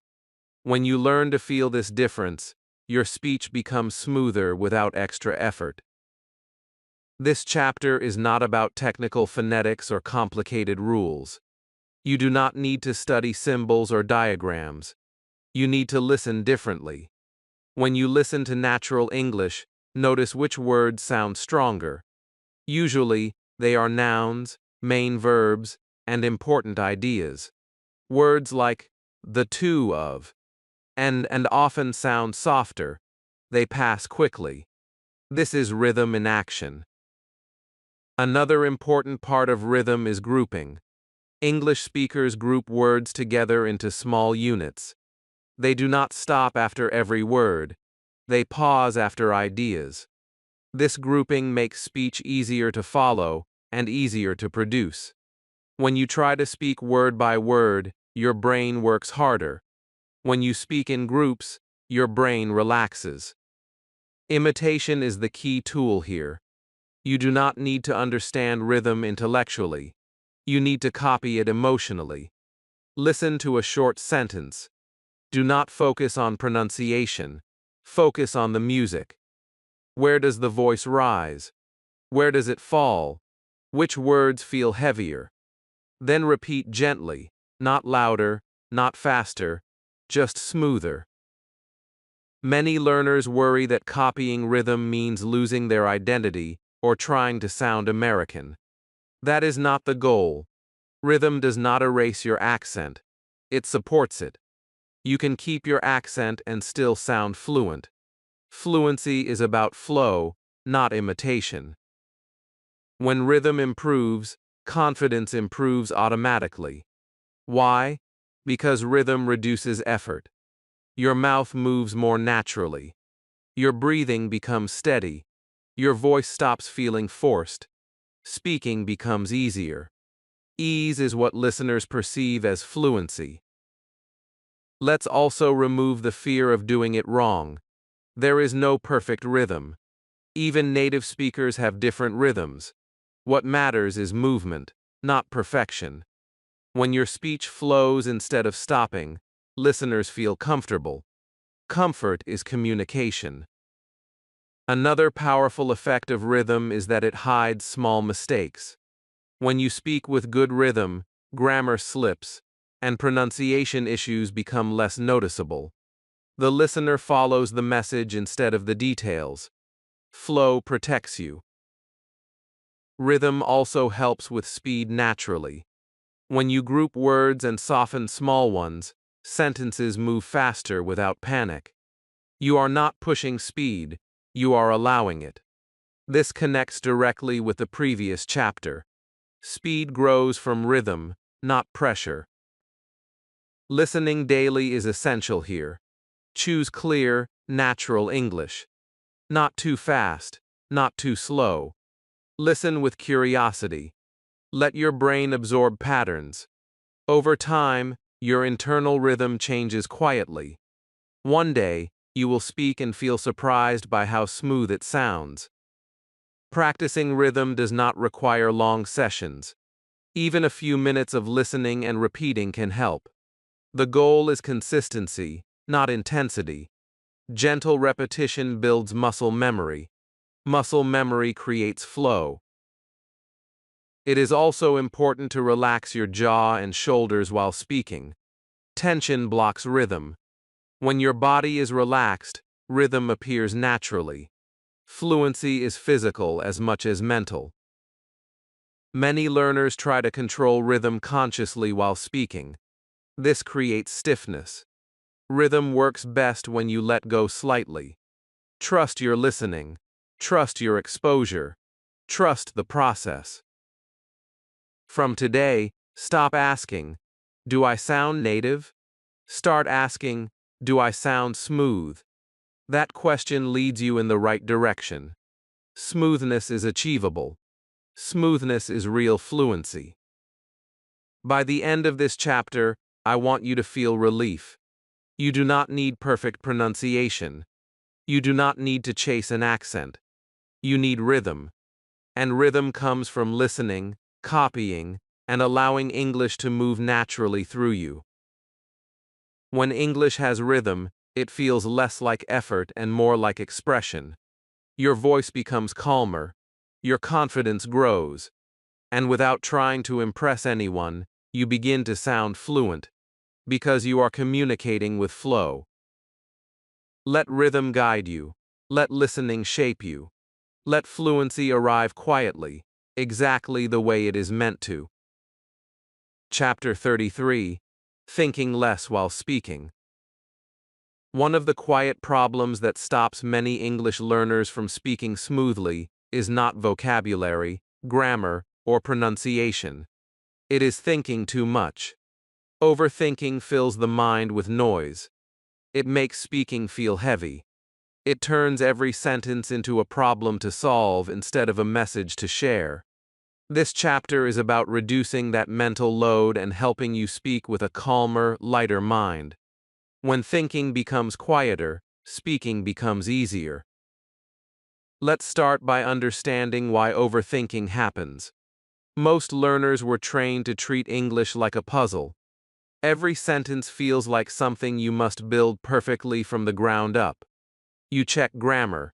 You search for words. You worry about mistakes. Your brain tries to do many jobs at once. This overload slows everything down. The problem is not your ability. The problem is the process you are using. In real spoken English, people do not create new sentences every time they speak. They reuse what they already know. They rely on familiar phrases and common patterns. Their brain is not busy building language. It is focused on meaning. That is why speech feels light and natural. This chapter helps you move toward that same experience. Thinking less does not mean thinking poorly. It means thinking efficiently. It means trusting what you already know instead of questioning it every time. You already have sentence patterns in your mind. You have used them before. When you reuse them, your brain relaxes. Relaxation allows fluency to appear. Many learners believe that using familiar phrases makes their English weak or repetitive. In reality, repetition is how language works. Native speakers repeat the same structures all day long. They change the situation, not the structure. This repetition reduces mental effort and increases speed. When you accept this, you stop trying to impress and start communicating. Mental calm is an important part of speaking. When your mind is calm, your breathing is steady. When your breathing is steady, your voice is steady. When your voice is steady, your confidence increases. All of this begins with reducing unnecessary thinking. Let's talk about trust. Trusting your English does not mean believing it is perfect. It means believing it is enough. Enough to be understood. Enough to continue. Enough to grow. When you trust your known patterns, you stop interrupting yourself. You finish sentences. That completion builds confidence naturally. Another reason overthinking slow speech is the fear of choosing the wrong option. Many learners pause because they are deciding between two words or two structures. This decision-making takes time. Instead of choosing the best option, choose the familiar one. Familiar choices are faster and safer. Over time, familiarity expands on its own. This chapter encourages you to stop creating new sentences while speaking. Creation is for practice time, not conversation time. In conversation, reuse, adapt, adjust slightly. Let your language come from memory, not from analysis. You may notice that when you stop thinking so much, your English sounds simpler. That is not a problem. Simple English is strong English. Simple language carries meaning clearly. Listeners respond to clarity, not complexity. Another powerful shift is moving your attention away from yourself and toward the listener. When you focus on how you sound, thinking increases. When you focus on what the other person needs to understand, thinking decreases. Communication becomes the priority. That shift alone can reduce anxiety significantly. Silence also becomes less threatening when you think less. You stop judging pauses. You stop filling space with worry. You allow the conversation to breathe. Calm pauses feel confident. They give you time without pressure. Let's also address the habit of mental translation. Translating requires constant thinking. When you rely on familiar English phrases instead, translation fades naturally. Your brain starts connecting meaning directly to English. This reduces processing time and mental fatigue. Practicing thinking less starts outside of conversation. When you practice alone, repeat familiar sentences. Do not change them. Let them settle. When you listen, notice repeated phrases. Let your brain store them. Storage reduces thinking later. You may feel uncomfortable at first when you stop overthinking. It may feel like losing control. That feeling passes quickly. What replaces it is ease. Ease is the foundation of fluent speech. Another important point is that mistakes do not increase when you think less. Often, they decrease. Overthinking creates errors because it breaks flow. Flow protects meaning. When you keep going, communication stays strong. From today, give yourself permission to use what you already know. Do not search for better words. Do not build longer sentences. Speak with what feels ready. Ready language is fluent language. By the end of this chapter, I want you to feel lighter when you speak. English should not feel like a test. It should feel like movement. Thinking less allows that movement to happen. Fluency is not about how much you know. It is about how easily you can use what you know. When you reduce mental overload, English becomes easier to access. Words come faster. Sentences feel familiar. Confidence grows quietly. You do not need to push your mind harder. You need to let it relax. Trust your patterns. Trust your progress. When thinking steps back, speaking steps forward, and English finally begins to feel natural again. Chapter 34: Expressing Opinions Simply.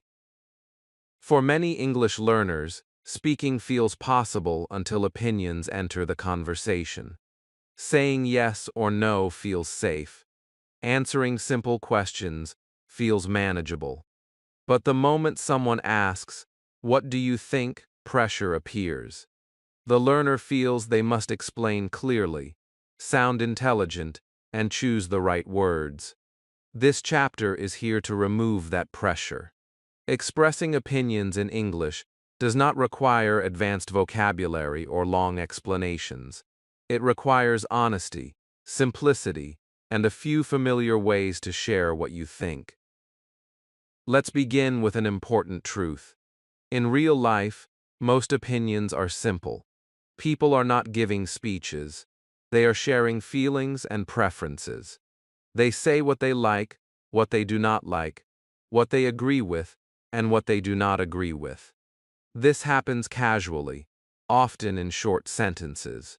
When learners believe opinions must be complex, they silence themselves unnecessarily. Opinion speaking starts with small language. Phrases like, "I think," "I feel," "I like," and "I don't like" are powerful. They open the door to your thoughts. You do not need to justify everything. Saying "I think it's good" or "I don't like it much" is enough to participate.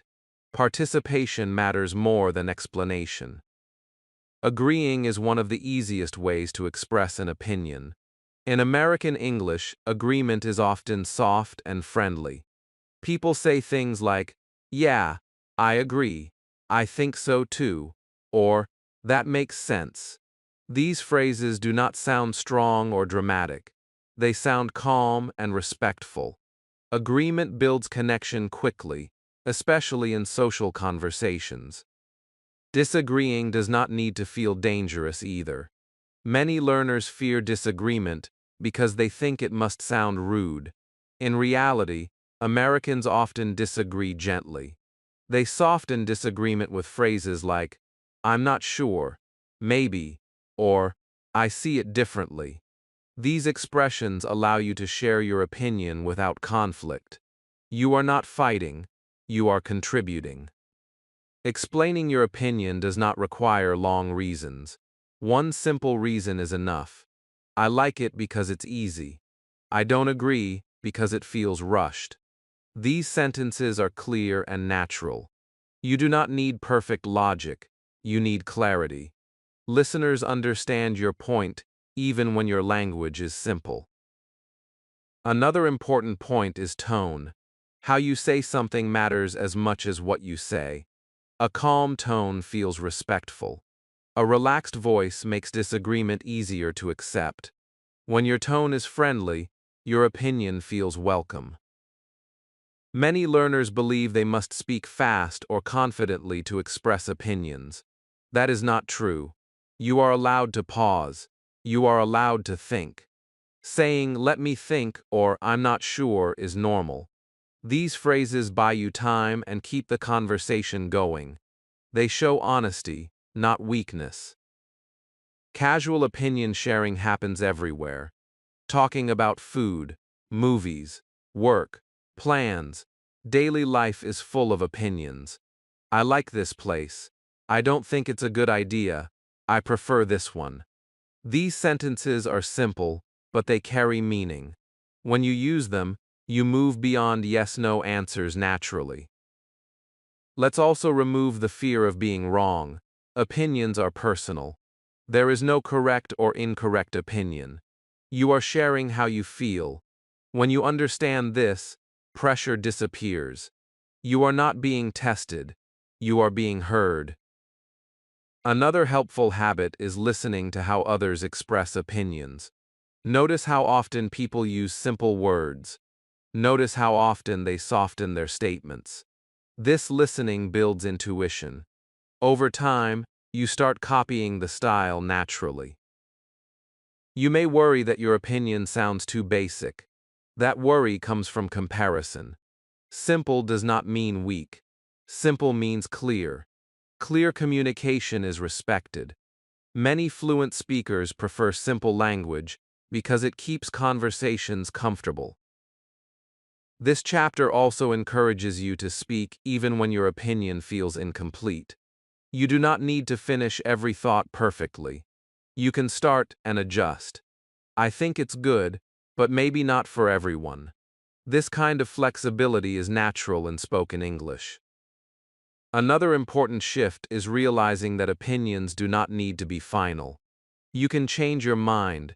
You can say, "Maybe I'm wrong," or "I'm still thinking about it." This openness makes conversations feel safe and human. From today, practice expressing opinions in small ways. Choose one opinion each day. Say it out loud. Keep it short. Keep it honest. Do not decorate it with extra words. Let it be simple. You may notice that once you start sharing opinions, conversations feel more engaging. People respond. They ask questions. They include you more. This builds confidence quickly because you feel part of the exchange. By the end of this chapter, I want you to feel comfortable saying what you think in English, even with simple words. You do not need advanced language to have a voice. Your thoughts matter. Your feelings matter. English is simply the bridge. Expressing opinions simply is not a small skill. It is a powerful step toward real communication. When you can say what you think, you move from answering to participating. And participation is where English truly becomes yours. Chapter 35, English for Emotions and Feelings. For many learners, English begins as a tool for information. Names, directions, tasks, answers. But real language is not only about facts. Real language carries feeling. It carries happiness, frustration, excitement, worry, relief, and hope. When emotions enter your English, your speech becomes human. It becomes real.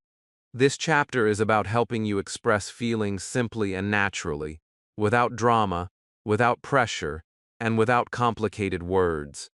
When you can express how you feel, English stops sounding robotic and starts sounding alive. Let's begin with something important. You do not need advanced vocabulary to express emotions. In daily English, people use simple words again and again. Words like happy, tired, stressed, excited, upset, worried, calm, and thankful appear everywhere. These words are powerful because they connect directly to human experience. When you use them, people understand you immediately. Many learners hide emotions because they fear sounding wrong or weak. They keep speech neutral and safe. But emotion is not weakness. Emotion is connection. When you say, "I'm happy today," or "I'm really tired," you invite understanding. You let the listener see you as a person, not just a speaker. This connection makes conversations warmer and easier. Tone matters a lot when expressing feelings. You do not need to say many words. Your voice does part of the work. A soft tone can express worry. A brighter tone can express excitement. A calm tone can express relief. When your tone matches your feeling, your English sounds natural, even if the sentence is simple. Happiness is one of the easiest emotions to express. People often say, "I'm happy," "I feel good," or "I'm really glad."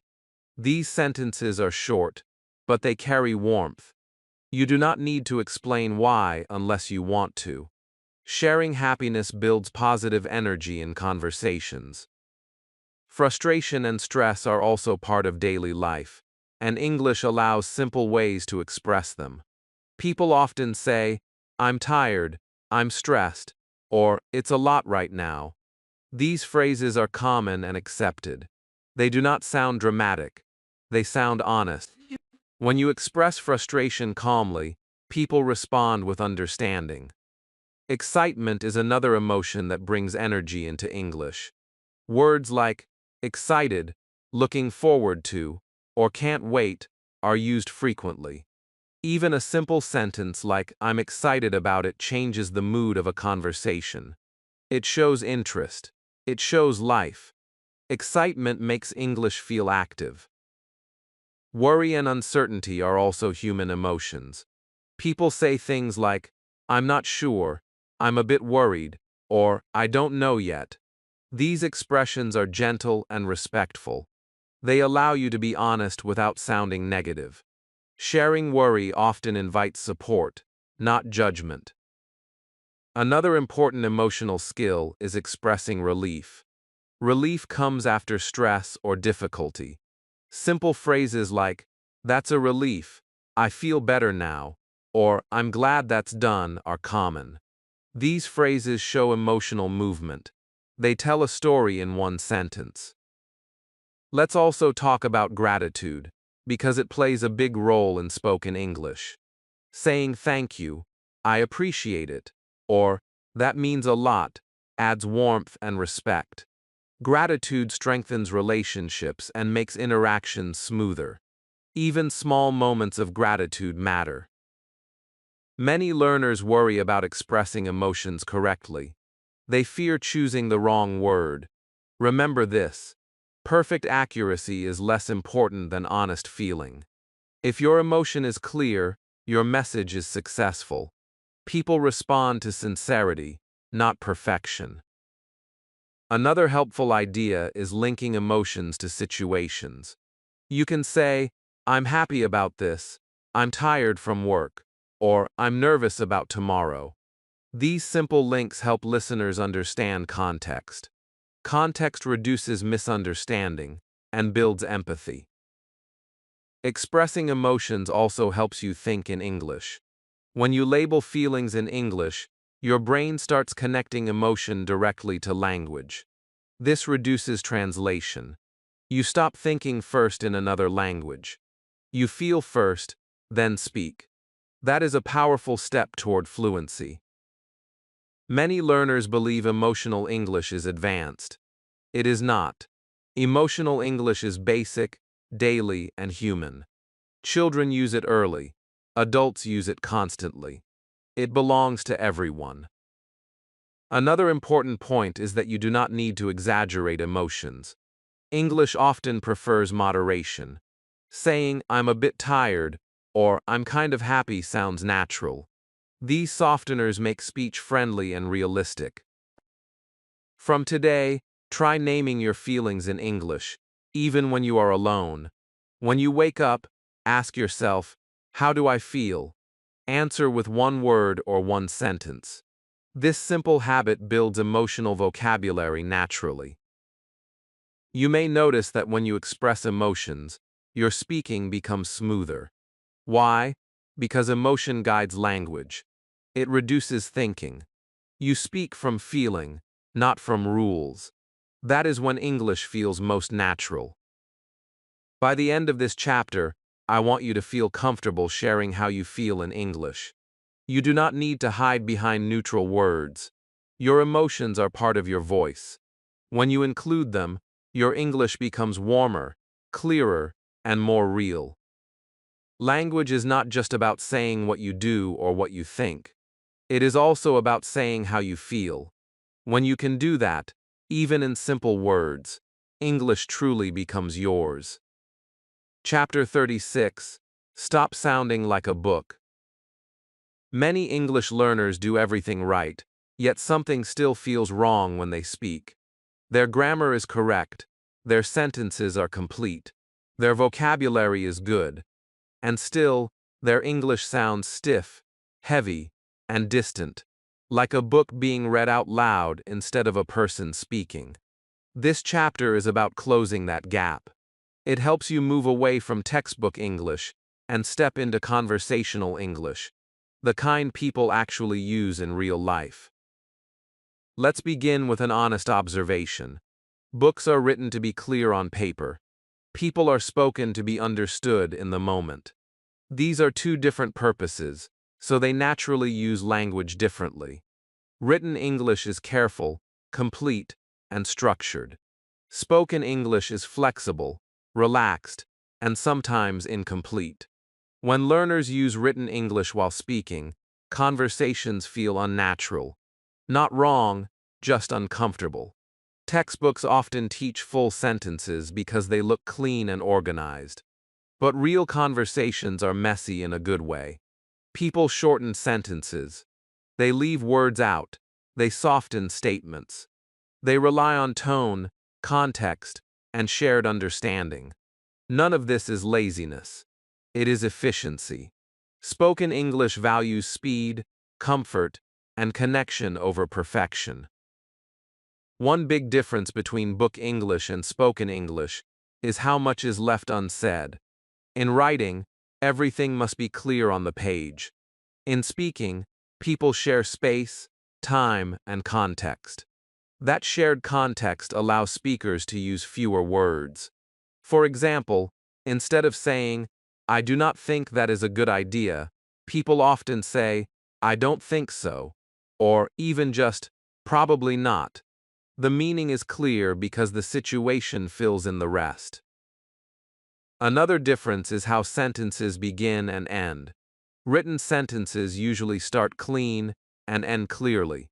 Spoken sentences often start in the middle of a thought and trail off naturally.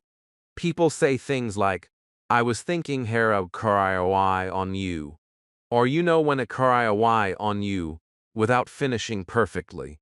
This does not confuse listeners. It makes speech feel human. Many learners feel uncomfortable with this because they were taught to complete every sentence properly. That habit is useful in writing, but in speaking it creates tension. You feel pressure to finish perfectly. Letting go of that pressure makes speaking easier and more natural.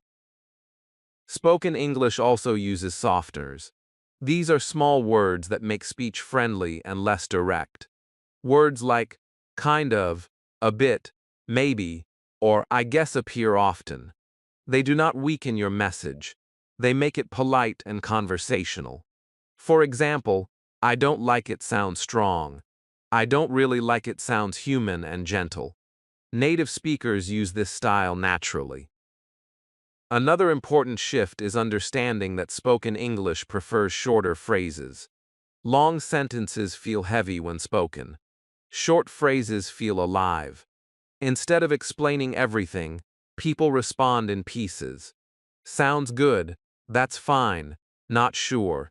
These are complete responses in conversation. even though they would look incomplete in a book. Textbook habits also show up when learners use formal connectors while speaking. Words like therefore, however, or moreover are common in writing but rare in daily speech. In conversation, people use simple connectors like so, but, and because. These words keep speech moving and natural. This chapter is not asking you to forget everything you learned. It is asking you to adjust how you use it. Grammar still exists. Structure still matters. But spoken English bends those structures slightly to fit real life. When you allow that flexibility, your English starts sounding more relaxed. Another fear learners have is that conversational English means using slang aggressively. That is not necessary. You do not need to copy every casual phrase you hear. Natural spoken English can be simple, clear, and respectful. Slang is optional. Comfort is essential. Listening plays a big role here. When you listen to real conversations, notice how often people speak in fragments. Notice how they respond with short phrases instead of full explanations. Let your brain absorb that rhythm. Over time, you will naturally start copying it without effort. You may also notice that conversational English uses repetition. People repeat ideas. They restate things slightly. This helps listeners follow along. Repetition is not a mistake. It is a tool for clarity and connection. Another key difference is emotion. Books are neutral. Speech is emotional. When you allow emotion into your voice, your English immediately sounds less like a book. Even simple sentences become expressive when your tone carries feeling.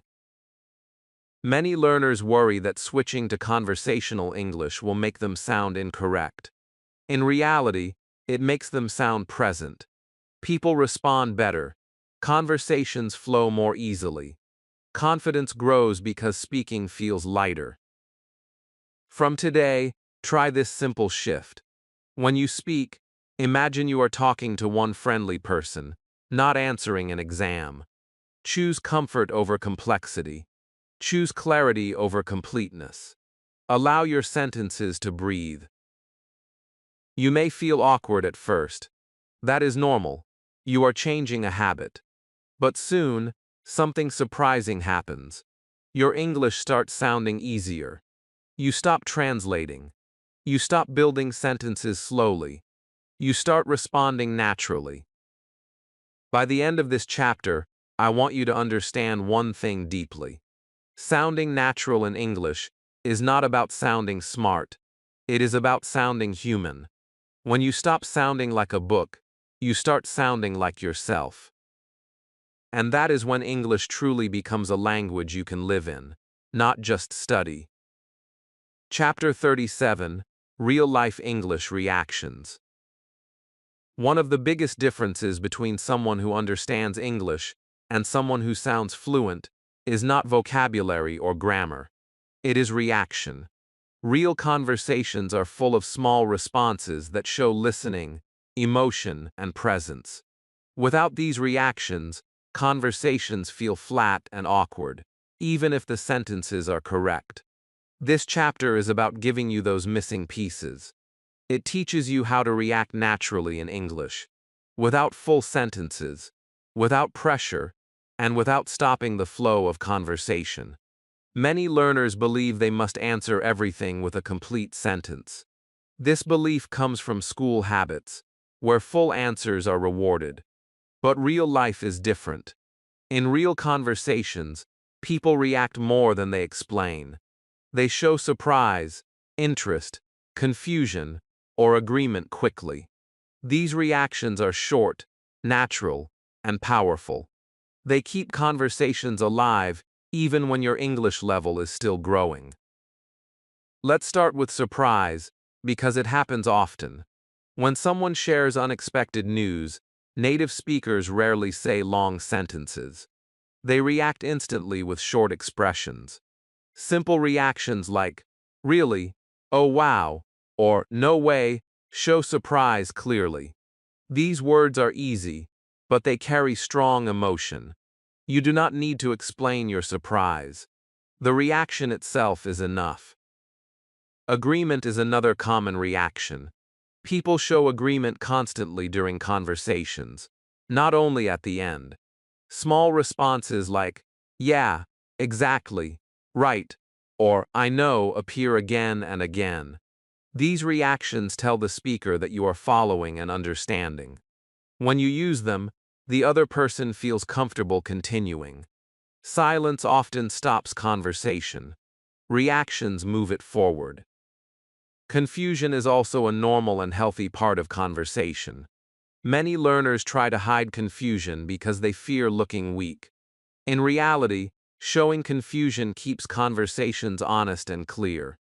Simple reactions like, sorry, what do you mean, or I'm not sure, are completely natural. These reactions invite clarification and prevent misunderstanding.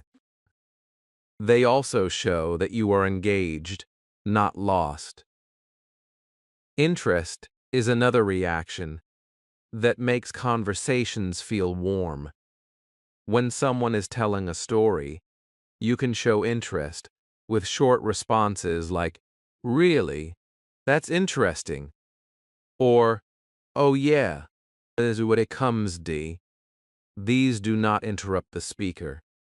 They encourage them. Interest reactions make people feel heard and valued. You do not need perfect language to show interest. Tone does most of the work. Many learners freeze because they think reactions must be fast and perfect. The truth is, reactions do not need to be fast. They need to be honest. A short pause followed by a simple reaction is completely fine. What matters is that you respond, not how quickly you do it. Another important idea in this chapter is that reactions do not need to be full sentences. In fact, full sentences often sound unnatural as reactions. If someone tells you something surprising and you respond with a long explanation, it breaks the rhythm. Short reactions keep the rhythm alive. Rhythm is what makes conversation feel natural. Let's talk about tone again, because tone is everything with reactions. The same word can sound different depending on tone. Really can sound surprised, doubtful, or interested. You do not need new words. You need awareness of how your voice sounds. Relaxed tone creates natural reactions. Real-life reactions also help with listening. When you know you can react simply, listening feels easier. You stop worrying about preparing a long answer. You focus on understanding and responding naturally. This reduces mental overload and increases presence. Presence is a key word here. When you react naturally, you are present in the conversation. You are not stuck in your head building sentences. You are responding to the moment. This presence is what people feel when they say someone is easy to talk to. Another benefit of reactions is that they buy you time. A short reaction like, oh really, gives you a moment to think while keeping the conversation alive. This is very useful when your English is still developing. You stay in the conversation without pressure. Many learners worry that reacting too much will interrupt the speaker. In American English, small reactions are expected.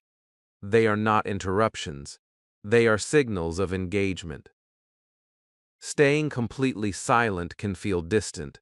Balanced reactions create connection. This chapter also helps you stop feeling invisible in conversations. When you react, people notice you. They include you more. They ask you questions. Reactions make you part of the exchange, even when you are not speaking much. Practicing reactions is easy and low pressure.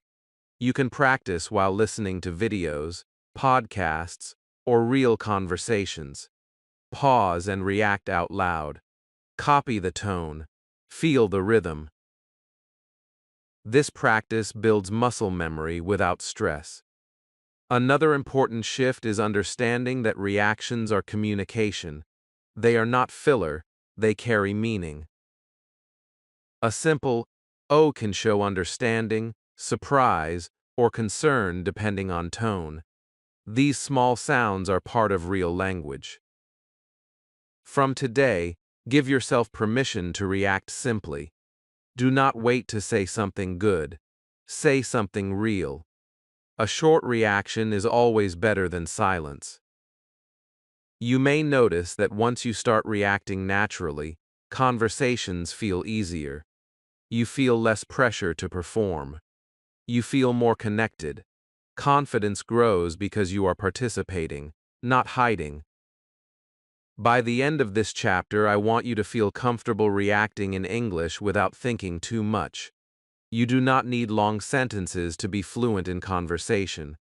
You need presence, listening, and simple reactions. Real-life English is full of small sounds, short words, and honest responses. When you master reactions, you unlock a new level of fluency. Conversations stop feeling fragile. They start feeling alive. And when you feel alive in English, you are no longer just listening. You are truly part of the conversation. Chapter 38: English Confidence in Public. For many learners, English feels manageable in private, but difficult in public. Speaking alone feels safe. Speaking with one person feels possible.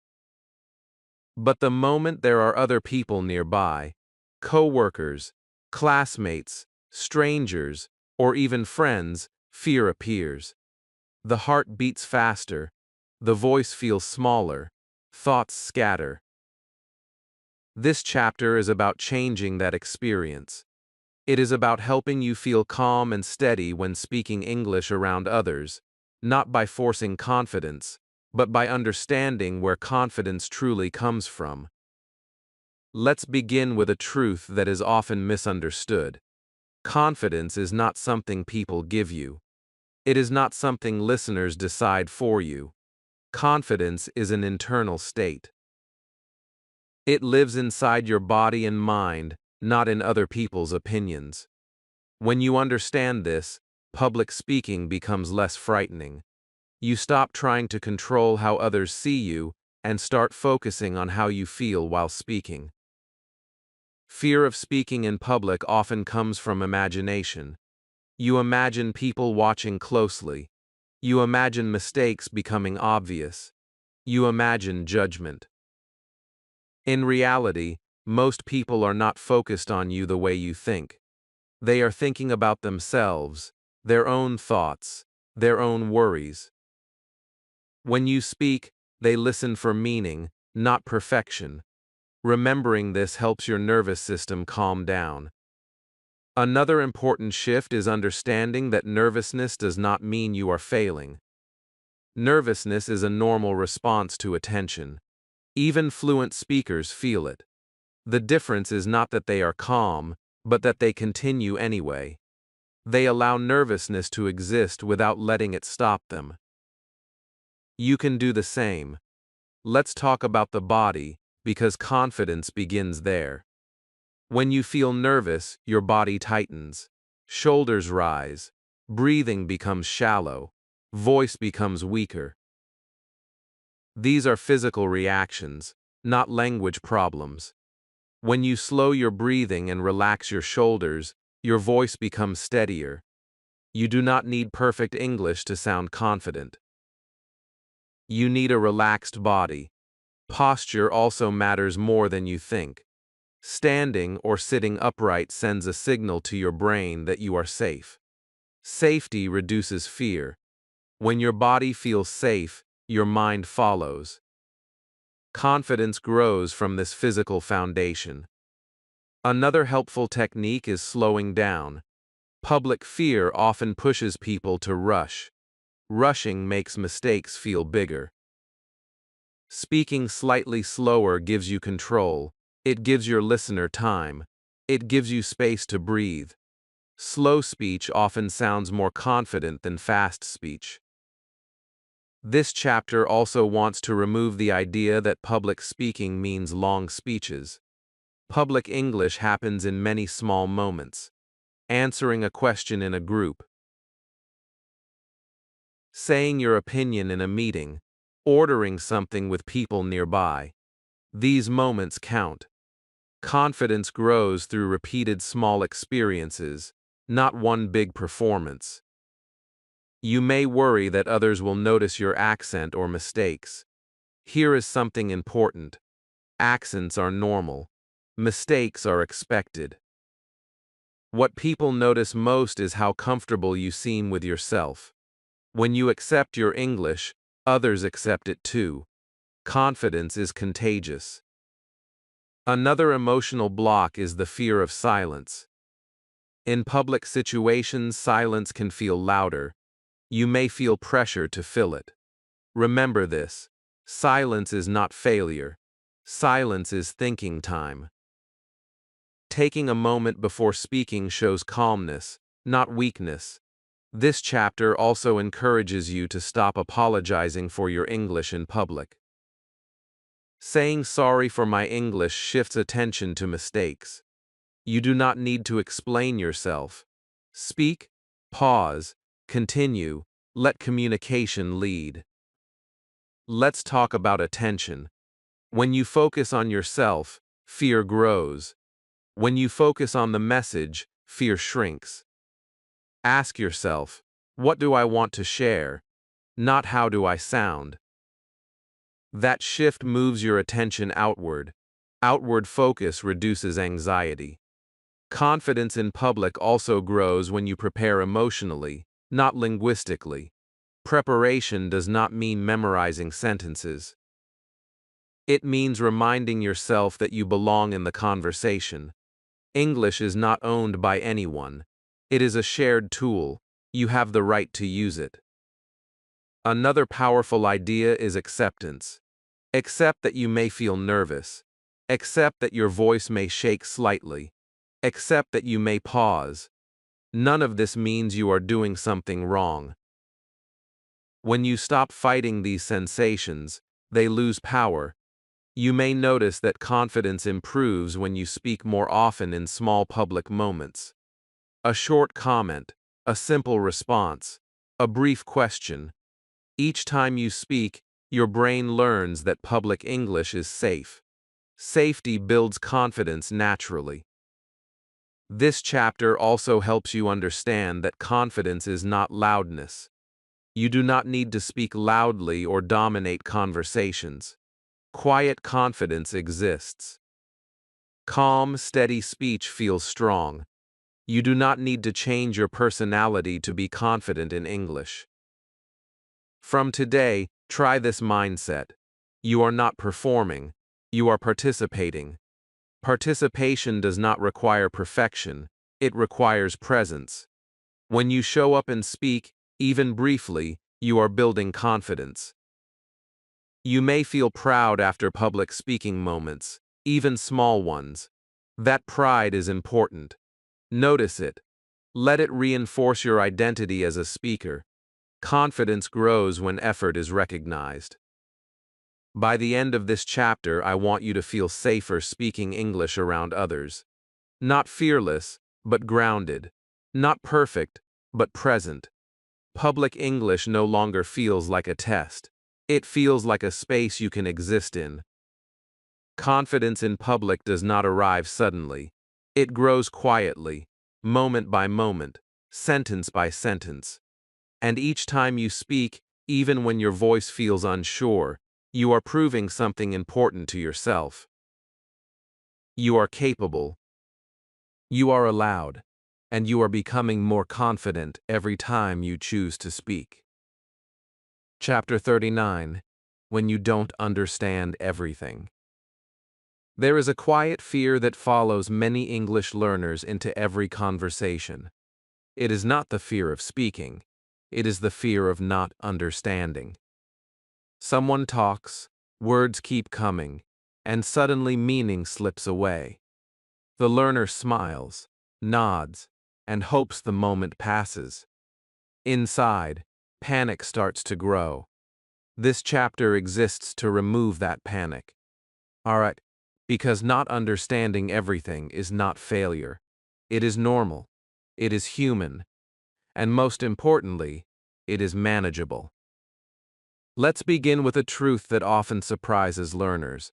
Native speakers do not understand everything either. They miss words. They mishear. They ask people to repeat. They guess meaning from context. This happens every day. The difference is not understanding. The difference is emotional reaction. Fluent speakers stay calm. Learners panic. This chapter helps you replace panic with strategy. Understanding spoken English is not an on or off switch. It is partial most of the time. You understand the topic, but miss details.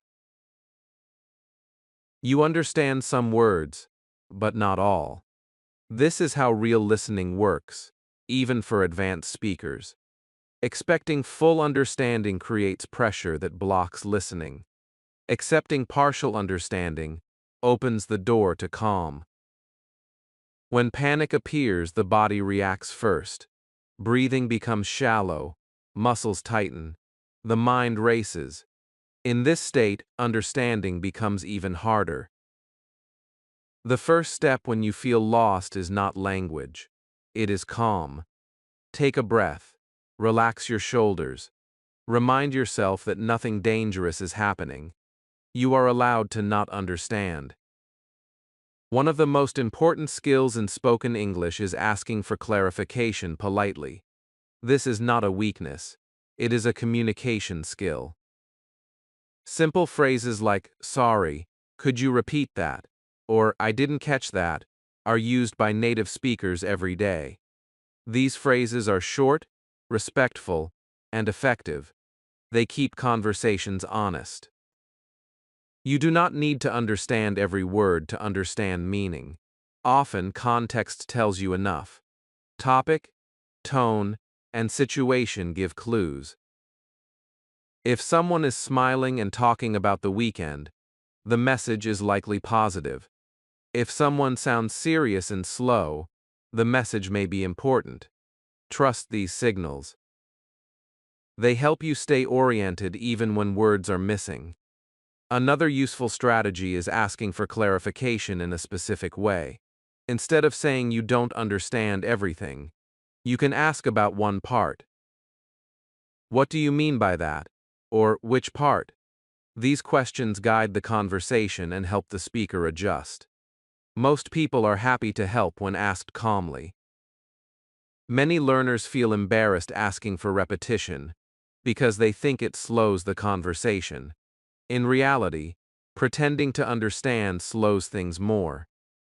Misunderstanding creates confusion later. Clarification keeps communication clean and respectful. This chapter also helps you let go of the habit of apologizing excessively. You do not need to say sorry repeatedly. One polite request is enough. Over-apologizing puts pressure on you and the listener.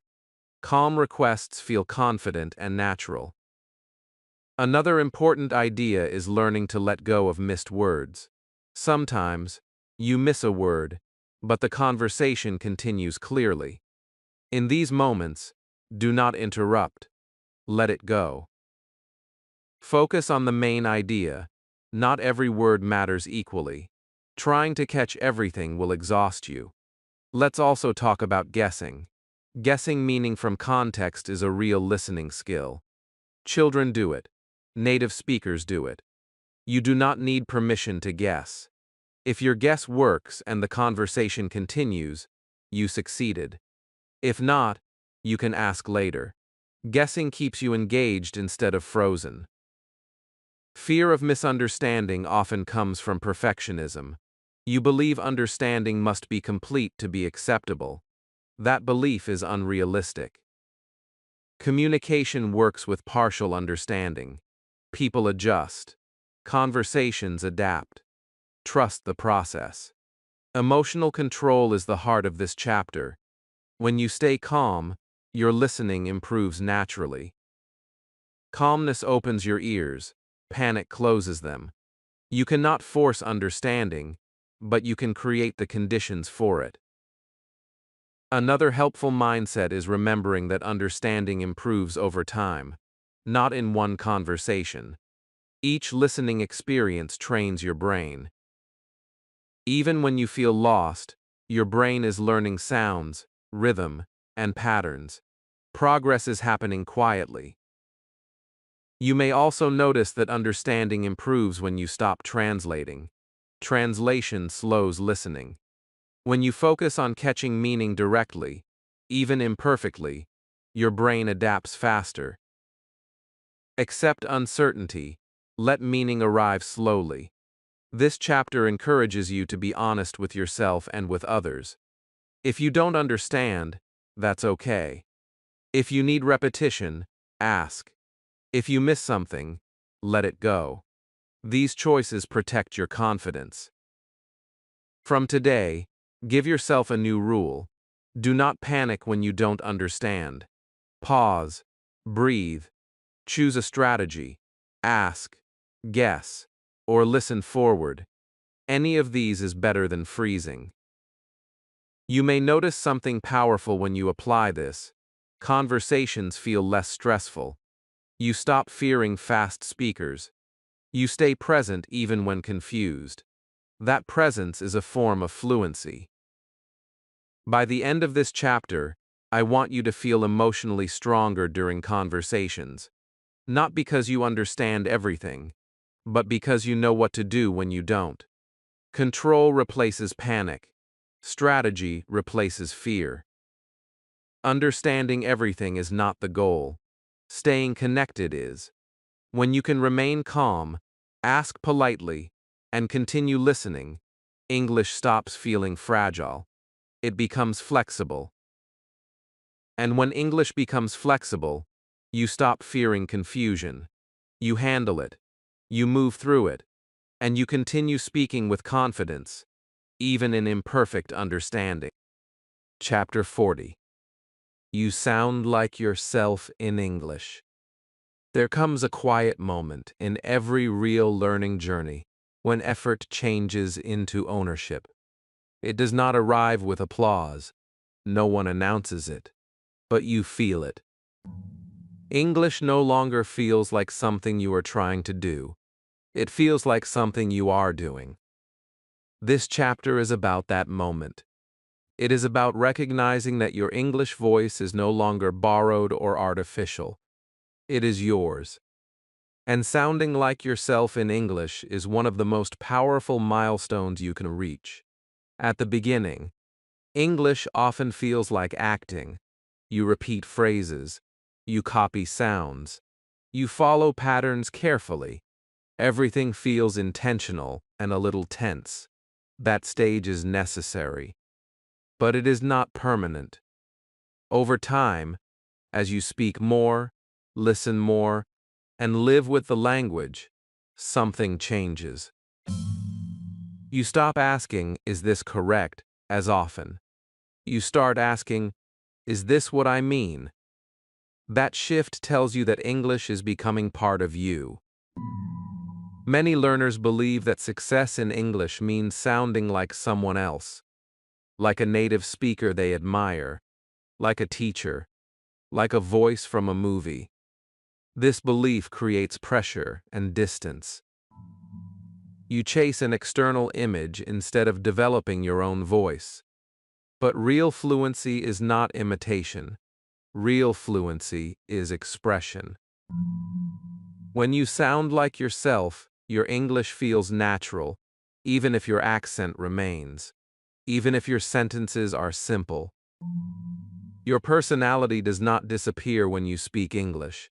It slowly finds new ways to show itself. If you are calm in your own language, you will be calm in English. If you are curious, that curiosity appears in English questions.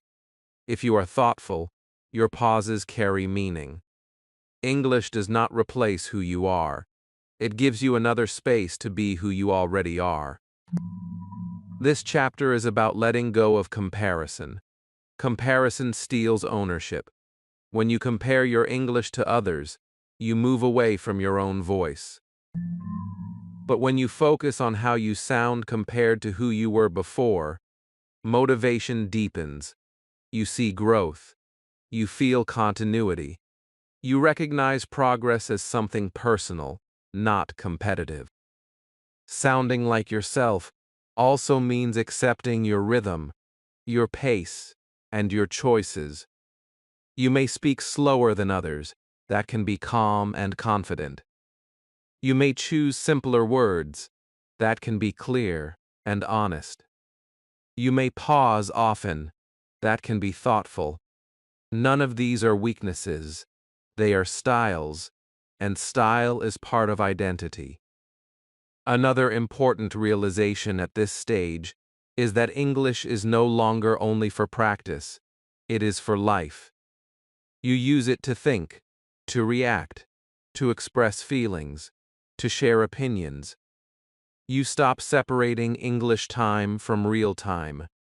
English shows up naturally in moments without planning. That is ownership. Motivation also changes here. At earlier stages, motivation often comes from goals: passing a test, getting a job, reaching fluency. But now motivation becomes internal. You speak English because it feels useful, expressive, and satisfying. You enjoy understanding. You enjoy responding. You enjoy being understood. This kind of motivation lasts longer because it is connected to identity, not pressure. Many learners fear losing progress once motivation fades. This chapter reminds you that identity-based learning does not fade easily. When English becomes part of who you are, you do not forget it. You may slow down sometimes. You may feel less active, but the language stays with you because it is integrated into your thinking and expression. Sounding like yourself also brings emotional safety. You stop performing. You stop proving. You stop hiding behind memorized phrases. You speak honestly, even when your language is simple. Honesty creates confidence. Confidence creates ease. Ease creates fluency. You may notice that conversations feel different now. You are not only reacting, you are contributing. You share thoughts. You share feelings. You share small pieces of your life. People respond to you, not just to your English. That response reinforces your identity as a real speaker. This chapter also encourages you to protect your voice. Do not let fear or comparison shrink it again. You have earned this comfort through practice and patience. Trust it. Use it. Let it grow naturally. Another powerful sign of ownership is flexibility. You adjust your English without stress. You simplify when needed. You explain differently when misunderstood. You do not freeze. You adapt. Adaptation is a sign of true fluency because it shows control, not memorization. You may still make mistakes. That does not change who you are now. Mistakes no longer threaten your identity. They are just moments in communication. When your identity as a speaker is strong, mistakes lose their emotional weight. This chapter is also about pride, but quiet pride. Not arrogance, not showing off, just a steady sense of "I can do this." That feeling changes how you approach future learning. You are no longer chasing English. You are building on it. From this point forward, English is not a challenge standing in front of you. It is a tool in your hand. You choose how to use it. You shape it to fit your life. That choice is empowering. By the end of this chapter, I want you to recognize something deeply. You are not borrowing English anymore. You own it in your own way. Your accent, your rhythm, your words, your pauses all belong to you. That is what it means to sound like yourself in English. This is not the end of growth, but it is a strong foundation. From here, progress feels lighter, learning feels more personal, motivation feels deeper. You are no longer trying to speak English, you are speaking it, and you sound like yourself while doing it. That is real fluency. Chapter 41: English for Real-Life Confidence. There is a quiet but important difference between knowing English and trusting English. Many learners reach a point where they understand a lot, can form sentences, and can communicate when needed, yet they still hesitate in real life. The words are there, but confidence is not. This chapter is about closing that gap. It is about turning ability into calm, steady confidence in everyday situations, where real people are involved and emotions matter more than perfect language. Knowing English lives in the mind. Trusting English lives in the body. When you trust your English, your shoulders relax, your breathing slows, your voice comes out naturally. You stop checking every word before speaking. This trust does not appear because you learned more grammar. It appears because you learn to rely on yourself while speaking. That is real-life confidence. In everyday life, English rarely appears in perfect conditions. People speak while walking, working, eating, or thinking about something else. Conversations happen quickly and casually. In these moments, confidence matters more than correctness. A calm, "Yes, I think so," or "one moment works better than a perfect sentence spoken with fear." Real-life confidence is about staying present, not sounding impressive. One reason learners struggle in real situations is fear of judgment. They imagine people noticing every mistake, every pause, every accent. This fear creates tension, and tension blocks confidence. The truth is simpler. Most people care about understanding, not evaluation. They want to know what you need, what you think, or what you feel. When you focus on communication instead of judgment, confidence grows naturally. Body language plays a powerful role here. Even with simple English, confident body language changes how your message is received. Standing upright, making gentle eye contact, and facing the person you are speaking to sends a clear signal. It says, "I am here. I am engaged." You do not need dramatic gestures. Calm presence is enough. Tone is another quiet tool that builds real-life confidence. A steady, relaxed tone makes simple English sound strong. When your tone is calm, listeners feel comfortable. They are more patient. They respond kindly. Tone often matters more than vocabulary. You can say very little and still sound confident if your tone is steady. Many learners rush their words because they are afraid of silence. They think fast speech hides mistakes. In reality, rushing increases tension and reduces clarity. Speaking slightly slower gives you control. It shows confidence, not weakness. Pauses are not failures. Pauses are space. They give you time to think and help the listener follow you. This chapter also helps you understand that confidence is situational. You may feel confident ordering food, but nervous in a group discussion. That is normal. Confidence grows area by area, moment by moment.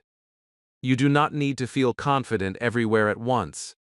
Each successful real-life interaction builds trust in your English. Let's talk about common real-life moments. Asking for help, making a request, answering a question, sharing a simple opinion.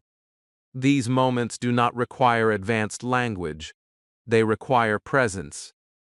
When you approach them calmly, your English works. You begin to realize that your language ability is already enough for daily life. Another important shift is learning to accept imperfection publicly. Confidence does not mean hiding mistakes. It means continuing despite them. When you keep speaking after a small mistake, you send a powerful message to yourself. I can handle this. That message builds trust faster than perfection ever could. Confidence also grows when you stop rehearsing conversations in your head. Rehearsal creates pressure. Real conversations are unpredictable. Trust allows flexibility. When you trust your English, you adapt. You adjust. You find another way to say something. Adaptation is confidence in action. This chapter encourages you to separate confidence from performance. You are not performing English for an audience. You are using English as a tool. Tools do not need to be perfect. They need to work, and your English works. Another helpful idea is grounding yourself physically before speaking. Feel your feet on the ground. Take one slow breath. Relax your jaw. These small actions calm the nervous system. A calm body supports confident speech. You may notice that when you feel grounded, your English sounds better automatically. Words come more easily. Your voice sounds clearer. Confidence shows itself through ease, not effort. This chapter also reminds you that confidence is not loudness. You do not need to dominate conversations. Quiet confidence exists. Speaking calmly, listening well, and responding thoughtfully create strong presence. Many confident people are not the loudest in the room. Fear of judgment does not disappear overnight, but it softens when you collect real experiences. Each time you speak, and nothing bad happens, fear loses power. Confidence grows through evidence, not imagination. From today, treat real-life English moments as practice grounds, not tests. Each interaction is a chance to strengthen trust in your English. You do not need to succeed perfectly. You need to show up. By the end of this chapter, I want you to feel more steady when you speak English in everyday life. Not fearless, but grounded. Not perfect, but capable. You begin to feel that English is something you can rely on, even when you are nervous. Knowing English is important. Trusting English changes everything. When trust grows, confidence follows quietly. And when confidence appears, English stops feeling fragile and starts feeling solid in your daily life. This is real-life confidence, and it is something you are already building, one calm moment at a time. Chapter 42: English for Work and Daily Responsibilities. At some point, English stops being only a personal skill and starts becoming a responsibility.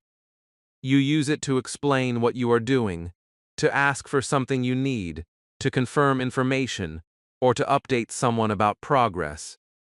This moment can feel heavy for learners because work and responsibility carry pressure. Mistakes feel more serious. Words feel more important. This chapter is here to remove that fear. English for work and daily responsibilities does not require advanced vocabulary or impressive language. It requires clarity, calmness, and honesty. When you understand this, English becomes a support, not a stress. Let's begin by changing how you see work English. Many learners imagine meetings, presentations, and formal speeches. In reality, most work communication is simple and practical. People explain what they are doing. They ask for time. They confirm details. They share small updates. These interactions happen every day, and they usually happen in simple language. Work English is not about sounding smart. It is about being clear and reliable. One of the most important skills in work-related English is explaining tasks simply. You do not need long descriptions. Short, direct explanations are preferred. Saying something like, "I'm working on it," "I finished this part," or "I need more time," is normal and professional. These sentences may feel too simple to learners, but they are exactly what people expect. Clarity builds trust. Requests are another common part of daily responsibilities. Many learners feel uncomfortable asking for things in English because they fear sounding rude or weak. In reality, polite requests are easy and natural. Simple phrases like, "Can you help me with this?" or "Could you check this, please?" are respectful and professional. Tone matters more than complexity. A calm, polite tone communicates respect immediately.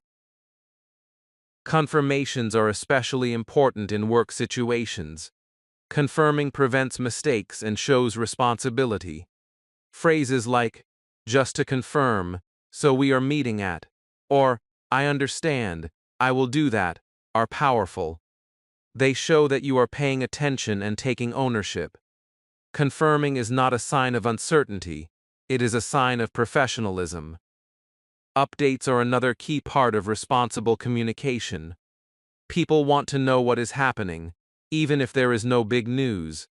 Simple updates like, "I'm still working on it," "It will be ready soon," or "I'll send it later today," are enough.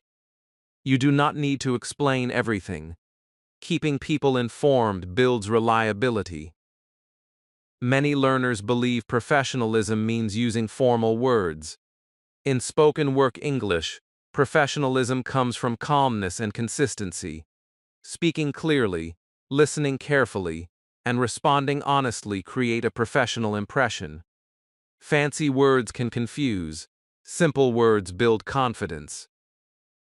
Let's also talk about admitting problems, because this is where many learners panic.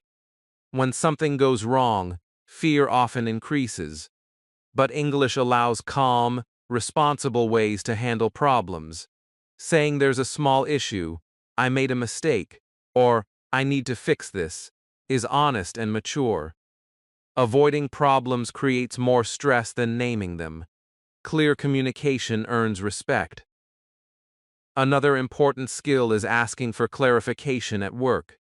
You do not need to understand everything immediately. Saying, "Can you explain that again?" or "I want to be sure I understand," is completely acceptable. In fact, it shows care and responsibility. People prefer questions over assumptions.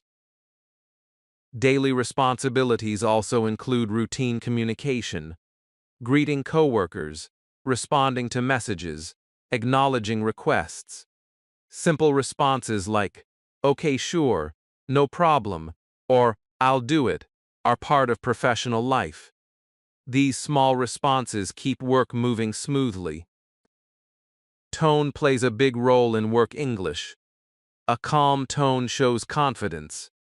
A rushed or nervous tone can create misunderstanding. When you speak calmly, even simple English sounds strong. You do not need to speak loudly or quickly. Steady speech feels dependable. Body language also supports professional English. Looking at the person you are speaking to, standing or sitting upright, and staying attentive all communicate responsibility. Even when your English is simple, your presence carries meaning. This chapter also helps you let go of perfectionism at work. You do not need perfect grammar to be respected. You need clear intentions and follow-through. When people see that you do what you say, trust grows. Trust matters more than language accuracy. You may notice that work English often repeats the same patterns. This is good news. Familiar patterns reduce stress and increase speed. Over time, these patterns become automatic. English starts working for you, not against you. Another important idea is separating urgency from panic. Work can feel urgent, but urgency does not require panic. When you stay calm, you make better decisions and speak more clearly. Calmness is a professional skill. This chapter encourages you to see yourself as capable in English-speaking environments. You are not pretending, you are participating. You may still be learning, but you are already contributing. Contribution builds confidence faster than observation. From today, treat work-related English as practical communication, not performance. Focus on what needs to be said, not how impressive it sounds. Use simple sentences, speak calmly, confirm when needed, update honestly. You may notice something powerful when you do this. People respond positively. They appreciate clarity. They trust you more. That response reinforces your confidence and reduces fear. By the end of this chapter, I want you to feel dependable in English. Not perfect, but reliable. Not advanced, but effective. You begin to see that English supports your responsibilities instead of complicating them. English for work and daily responsibilities is not about showing off language. It is about showing up clearly and calmly. When you do that, respect follows naturally.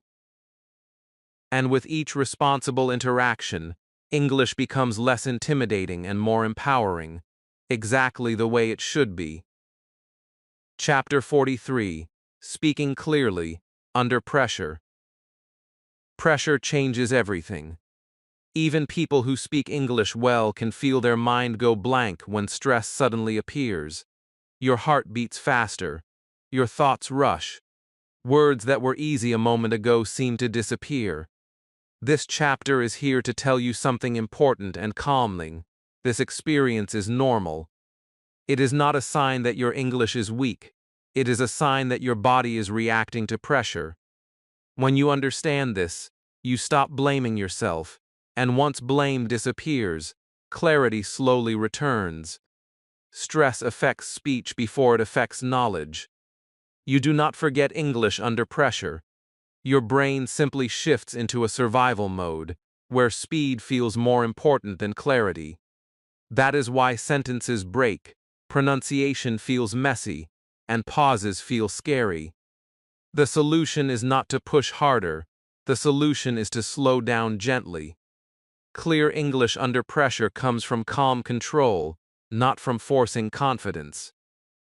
One of the most powerful habits you can learn is slowing your speech when you feel nervous. This may sound opposite to what pressure demands, but it works. Speaking slightly slower gives your brain time to choose familiar words instead of panicking. It also makes your listener more patient and attentive. A calm pace creates authority, even when your sentences are simple. Simplifying sentences is another key skill under pressure. When stress appears, long sentences collapse easily. Short sentences survive. Saying one moment, "Let me check," or "I'm not sure yet" buys you time and keeps communication alive. These are not weak responses. They are professional and human responses.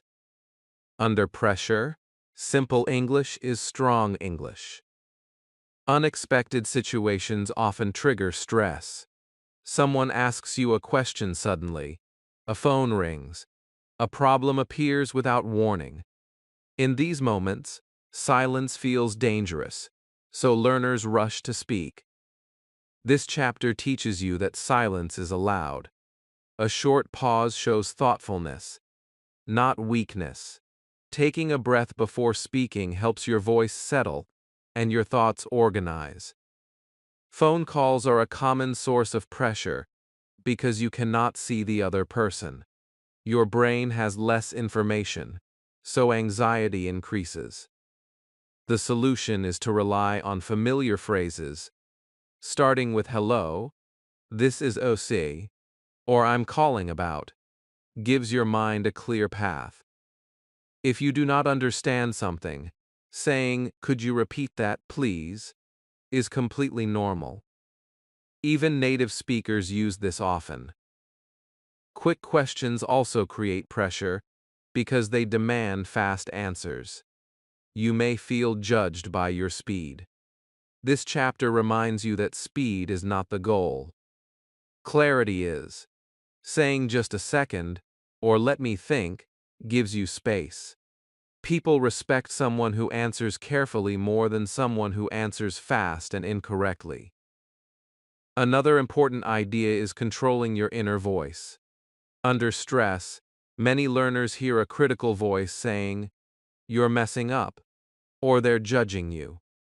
This voice increases panic and blocks speech. You do not need to fight this voice aggressively. You simply need to ignore it and return your attention to the message you want to share.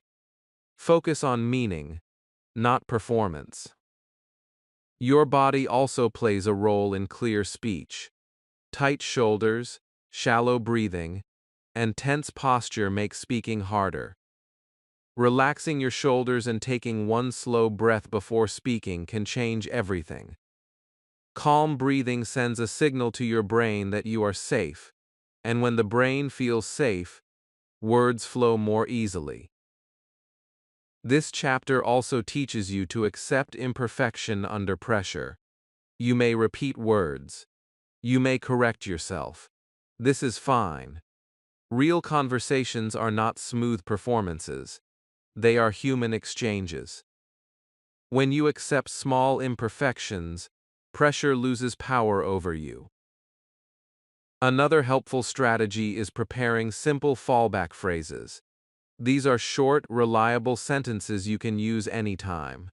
Phrases like, "Let me explain," "I'll get back to you," or "I need a moment," act like anchors. When stress hits, these phrases come automatically and stabilize your speech. You will also learn that pressure decreases with experience. The first few stressful situations feel intense. Later, similar situations feel easier because your brain recognizes them. This is how confidence grows quietly. You do not suddenly become fearless. You become familiar. The chapter also addresses fear of judgment. Many learners believe others notice every mistake. In reality, most people focus on the message, not the grammar. They notice confidence, calmness, and honesty more than accuracy. When you stay calm, listeners relax too. Clear English under pressure is not about having advanced vocabulary ready. It is about using the English you already know wisely. Familiar words spoken calmly are more powerful than complex words spoken nervously. By the end of this chapter, you begin to trust yourself in stressful moments. You understand that pressure does not remove your English. It only tests your calm, and calmness is a skill you can practice. From now on, when stress appears, you will remember three simple ideas. Slow down, simplify, breathe. These small actions protect your English and your confidence. English becomes something you can rely on, even when life feels fast, even when situations are unexpected, even when your heart beats a little faster. That is real progress. That is real speaking. Chapter 44, English for Travel and New Places. Travel changes something inside you. New streets, unfamiliar faces, different sounds, and unknown routines all wake up your senses. But for many learners, travel also brings fear, especially when English becomes the bridge between you and the world around you. This chapter is here to replace that fear with confidence. English for travel does not require perfect grammar or advanced vocabulary. It requires calm communication, polite tone, and the courage to ask for help. When you understand this, travel stops feeling overwhelming and starts feeling freeing. Let's begin by removing a common misunderstanding. Travel English is not about long conversations or complicated sentences. Most travel interactions are short, practical, and repetitive. Asking for directions, checking into a place, ordering food, or asking for help all use simple patterns. You do not need to sound impressive. You need to be understood. One of the most important travel skills is asking for directions. Simple phrases like, "Excuse me," "Can you help me?" or "Where is open doors everywhere?" You do not need to know every word in the answer. You listen for key information like left, right, street names, or landmarks. Even if you miss some words, the message usually becomes clear through context and gestures. Direction conversations are cooperative. People want to help.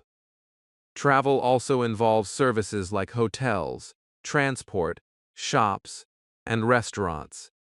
These situations follow predictable language patterns. Checking in, buying tickets, or ordering food often includes the same questions and responses. When you stay calm and listen for familiar phrases, everything feels easier. You do not need to rush. Service conversations are not tests. They are routines. Politeness plays a big role in travel English. Simple words like please, thank you, and sorry create positive energy instantly. Even if your English is basic, politeness makes communication smooth. Tone matters more than accuracy. A calm, friendly tone builds trust across cultures. Casual interactions also happen while traveling. Small talk with a taxi driver, a hotel staff member, or a fellow traveler often stays light and short. You can respond with simple reactions like, "That's nice, really," or "I see." You do not need to carry the conversation. Just participating is enough. These moments build confidence naturally. Another important part of travel English is asking for help. Many learners feel embarrassed asking questions, but travel is one of the most accepted times to ask for help. People understand you are new. Saying, "I'm not sure," "I'm lost," or "Can you show me?" is completely normal. Asking for help is not weakness. It is smart communication. This chapter also teaches you how to handle misunderstandings calmly.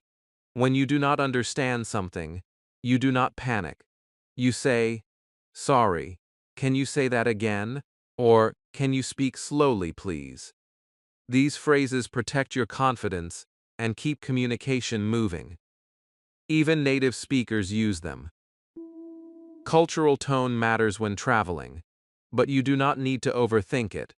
Respect, patience, and openness work everywhere. Smiling, listening carefully, and staying calm communicate respect beyond words. English becomes part of that respectful exchange, not the center of it. Travel often puts you in new situations quickly. This can feel stressful, but it also speeds up learning. Your brain becomes alert. You start recognizing patterns faster. This chapter helps you trust that process. You do not need to control every moment. You need to stay present. Another powerful idea in this chapter is independence. When you can ask questions, understand basic responses, and express needs in English, you gain freedom. You no longer depend fully on others. You can move, decide, and explore with confidence. This feeling is deeply motivating. You may also notice that your English improves during travel without studying. Exposure does that. Hearing English in real situations strengthens understanding naturally. You begin to associate words with places, actions, and emotions. This makes memory stronger. This chapter encourages you to see mistakes during travel as part of the journey. No one expects perfection from a traveler. Effort is appreciated more than accuracy. When you accept this, fear loosens its grip. By the end of this chapter, you begin to imagine yourself navigating new places comfortably, asking questions, getting help, making small connections. English becomes a tool of exploration, not a barrier. Travel is about movement, curiosity, and courage. English supports all three. When you trust your ability to communicate simply and politely, the world opens up. You are no longer just learning English. You are using it to move through life. That is real independence. Chapter 45.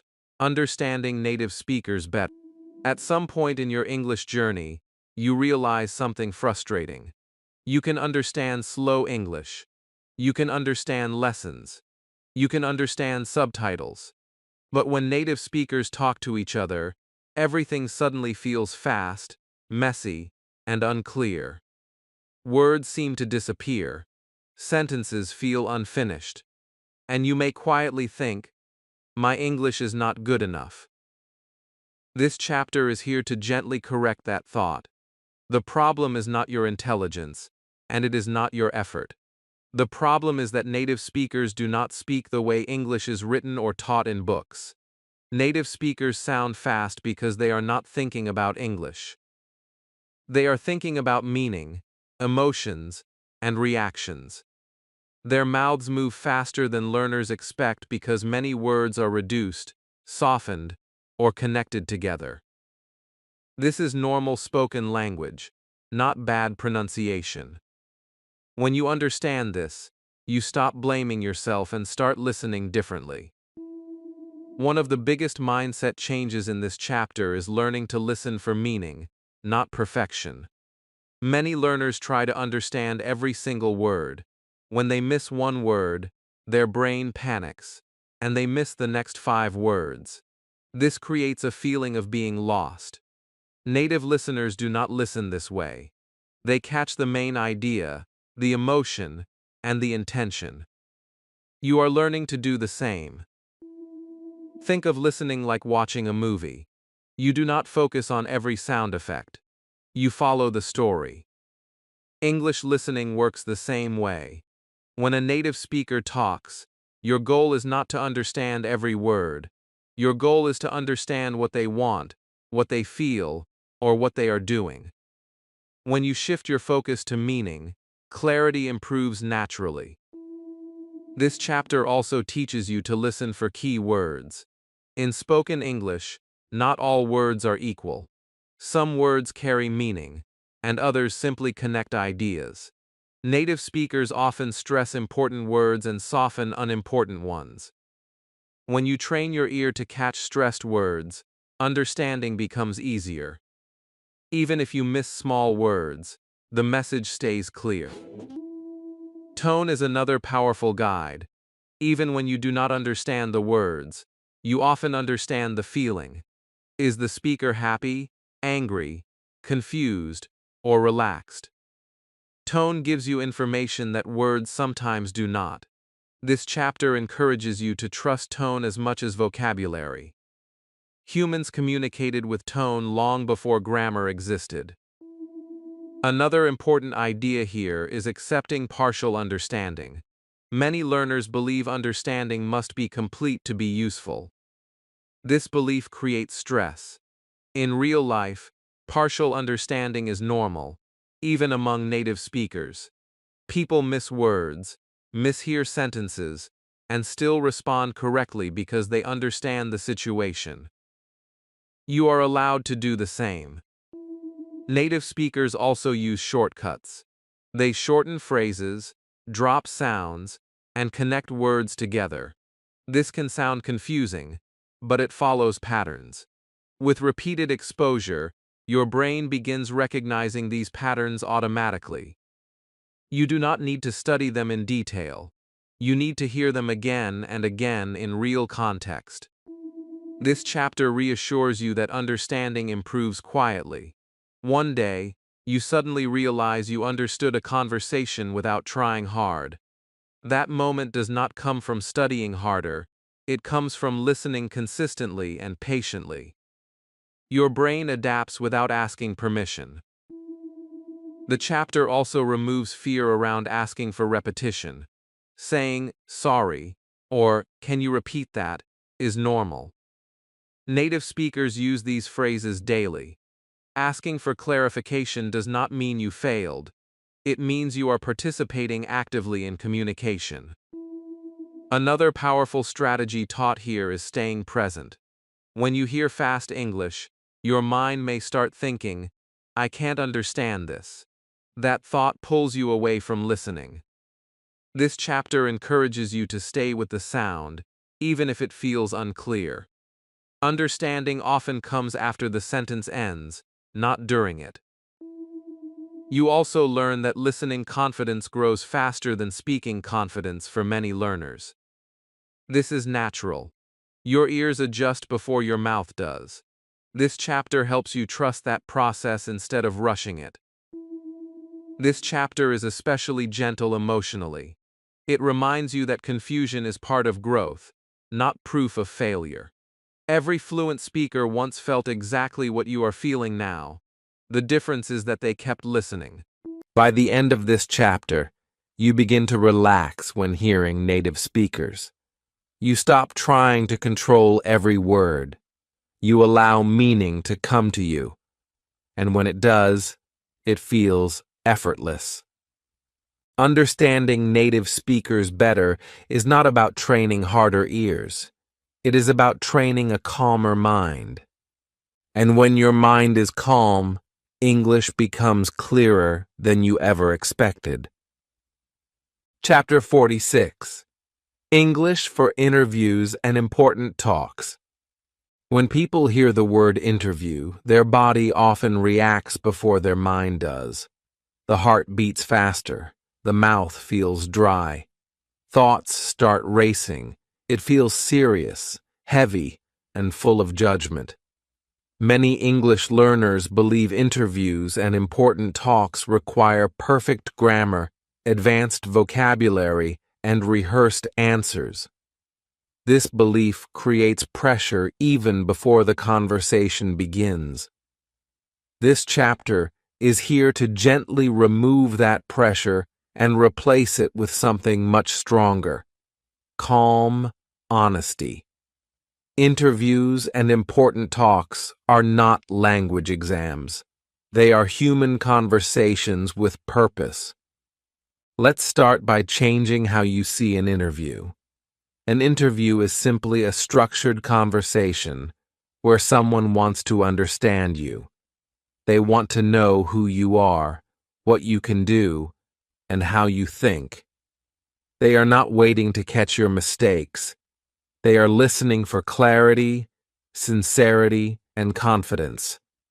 When you understand this, English stops feeling like a performance and starts feeling like a bridge.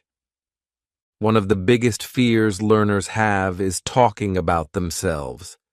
They worry about finding the right words, sounding impressive, or explaining their experience correctly. This chapter teaches you something very important. Simple English is powerful in interviews. Saying things clearly and honestly matters more than sounding advanced. A simple sentence spoken with confidence is far more effective than a complex sentence spoken with fear. Talking about yourself does not mean telling your life story. It means sharing clear pieces of information: where you are from, what you do, what you have done, what you want to do next. These ideas can be expressed with very basic language. I work as, I have experience in, or I'm interested in, are strong, natural ways to begin. You do not need to decorate these sentences. Truth gives them strength. This chapter avoids scripted answers on purpose. Memorized responses often sound unnatural and increase stress when you forget one word. Instead, you learn how to speak from understanding. When you understand your own story, you do not need to memorize lines. You can explain ideas in different ways if needed. That flexibility builds real confidence. Another important part of interviews and important talks is answering questions calmly. When someone asks you a question, you do not need to answer immediately. Taking a short pause shows thoughtfulness. Saying, "That's a good question," or "Let me explain," gives you time to organize your thoughts. This is normal, even for native speakers. This chapter also teaches you to focus on meaning instead of grammar. If you communicate your idea clearly, small grammar mistakes do not matter. Interviewers and listeners focus on what you say, not how perfectly you say it. Clarity and honesty build trust faster than accuracy. Goals are another common topic in important conversations. Many learners struggle to talk about the future. This chapter shows you that goals can be expressed simply. You do not need long explanations. Saying, "I want to grow," "I want to learn more," or "I'm looking for opportunities," is enough. These statements sound natural and sincere. Important talks are not always formal interviews. They can be meetings, discussions, or serious conversations. The same principles apply. Speak calmly. Use simple sentences. Stay honest. When you do not know something, say so politely. Honesty creates respect. This chapter also addresses nervousness openly. Feeling nervous does not mean you are unprepared. It means the conversation matters to you. Nervousness can exist alongside clarity. You do not need to eliminate it completely. You only need to manage it. Slow breathing, steady posture, and a calm tone help your words come out clearly. Listening is just as important as speaking in interviews. When you listen carefully, your responses become more relevant and natural. You do not need to rush. Listening shows confidence and respect. It also reduces pressure because you are not carrying the conversation alone. Another powerful idea here is authenticity. Trying to sound like someone else creates tension. Speaking as yourself creates ease. Your accent, your pace, and your style are part of your identity. This chapter encourages you to speak proudly, not apologetically. You are not asking permission to speak English. You are using it. The chapter also reminds you that preparation does not mean memorization. Preparation means understanding your strengths, your experiences, and your goals. When you understand these, English becomes a tool to express them, not a barrier. By the end of this chapter, interviews and important talks feel less intimidating. You begin to see them as conversations where clarity and honesty matter more than perfect language. You feel prepared because you understand what you want to say, not because you memorized what to say. English becomes a way to represent yourself truthfully, calmly, confidently. And when you speak from that place, people listen, not because your English is perfect, but because it is real. Chapter 47. Fixing your English naturally over time. At this stage of your journey, something important needs to be said clearly and honestly. Your English does not need to be fixed all at once. It does not need pressure. It does not need chasing perfection. English improves the same way confidence improves, the same way habits grow, and the same way comfort develops, slowly, quietly, and naturally. This chapter is about releasing the stress of constant correction and learning how improvement actually happens over time. Many learners believe that fluent speakers are fluent because they corrected every mistake early. That is not true. Fluent speakers became fluent because they kept using English, even when it was imperfect. Their English adjusted itself through exposure, repetition, and real usage. The brain is not a machine that needs constant fixing. It is a system that adapts when it feels safe and active. When English becomes part of your life, improvement happens automatically. One of the biggest problems learners face is overcorrecting themselves while speaking. They stop mid-sentence. They restart.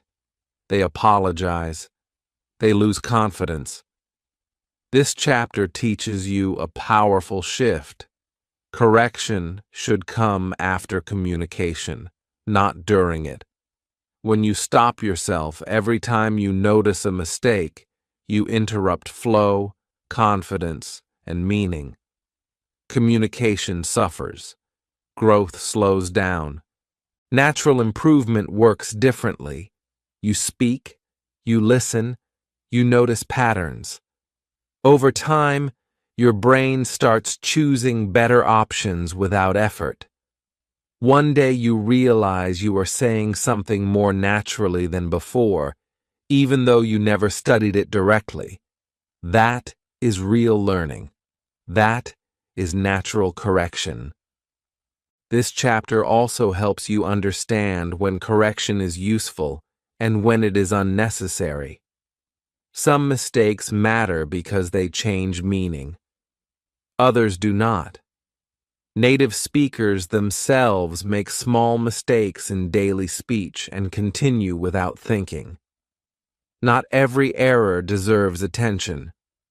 Learning which ones to ignore protects your confidence and keeps you moving forward. Exposure plays a huge role in natural improvement. When you hear correct English regularly, through conversations, videos, stories, or listening practice, your brain absorbs structure without conscious effort. You may not be able to explain grammar rules, but you feel what sounds right. That feeling is more valuable than memorized rules. Usage is equally important. English that stays in your head does not grow. English that comes out of your mouth does. Each time you speak, even briefly, you give your brain data. The brain compares, adjusts, and improves quietly. You do not see it happening day by day, but over weeks and months, the difference becomes clear. This chapter also removes the idea of deadlines. Many learners feel pressure because they want fluency by a certain time. This creates anxiety and disappointment.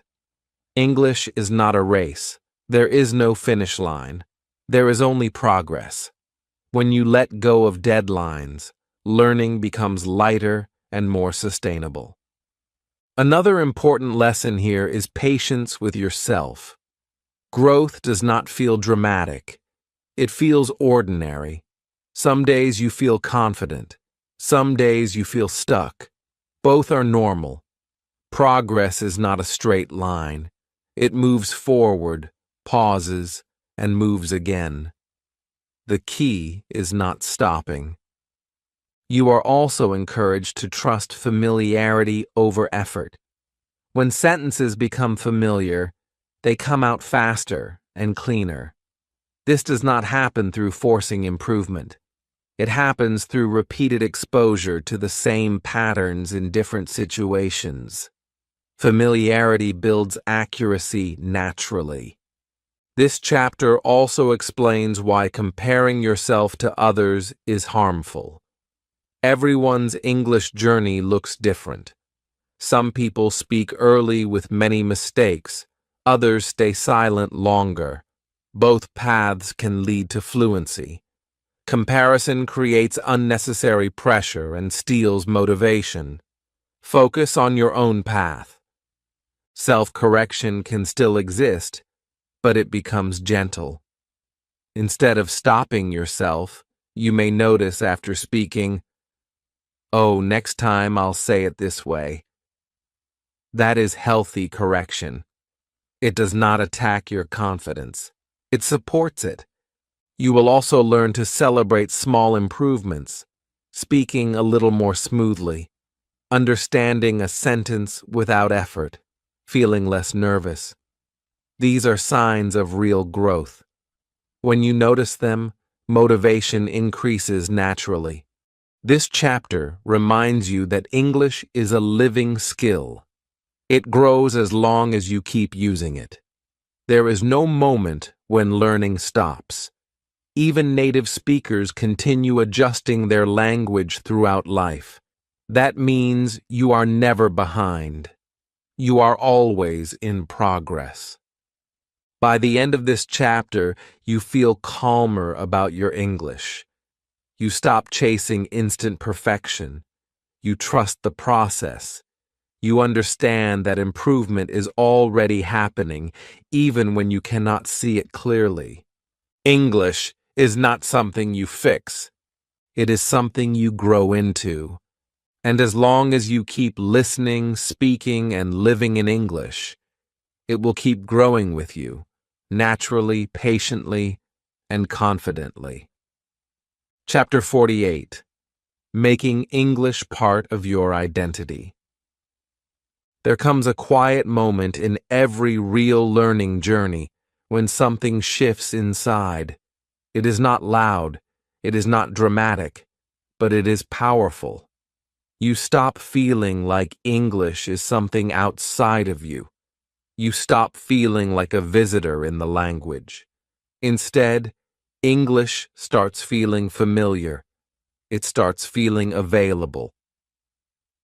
This chapter is about that shift, not about learning more rules or techniques, but about allowing English to become part of who you are.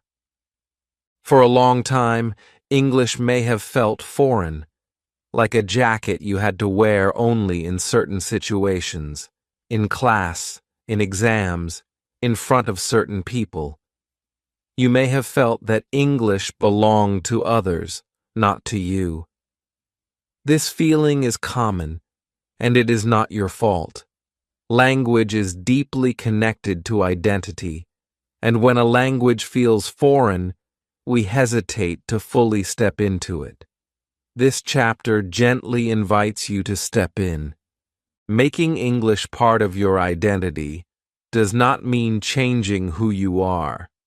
It does not mean losing your culture, your accent, or your personality. It means expanding yourself. You are not replacing your first language. You are adding another voice to your inner world. English becomes another way you think, feel, and express. One of the signs that English is becoming part of your identity is comfort. You no longer feel the need to announce that your English is not good. You no longer apologize before speaking. You speak, and you let your words exist. That comfort does not come from perfection. It comes from acceptance. You accept where you are, and that acceptance gives you strength. This chapter encourages you to feel pride in your progress. Not loud pride. Quiet pride. The kind where you notice that you understand more than before. That you can express feelings, even if simply. That you can think small thoughts in English without effort. These are not small achievements. They are signs of real integration. When English becomes part of your identity, your relationship with mistakes changes. Mistakes no longer feel like threats. They feel like movement. You understand that mistakes happen in all languages, even your first one. You stop measuring your worth by accuracy and start valuing expression. Another important shift happens emotionally. You begin to express feelings in English without translating them first. You may say, "I'm tired," "I'm excited," or "I'm worried," and feel the emotion directly in English. This is a powerful moment. It means English is no longer just intellectual. It is emotional, and emotional language sticks deeply. This chapter also talks about ownership. English is not owned by a country, a culture, or a group of people. It is a global language shaped by millions of voices. Your voice belongs in it. Your accent, your rhythm, your way of speaking add to the language, not take away from it. When you accept this, confidence grows naturally. You may also notice that English starts appearing in your inner dialogue. Small thoughts, reactions, labels. This does not happen because you forced it.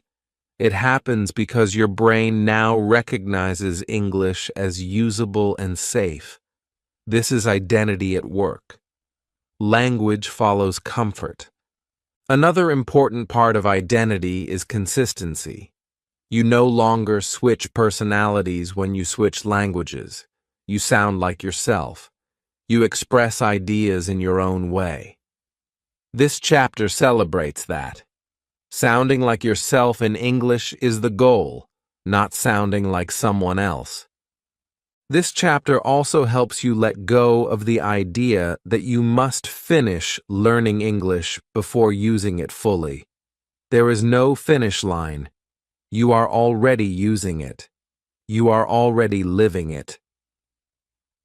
Identity does not wait for perfection. It forms through use. You are encouraged to notice moments when English feels natural. When you laugh in English. When you react without thinking. When you feel understood. These moments are proof that English is becoming part of you. Making English part of your identity also changes motivation. You no longer learn English only to achieve something. You learn it because it is part of how you move through the world. That kind of motivation is stable. It does not disappear easily. By the end of this chapter, English feels closer, warmer, more personal. You stop asking, "When will English become easy?" and start feeling, "English is already mine." Not perfect, not complete, but real. English is no longer a foreign visitor in your life. It is a familiar voice inside you. And from here on, it grows with you, naturally, confidently, and honestly, as part of who you are. Chapter 49. Living Your Life in English Moments. At this point in your journey, English no longer feels like a lesson you sit down to study. It feels closer than that. It feels present. But now comes an important shift that decides whether English stays temporary or becomes permanent. That shift is not about studying more. It is about living English in small, natural moments every day. This chapter is about building a life where English quietly exists alongside you, without pressure, without schedules, and without force. Many learners believe immersion means moving to another country or spending hours every day surrounded by English. That belief creates distance and frustration. Real immersion does not require changing your life. It requires changing how you use the moments you already have. English moments are small, ordinary, and powerful. They happen while you wake up, walk, eat, think, scroll, and rest. When English lives inside these moments, it stops being something you do and starts being something you are with. An English moment can be as simple as naming what you see around you. You wake up and think, morning. You look at the sky and think, cloudy. You feel tired and think, I need coffee. These are not exercises. They are moments. They do not require effort, just awareness. When you do this regularly, your brain stops separating English from life. Media plays a gentle role in this chapter. Not heavy study videos or complicated content, but English that fits your mood. Short videos, simple stories, calm podcasts, or familiar shows you enjoy. You are not listening to understand everything. You are listening to stay connected. Even background English counts. Your brain absorbs rhythm, tone, and patterns naturally when pressure is removed. Thinking in English also becomes more relaxed here. You are not forcing full sentences or perfect thoughts. You are allowing English reactions, small thoughts, labels, feelings. When you feel happy and think nice, or feel stressed and think too much, you are living English. These moments do not feel dramatic, but they are powerful because they happen without resistance. Speaking moments also become lighter. You may speak to yourself while doing tasks. I'm cleaning. I'm late. Almost done. These are not practice drills. They are life happening in English. The more these moments appear, the less English feels separate. This chapter also teaches you to stop counting minutes. Long-term immersion does not grow from strict routines that exhaust you. It grows from consistency that fits your life. 5 minutes here, 1 sentence there, a thought before sleep. These moments add up quietly. Motivation changes here too. You are no longer learning English to finish a course or reach a level. You are using English because it fits into your life. That kind of motivation does not disappear easily. It feels natural and internal. Another important idea in this chapter is permission. You give yourself permission to use English imperfectly in daily life. You do not wait until you are ready. You allow English to exist as it is. This permission removes tension and allows growth. English moments also protect you from burnout.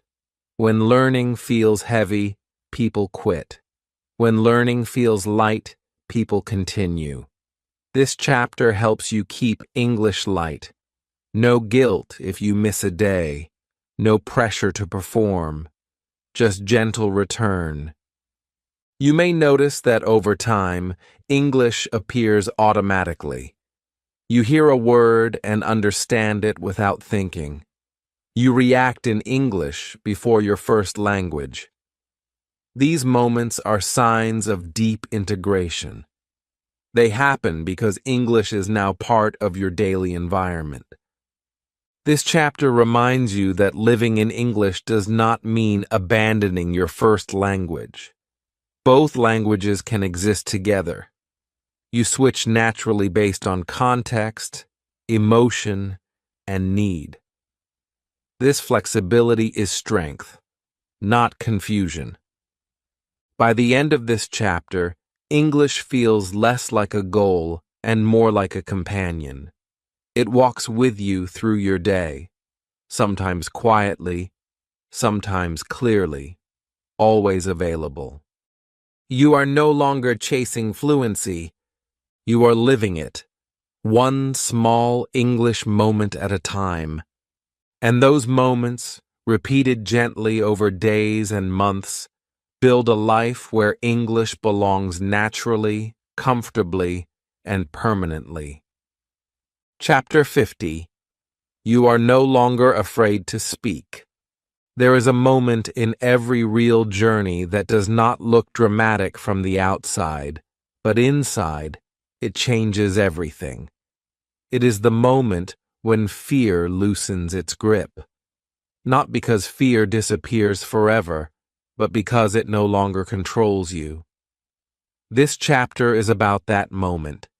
It is about realizing that you are no longer afraid to speak English, not because you are perfect, but because you are brave, calm, and grounded in who you have become.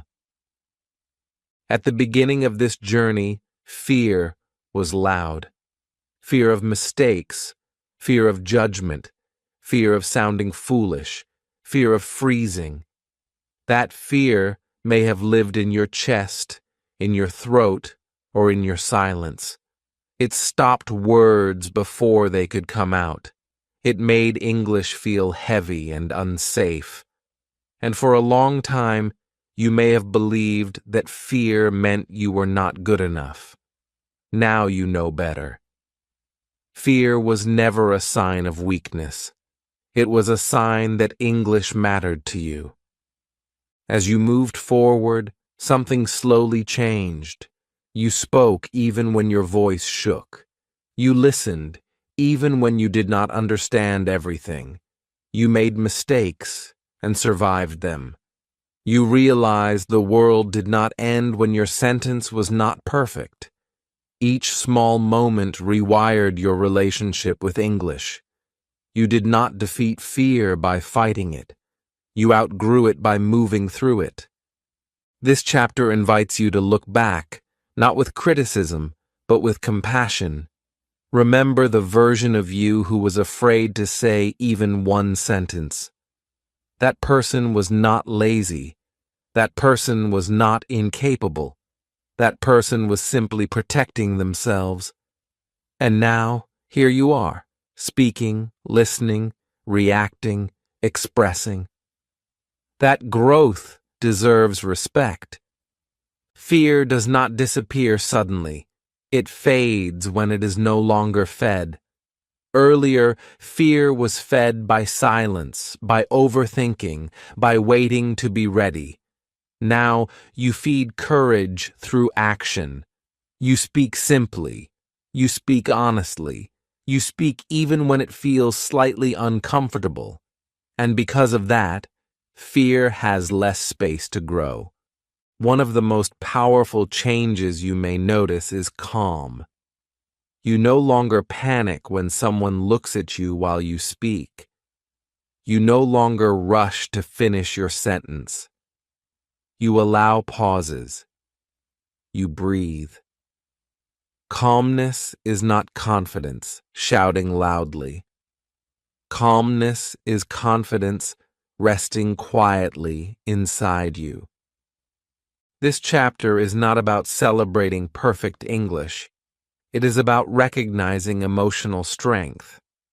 Emotional strength is speaking even when your sentence is simple. Emotional strength is asking for clarification without shame. Emotional strength is continuing the conversation instead of escaping it. These are real victories. You may still feel nervous sometimes. That is human. But now, nervousness does not stop you.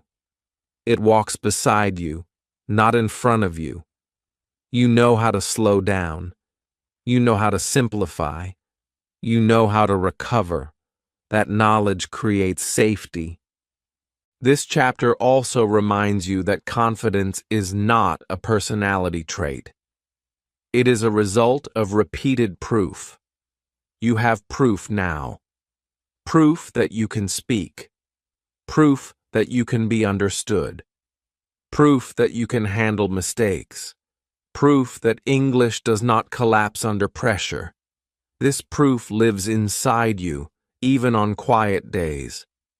There is also pride here, not the loud kind, but the steady kind. Pride in showing up, pride in not quitting, pride in choosing growth over comfort, pride in becoming someone who speaks, not someone who waits. This pride strengthens your voice more than any grammar rule ever could. As fear fades, curiosity grows. You become more interested in connection than correctness. You listen more deeply. You respond more naturally. English becomes a bridge, not a barrier. That is a sign of true progress. This chapter prepares you emotionally for what comes next. You are not at the end of the journey. You are entering a new stage, a stage where English supports your life instead of challenging it, a stage where confidence grows quietly day by day. You no longer ask, "What if I make a mistake?" You ask, "What do I want to say?" That shift is everything. By the end of this chapter, take a moment to acknowledge yourself, not the future version of you, the present one, the one who speaks, the one who listens, the one who tries, the one who is no longer afraid. Fear may still whisper sometimes, but it no longer decides. You do. And from this place, calm, capable, and courageous, you are ready for the final stage of your English journey, not as a learner hiding behind silence, but as a speaker who steps forward with confidence and ease. Chapter 51. English is now your friend.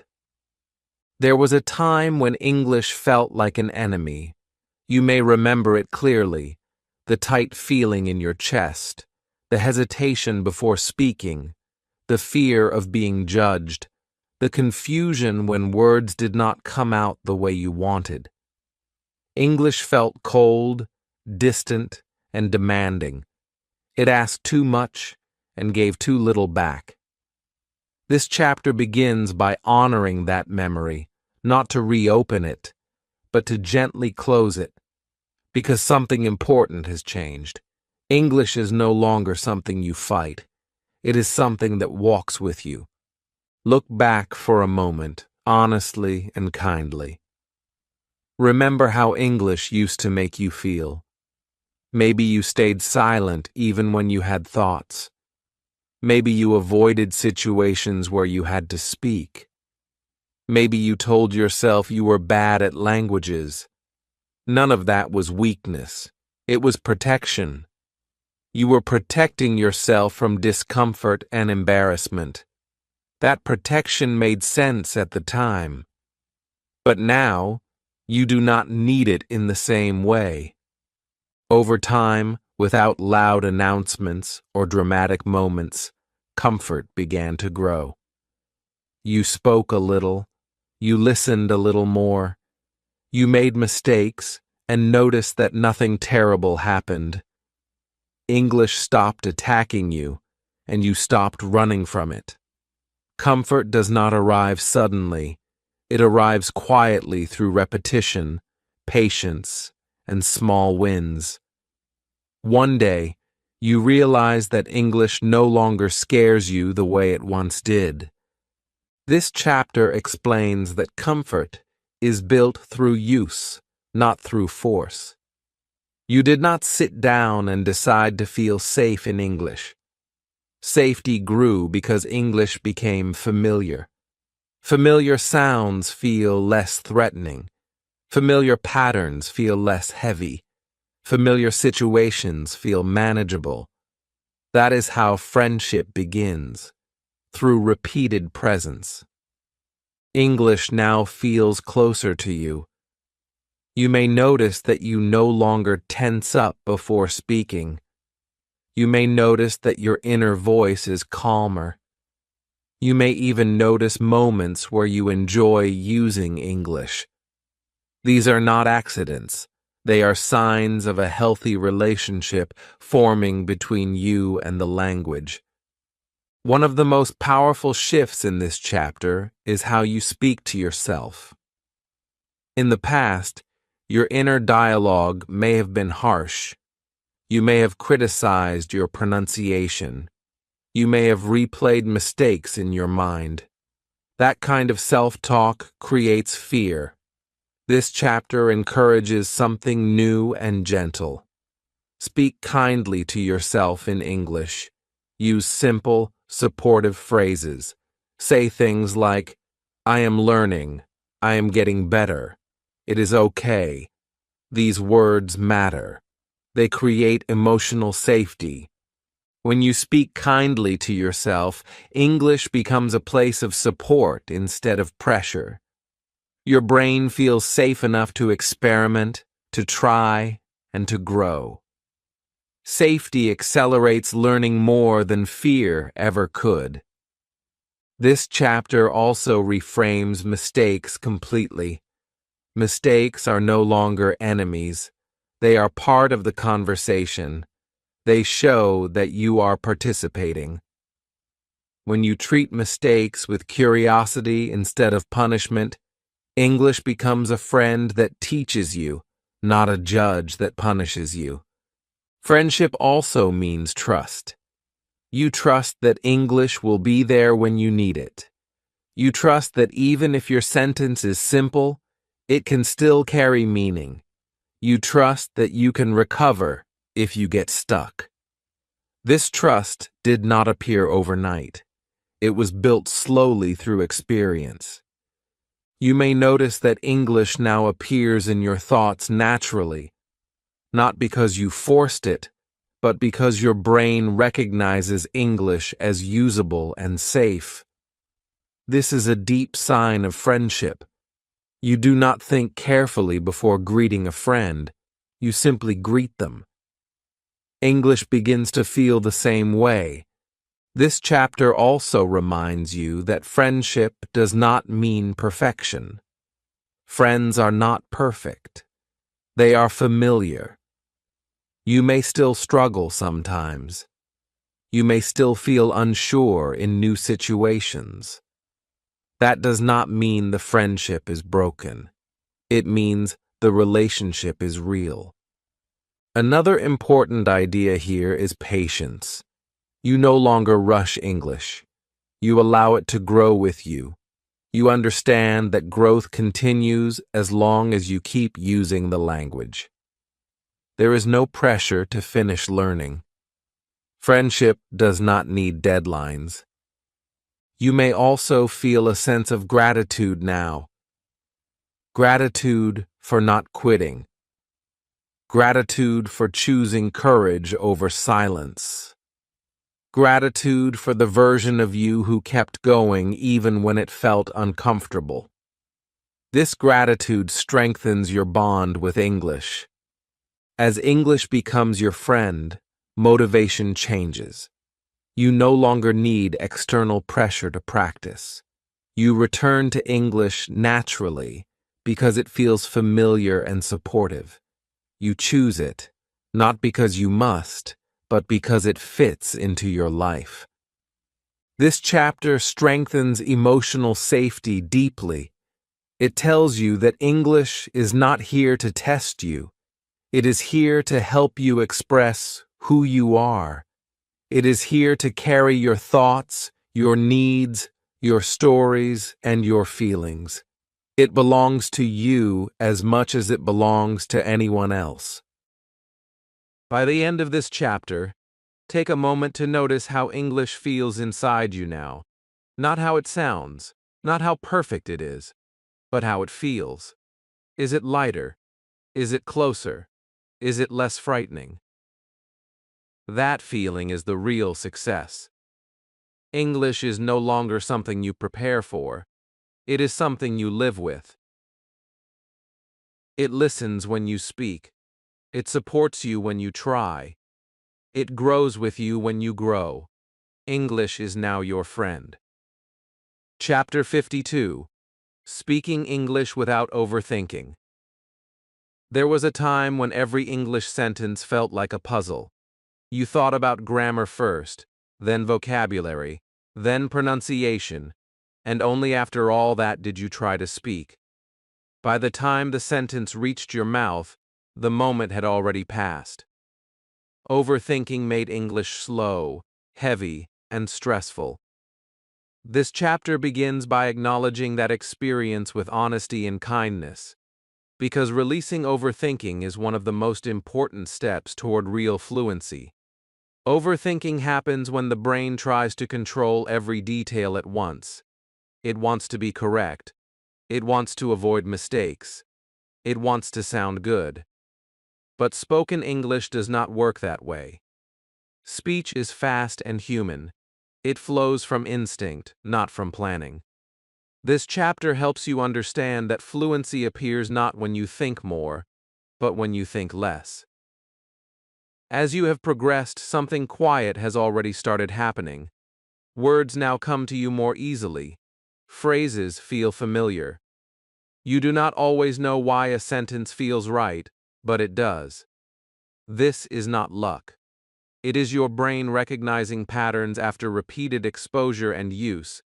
You have earned this stage. Now it is time to trust it. One of the biggest lessons in this chapter is learning to let the first sentence come out. Many learners stop themselves before speaking because they are planning a better version in their head. That planning creates delay and tension. When you allow the first simple sentence to come out, communication begins. You can always add more later. Speech grows through momentum, not perfection. This chapter explains that instinct is not guessing. Instinct is experience working quietly. Every time you listened, spoke, reacted, and practiced, your brain stored information. Now that information is ready to be used without conscious effort. When you trust instinct, English feels lighter and faster.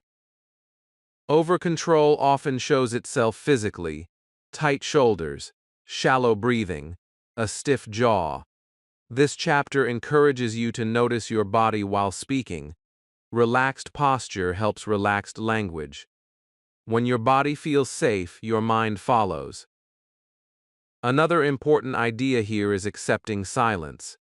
When you stop overthinking, you may pause naturally. Pauses are not failures, they are part of real conversation. Native speakers pause often. When you allow pauses, pressure reduces and clarity improves. This chapter also helps you stop monitoring yourself while speaking. Monitoring creates tension. You do not need to watch every word as it leaves your mouth. Once the sentence is spoken, let it go. Communication is not about review, it is about connection. The learner is also guided to focus on meaning instead of form. When you focus on what you want to say, not how perfect it sounds, language flows more easily. Meaning gives direction. Overthinking creates obstacles. You may notice that some sentences come out differently than you expected. That is fine. Spoken English is flexible. There is more than one correct way to say something. Trusting this flexibility removes fear. This chapter gently releases the need to control outcomes. You do not need to control how people react or whether they fully understand every word. You only need to show up and communicate honestly. When you let go of control, confidence grows. Another powerful shift described here is enjoyment. When overthinking fades, speaking can feel enjoyable. You begin to notice moments of ease, moments where English feels natural. These moments are signs of real fluency forming. The chapter also reminds you that overthinking may return sometimes, especially in new or stressful situations. That does not mean you lost progress, it means you are human. Each time you return to instinct more quickly, fluency strengthens. By the end of this chapter, speaking feels less like a performance and more like a conversation. You stop planning sentences in your head. You start responding naturally. English becomes something you use, not something you manage. You are no longer trapped inside your thoughts. You are present in the moment. Words come when they are needed. Pauses feel normal. Your voice feels free. Speaking English without overthinking is not about trying harder. It is about trusting what you have already built. And when you trust that, fluency appears quietly, confidently, and naturally. Chapter 53. Your English will keep growing. Many learners reach a quiet worry at this stage. After all the effort, after all the courage, a new fear appears. The fear is not about speaking anymore. It is about losing English. You may think, what if I stop practicing for a while? What if I get busy? What if my English fades? This chapter is here to gently remove that fear and replace it with something steady and reassuring. English does not disappear once it becomes part of you. Language is not a fragile object that breaks when you look away. It is a living skill that stays alive as long as there is even small contact. Let us begin with an honest truth. You do not forget your first language even if you do not actively study it.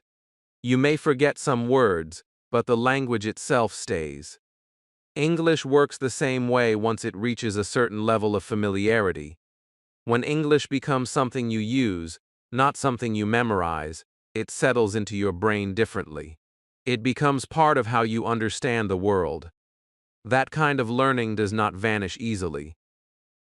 This chapter explains that growth does not stop just because lessons end. Growth continues through usage, listening, and exposure. Every time you hear English, even casually, your brain stays connected. Every time you speak a few sentences, your confidence stays warm. You do not need intense practice to keep English alive. You need gentle contact. One of the most important ideas here is removing the pressure of consistency. Many learners believe they must practice every day in the same way or they will lose progress. This belief creates stress and guilt. Real life is not perfectly consistent. Some days are busy, some weeks are quiet. English does not punish you for that. It waits for you and responds when you return. Small daily contact is powerful. Hearing a short video, thinking a few thoughts, speaking a few sentences. These moments may seem insignificant, but they keep the connection strong. Language thrives on familiarity, not intensity. A little English often is better than a lot of English rarely. This chapter also helps you understand how memory works. When you use English over time, your brain creates strong pathways. These pathways do not disappear quickly. They may feel slower if unused for a while, but they wake up again with exposure. This is why people who return to English after a break often regain confidence faster than beginners. The foundation remains. Another reassuring point is that understanding usually stays stronger than speaking. Even if you feel slow speaking after a break, your listening and comprehension remain. That means you are never starting from zero again. You are always restarting from a higher place. This chapter encourages you to trust the long journey. English is not something you finish and then protect. It is something that grows alongside your life. As your life changes, your English adapts. You learn new words when you need them. You forget some you no longer use. This is normal and healthy. You are also reminded that confidence becomes stable when fear disappears. Fear of losing English creates tension. Tension blocks growth. When you trust that English will stay with you, learning becomes relaxed and natural. Confidence settles instead of rising and falling. Another important lesson here is letting go of comparison. You do not need to measure your English against others or against your past self every day. Growth is not always visible. Sometimes it is quiet. Sometimes it shows itself suddenly.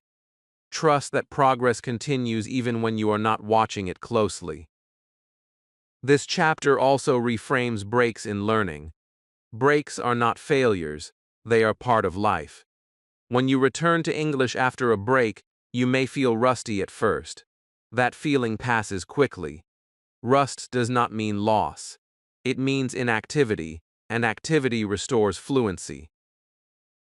You are encouraged to build simple habits that fit naturally into your life, not rigid routines, just gentle connections.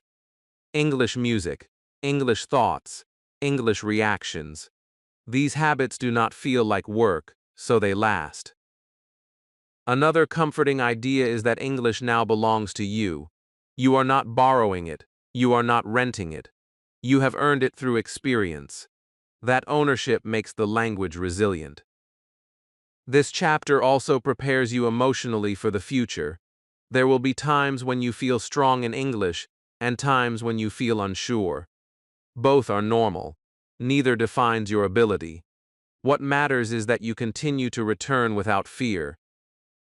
By the end of this chapter, you feel a deep calm about your English. You stop worrying about losing it. You trust the foundation you have built. You understand that English grows when life touches it. English is no longer something you hold tightly. It is something that lives with you. As long as you stay curious, open, and connected, even lightly, English will keep growing. Quietly. Naturally. And with you, for the long run. Chapter 54, Helping Others with Your English. There is a powerful moment in every learning journey when you stop seeing yourself only as a learner and begin to see yourself as someone who can help others. This moment does not arrive when your English becomes perfect. It arrives when you realize that your experience, your struggles, and your progress already have value. This chapter is about that shift. It is about moving from learning English only for yourself to using English as a way to support, guide, and encourage others. When this shift happens, confidence deepens in a way that practice alone can never create. Many learners believe they must reach a very high level before helping anyone else. They think, my English is not good enough yet, or I might teach something wrong. This belief keeps English locked inside. In reality, helping others does not require advanced language. It requires empathy, patience, and honesty. Beginners do not need perfect explanations.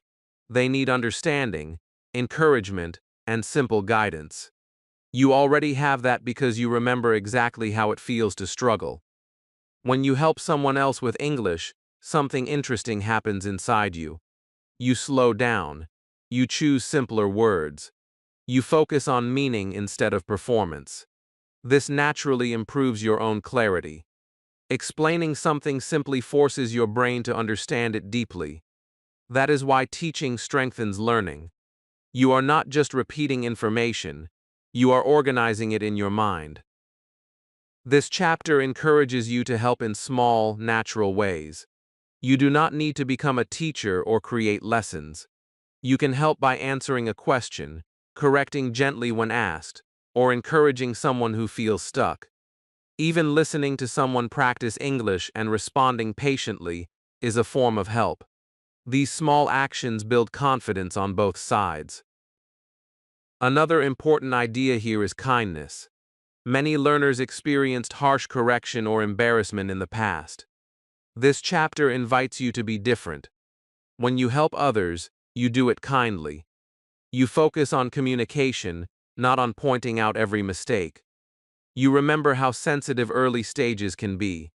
This kindness creates emotional safety, and emotional safety helps language grow faster. Helping others also changes how you see mistakes. When someone else makes a mistake, you do not judge them harshly. You understand it is part of learning. When you extend that understanding outward, it returns inward. You become kinder to your own mistakes too. This creates a healthy learning loop. The chapter also explains that shared English feels lighter than guarded English. When learners guard their English, they become afraid of losing it or being judged. When they share it, English feels abundant. You realize that using English with others strengthens it rather than weakens it.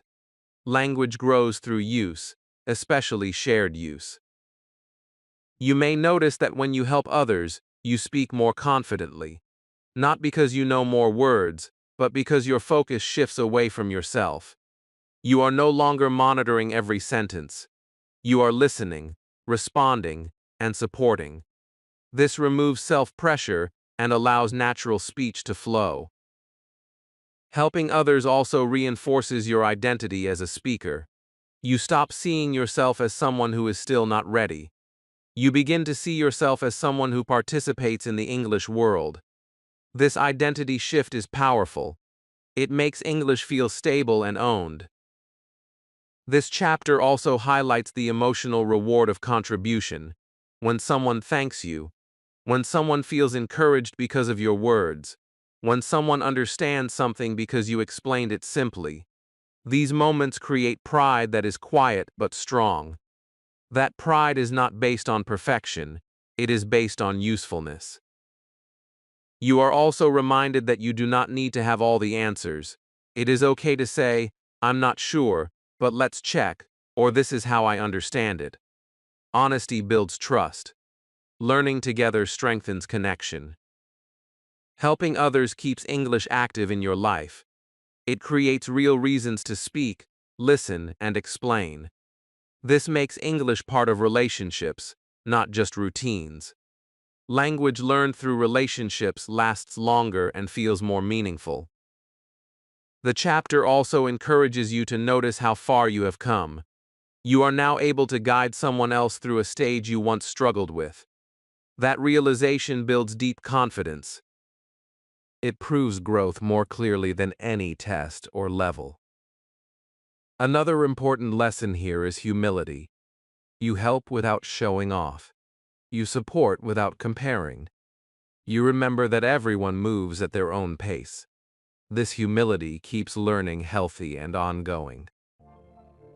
By the end of this chapter, English no longer feels like something you protect carefully. It feels like something you share freely. Sharing does not reduce it. It multiplies it. Each explanation strengthens your understanding. Each kind word strengthens your confidence. You are no longer only receiving English.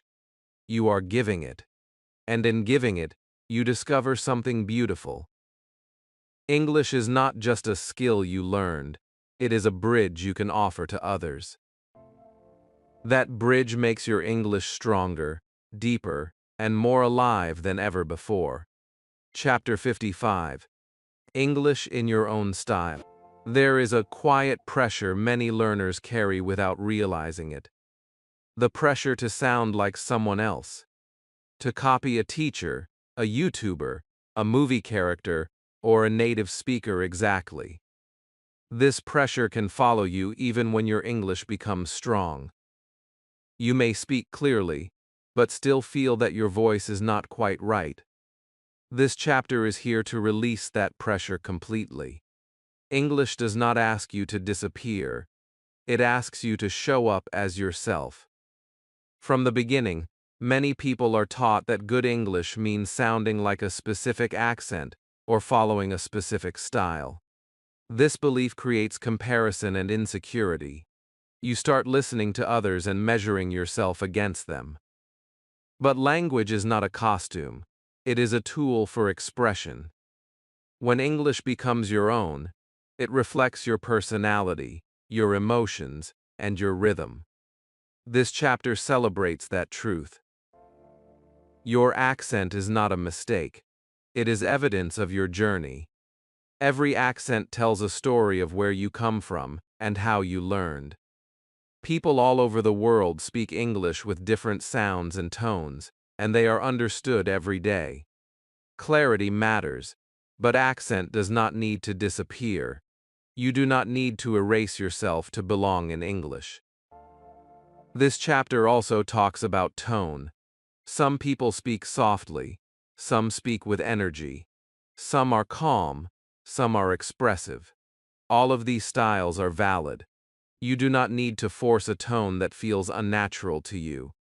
When your tone matches who you are, speaking feels easier and more confident. Personality shows through language in small ways. The words you choose, the pace you speak, the expressions you prefer. These are not things to correct. They are things to own. English becomes powerful when it carries your personality, not when it hides it. Many learners feel that they must copy others to be accepted. Copying can help in early stages, but staying in imitation too long can limit growth. This chapter encourages you to move beyond copying and into creation. You can use familiar patterns, but shape them in a way that feels natural to you. This chapter also explains that authenticity builds trust. People respond better to someone who speaks honestly and comfortably than someone who speaks perfectly but without presence. When you are yourself, listeners feel it. They relax, they engage, communication becomes real. You may notice that when you stop trying to sound like someone else, your confidence increases. You no longer monitor every sound, you focus on meaning. You express ideas more freely. That freedom is a sign that English has become yours. This chapter encourages you to experiment gently. Try expressing the same idea in different ways. Notice which version feels most natural. That natural feeling is your style forming. There is no correct style to aim for. There is only the one that fits you. Another important idea here is letting go of approval. You do not need everyone to like how you speak. You need to feel comfortable with it yourself. When you accept your voice, external opinions lose power. Confidence grows from self-acceptance. This chapter also connects style with emotional expression. When English feels personal, you express feelings more honestly. You laugh naturally. You react spontaneously. You sound alive. This is the goal of spoken English, not mechanical correctness. You are also reminded that style evolves. Your English today may sound different from your English next year. That is not inconsistency. That is growth. As your confidence deepens, your voice settles. You do not need to rush this process. Another powerful shift happens here. You stop asking, "Do I sound right?" and start asking, "Did I say what I meant?" This shift changes everything. Meaning becomes more important than image. This chapter also reassures you that individuality is respected in English-speaking spaces. English is used globally by people from every background. There is no single way to sound.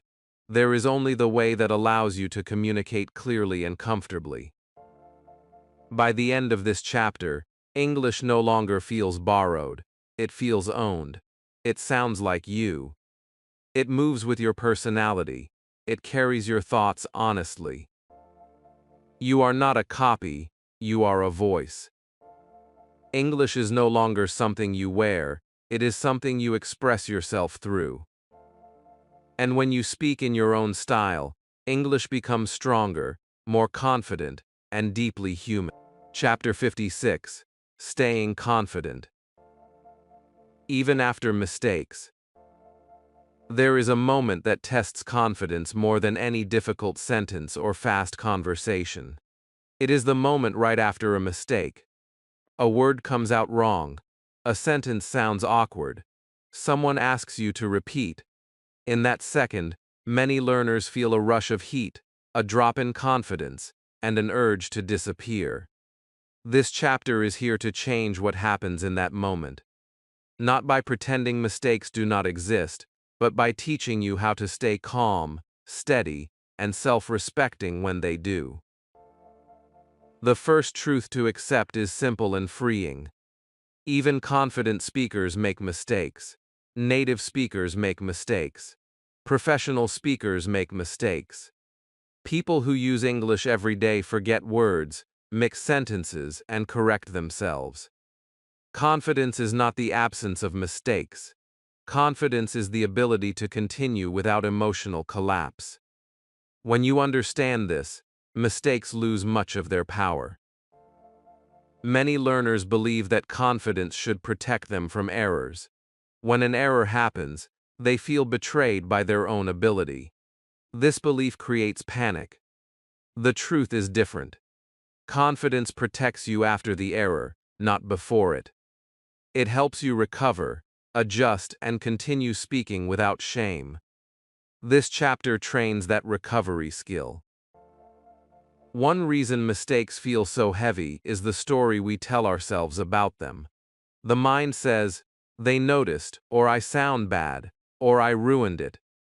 These thoughts add emotional weight to a small language issue. The chapter teaches you to interrupt that story. Instead of judging yourself, you acknowledge the moment and move on. A calm response keeps the conversation alive and your dignity intact. Recovery does not need long explanations. You do not need to apologize repeatedly or explain your level. Often, a simple correction or a calm continuation is enough. Saying "I mean" and restating the idea works naturally. Sometimes you do not even need to correct. If the meaning is clear, you continue. This choice protects flow and confidence. This chapter also helps you control your physical response to mistakes. The body reacts quickly with tension. Shoulders tighten. Breathing becomes shallow. The voice may rise or weaken. Learning to pause briefly, take one slow breath, and relax your posture changes the outcome. A relaxed body supports a calm mind. A calm mind supports clear speech. Another important idea here is self-respect. You do not lose respect because of a mistake. You lose respect when you punish yourself publicly. When you stay composed, listeners follow your lead. They take cues from your reaction. If you treat the mistake as small, it becomes small. The chapter also explains why embarrassment feels stronger than it should. Embarrassment comes from imagined judgment. We imagine others focusing on our error, when in reality they are focused on the message or on themselves. Understanding this reduces emotional intensity and allows you to stay present. Learning to smile gently after a mistake can also help.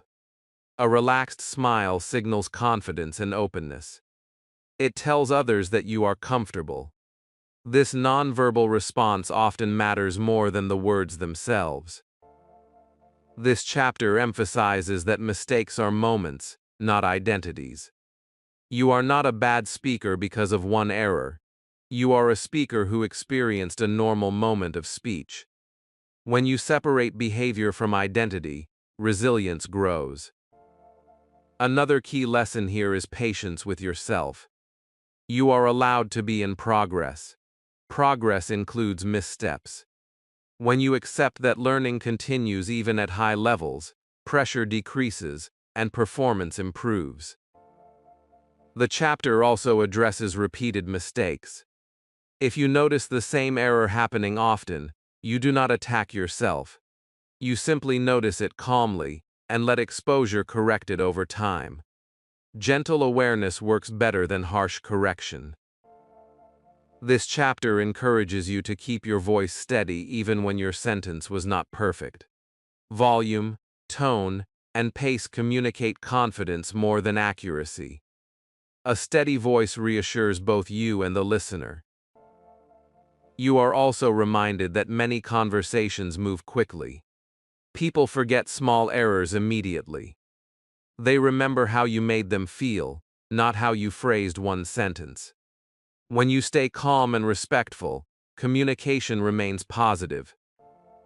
Another powerful idea is compassion. Speak to yourself the way you would speak to a friend who made a mistake. You would not embarrass them.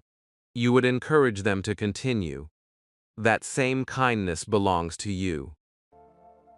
This chapter trains emotional control, not emotional suppression. You do not pretend the mistake did not happen. You simply choose not to react with panic. Control gives you freedom. Freedom gives you confidence. By the end of this chapter, mistakes no longer feel dangerous. They feel manageable. You know how to recover. You know how to continue. You know that your worth as a speaker does not disappear with one imperfect sentence. You stay calm, you stay present, you stay respectful to yourself. Speaking remains steady because your confidence is no longer fragile. It is resilient, and resilience is what allows English to support you in every situation, even imperfect ones. Chapter 57. English is part of your life now. There was a time when English needed effort, planning, and courage just to exist in your day. You had to decide when to study, when to practice, when to be brave enough to speak. English felt like a separate activity, something added to life rather than something living inside it.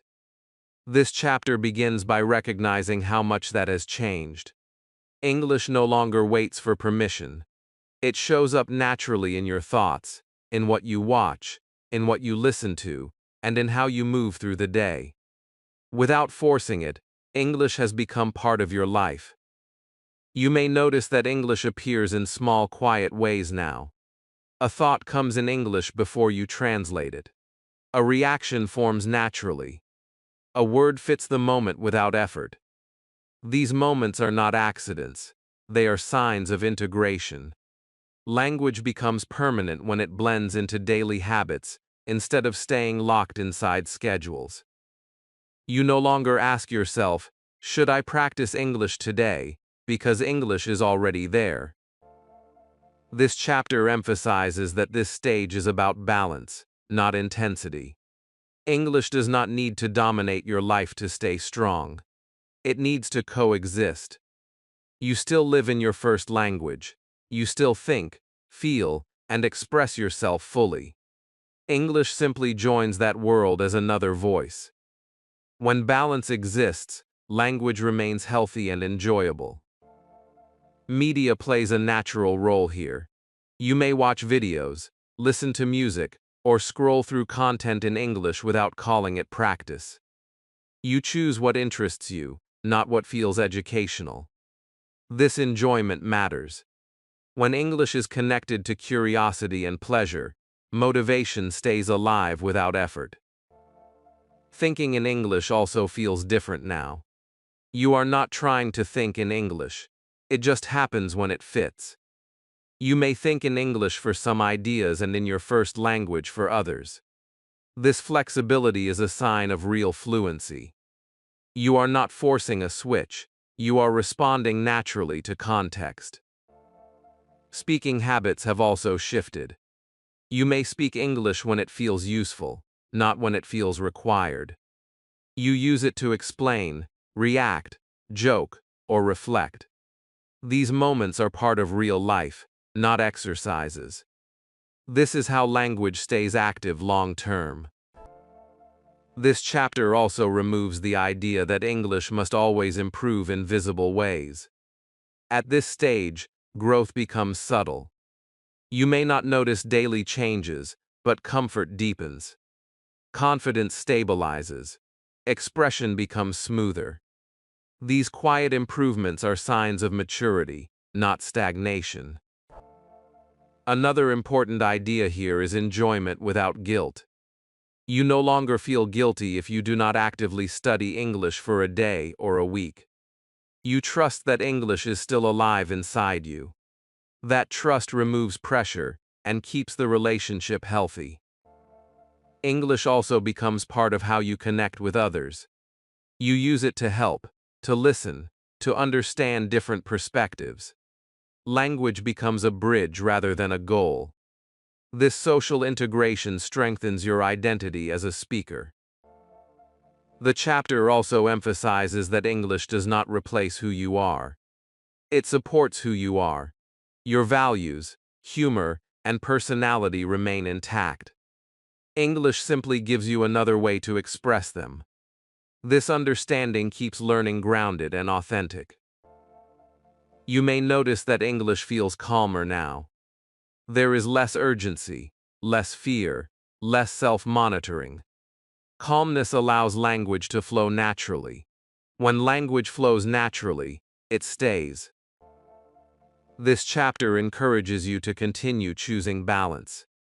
Some days English is more present, some days it is quieter, Both are fine. Life has seasons, and language adapts to them. You are also reminded that enjoyment is a sign of success. When you enjoy using English, you naturally return to it. When you return to it, it stays strong. This cycle is sustainable and healthy. By the end of this chapter, English no longer feels like something you carry carefully. It feels like something that walks beside you. It shows up when needed, it rests when not. You no longer organize your life around English. English fits into your life. That is integration. That is stability. That is long-term confidence. English is not a task anymore. It is a companion. And companions stay with you, naturally and quietly, as life continues to unfold. Chapter 58, From Student to Speaker. There is a quiet but powerful moment when you stop thinking of yourself as someone who is learning English and start recognizing yourself as someone who uses English. This moment does not come with applause or certificates. It comes with a feeling of steadiness. You speak, and you do not ask for permission. You listen, and you do not doubt yourself. English is no longer something you study. It is something you do. This chapter is about honoring that shift and allowing yourself to step fully into the identity of a speaker. For a long time, the word student shaped how you saw yourself. A student waits for instruction. A student worries about being right or wrong. A student asks if they are ready. That mindset was useful at the beginning. It gave you structure and direction. But now, it can quietly hold you back if you keep wearing it. Speakers do not wait. Speakers participate. Speakers adjust in real time. This chapter invites you to gently release the student label and stand in a new place. Becoming a speaker does not mean you know everything. It means you trust yourself to communicate with what you know right now. It means you accept that language is flexible and alive. You no longer expect perfect answers. You expect real exchanges. This expectation changes how you speak. Your voice becomes calmer. Your pace becomes natural. Your attention moves from yourself to the conversation. Ownership is a key theme here. When English was a subject, it belonged to books, teachers, and rules. Now it belongs to you. You choose how to use it. You decide when to speak. You decide what matters. Ownership brings responsibility, but it also brings freedom. You are free to express ideas simply. You are free to make choices. You are free to sound like yourself. This chapter also reinforces independence. As a speaker, you do not need constant correction or approval. You listen, you adjust, and you continue. You notice patterns through use. You refine your language by living with it. Independence does not mean isolation. It means confidence in your ability to navigate communication without fear. Another important shift is how you measure progress. Students often measure progress by levels and tests. Speakers measure progress by ease and effectiveness. Can you explain your idea? Can you understand others? Can you recover when something goes wrong? These questions matter more than scores. When you start measuring progress this way, confidence stabilizes. You may notice that your curiosity returns in a healthier form. As a student, curiosity can feel pressured. You must learn more. As a speaker, curiosity feels open. You want to learn because it helps you express better, not because you feel incomplete. This difference keeps learning alive without stress. This chapter also addresses a subtle fear. Some learners worry that leaving the student identity means they will stop improving. The opposite is true. Speakers improve faster because they use language in real contexts. They notice what works. They adapt naturally. Growth becomes continuous instead of scheduled. Standing as a speaker also changes how you handle mistakes. You do not hide from them. You handle them with calm. You correct when useful and move on. You understand that communication is shared. It does not rest on your shoulders alone. This understanding removes pressure and builds trust. Your relationship with grammar changes here too. Grammar becomes a support, not a judge. You notice it when it helps clarity. You ignore it when it distracts. This balanced approach is a sign of maturity in language use. This chapter invites you to claim your voice publicly and privately. Publicly, you participate without apology. Privately, you speak to yourself with respect. You stop saying, "My English is bad." You start saying, "I can communicate." Words matter. Identity follows language. You may also notice a shift in energy.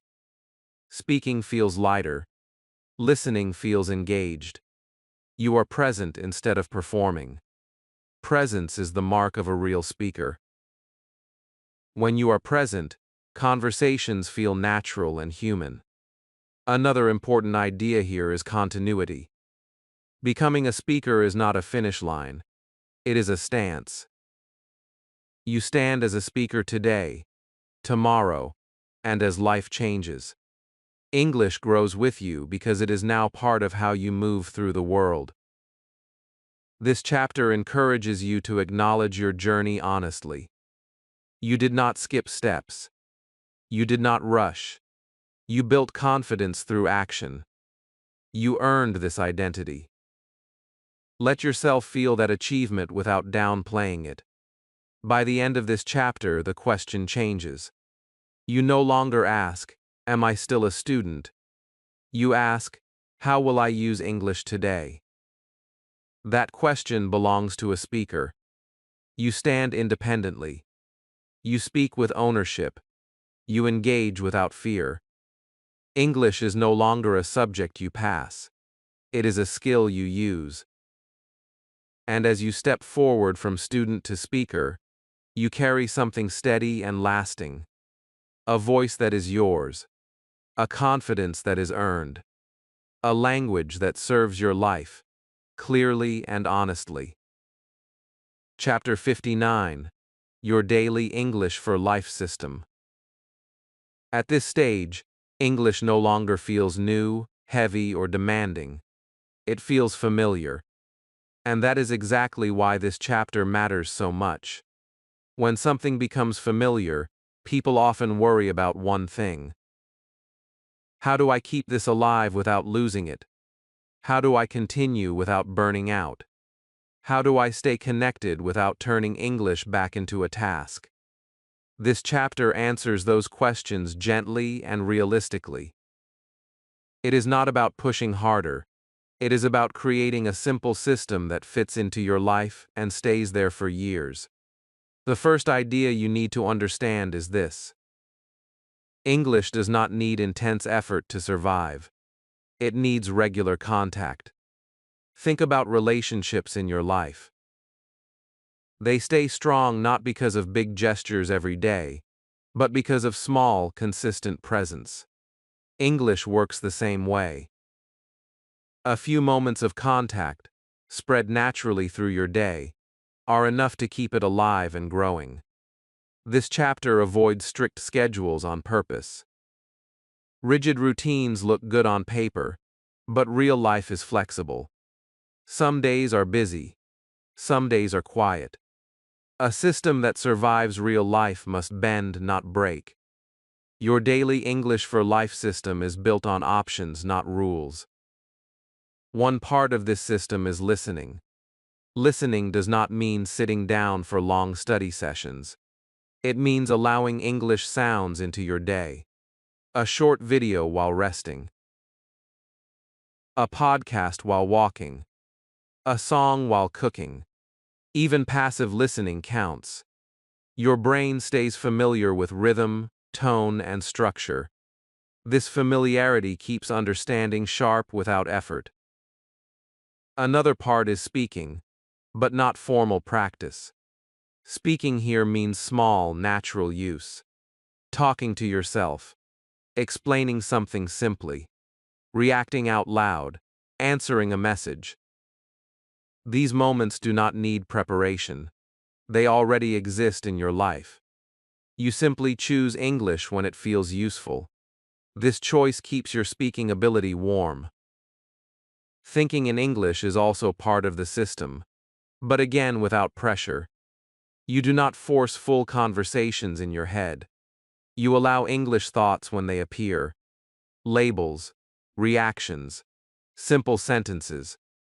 This keeps English connected to your inner world, which is the strongest place for long-term retention. Reading and writing can be part of the system too, but lightly. Short messages, comments, notes, captions. You do not need long texts unless you enjoy them. Reading and writing support vocabulary and structure, but they remain optional tools, not obligations. This chapter emphasizes flexibility above all. If you miss a day or a week, nothing is lost. You return without guilt. Guilt creates resistance. Resistance breaks systems. Calm return strengthens them. English waits for you and responds when you use it again. Another important idea is rotating focus. Some weeks you listen more. Some weeks you speak more. Some weeks English is quieter. This natural rhythm prevents burnout. Burnout comes from forcing balance every day. Stability comes from balance over time. This system also respects your energy. On low-energy days you choose lighter English. On high-energy days you engage more. This self-respect keeps motivation healthy and long-lasting. The chapter also reminds you that improvement never stops, but it also never needs to be chased. English improves as your life changes. New situations bring new words. New interests bring new expressions.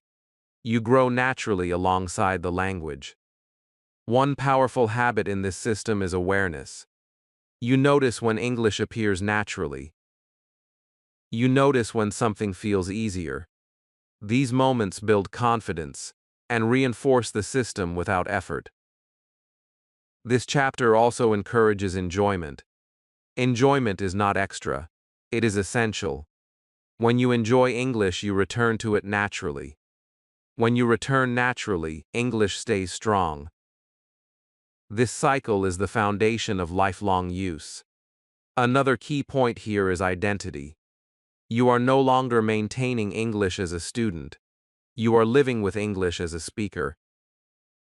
This identity makes the system effortless because it aligns with who you are. You are also reminded that there is no perfect version of this system. Your system is personal. It fits your life, your interests, and your energy. That personalization makes it sustainable. By the end of this chapter, English feels secure. You are not worried about losing it. You are not pushing to prove anything. You know that small, regular contact is enough. English remains strong because it is woven into your days. It grows because it grows with you. Your daily English for life system is simple. It is flexible. It is kind. And because of that, it lasts. Chapter 60. You are ready for the world. There is something special about endings that are not really endings. They are moments where one chapter closes, not because something stops, but because something strong is now able to stand on its own. This chapter is that moment. It is not here to teach you another technique or another habit. It is here to honor you, to recognize what you have done quietly, patiently, and bravely over time. to say with calm certainty that you are ready. When you first began this journey, English may have felt like a wall, tall, cold, and intimidating. You may have stood in front of it wondering if you would ever climb it, or if you even belonged there. You may have doubted yourself more than you doubted the language. Fear may have spoken louder than confidence, and yet you showed up. Even on days when motivation was low, even on days when progress felt invisible. That consistency matters more than talent ever could. This chapter looks back gently, not to measure you but to remind you.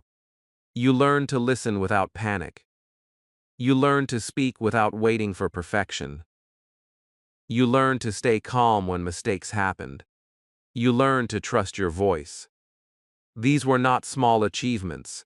They were deep shifts in how you see yourself. And those shifts do not disappear. Fear once had a strong place in your English life. Fear of being wrong, fear of being judged, fear of sounding different, fear of stopping mid-sentence. That fear shaped your silence. But slowly, through use and experience, fear began to lose its authority. You did not fight it aggressively. You simply walked forward anyway. That is courage.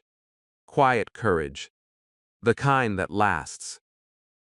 Now, something else lives where fear once lived. Pride. Not loud pride, honest pride.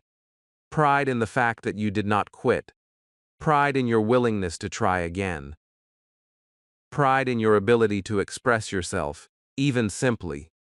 This pride is not about comparison. It is about ownership. You own your journey.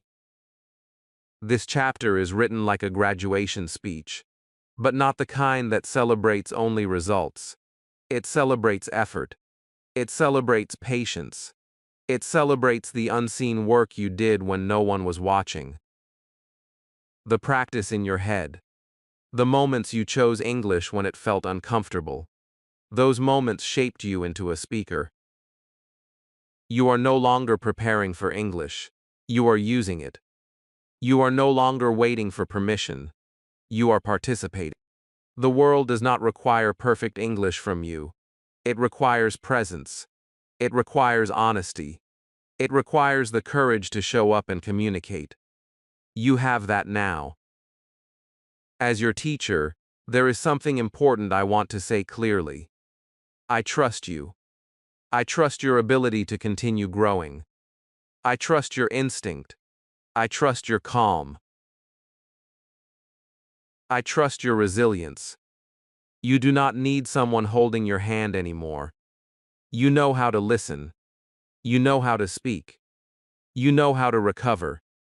That is readiness.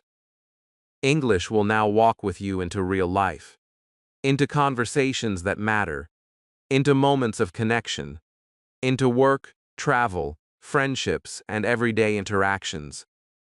Sometimes English will feel strong. Sometimes it will feel quiet. Both are normal. Neither defines you. You know how to return without fear. This chapter also gives you permission to stop proving yourself. You do not need to show your level. You do not need to explain your journey. You simply live. English supports you when you need it and rests when you do not. That balance is maturity. You may still learn new words. You may still improve pronunciation. You may still grow in confidence. But now, those things happen naturally, as part of life, not as pressure. You are no longer chasing English. You are living with it. As this course comes to a close, understand this. You did not just learn a language. You changed your relationship with yourself. You learned patience. You learned self-respect. You learned that progress does not require fear. These lessons go far beyond English. If there is one final message I want you to carry with you, it is this. You belong in English. Your voice belongs. Your thoughts belong. Your presence belongs. You do not stand outside anymore. From here, I step back, not because you no longer need guidance, but because you no longer need permission. You are capable of guiding yourself. You have built a foundation that supports you wherever you go. Go into the world calmly. Speak when you need to. Listen when you choose. Make mistakes without shame. Recover with grace. Help others when you can. Enjoy the language you worked so hard to make your own. This is not goodbye. It is trust. You are ready for conversations. You are ready for connections. You are ready for life in English. And wherever you go next, carry this with you. You are not a student anymore. You are a speaker, and the world is ready to hear you. Thank you for walking this journey with me. Keep speaking, keep living, and keep trusting your voice. English is yours now. Wherever life takes you, speak freely and enjoy every word along the way.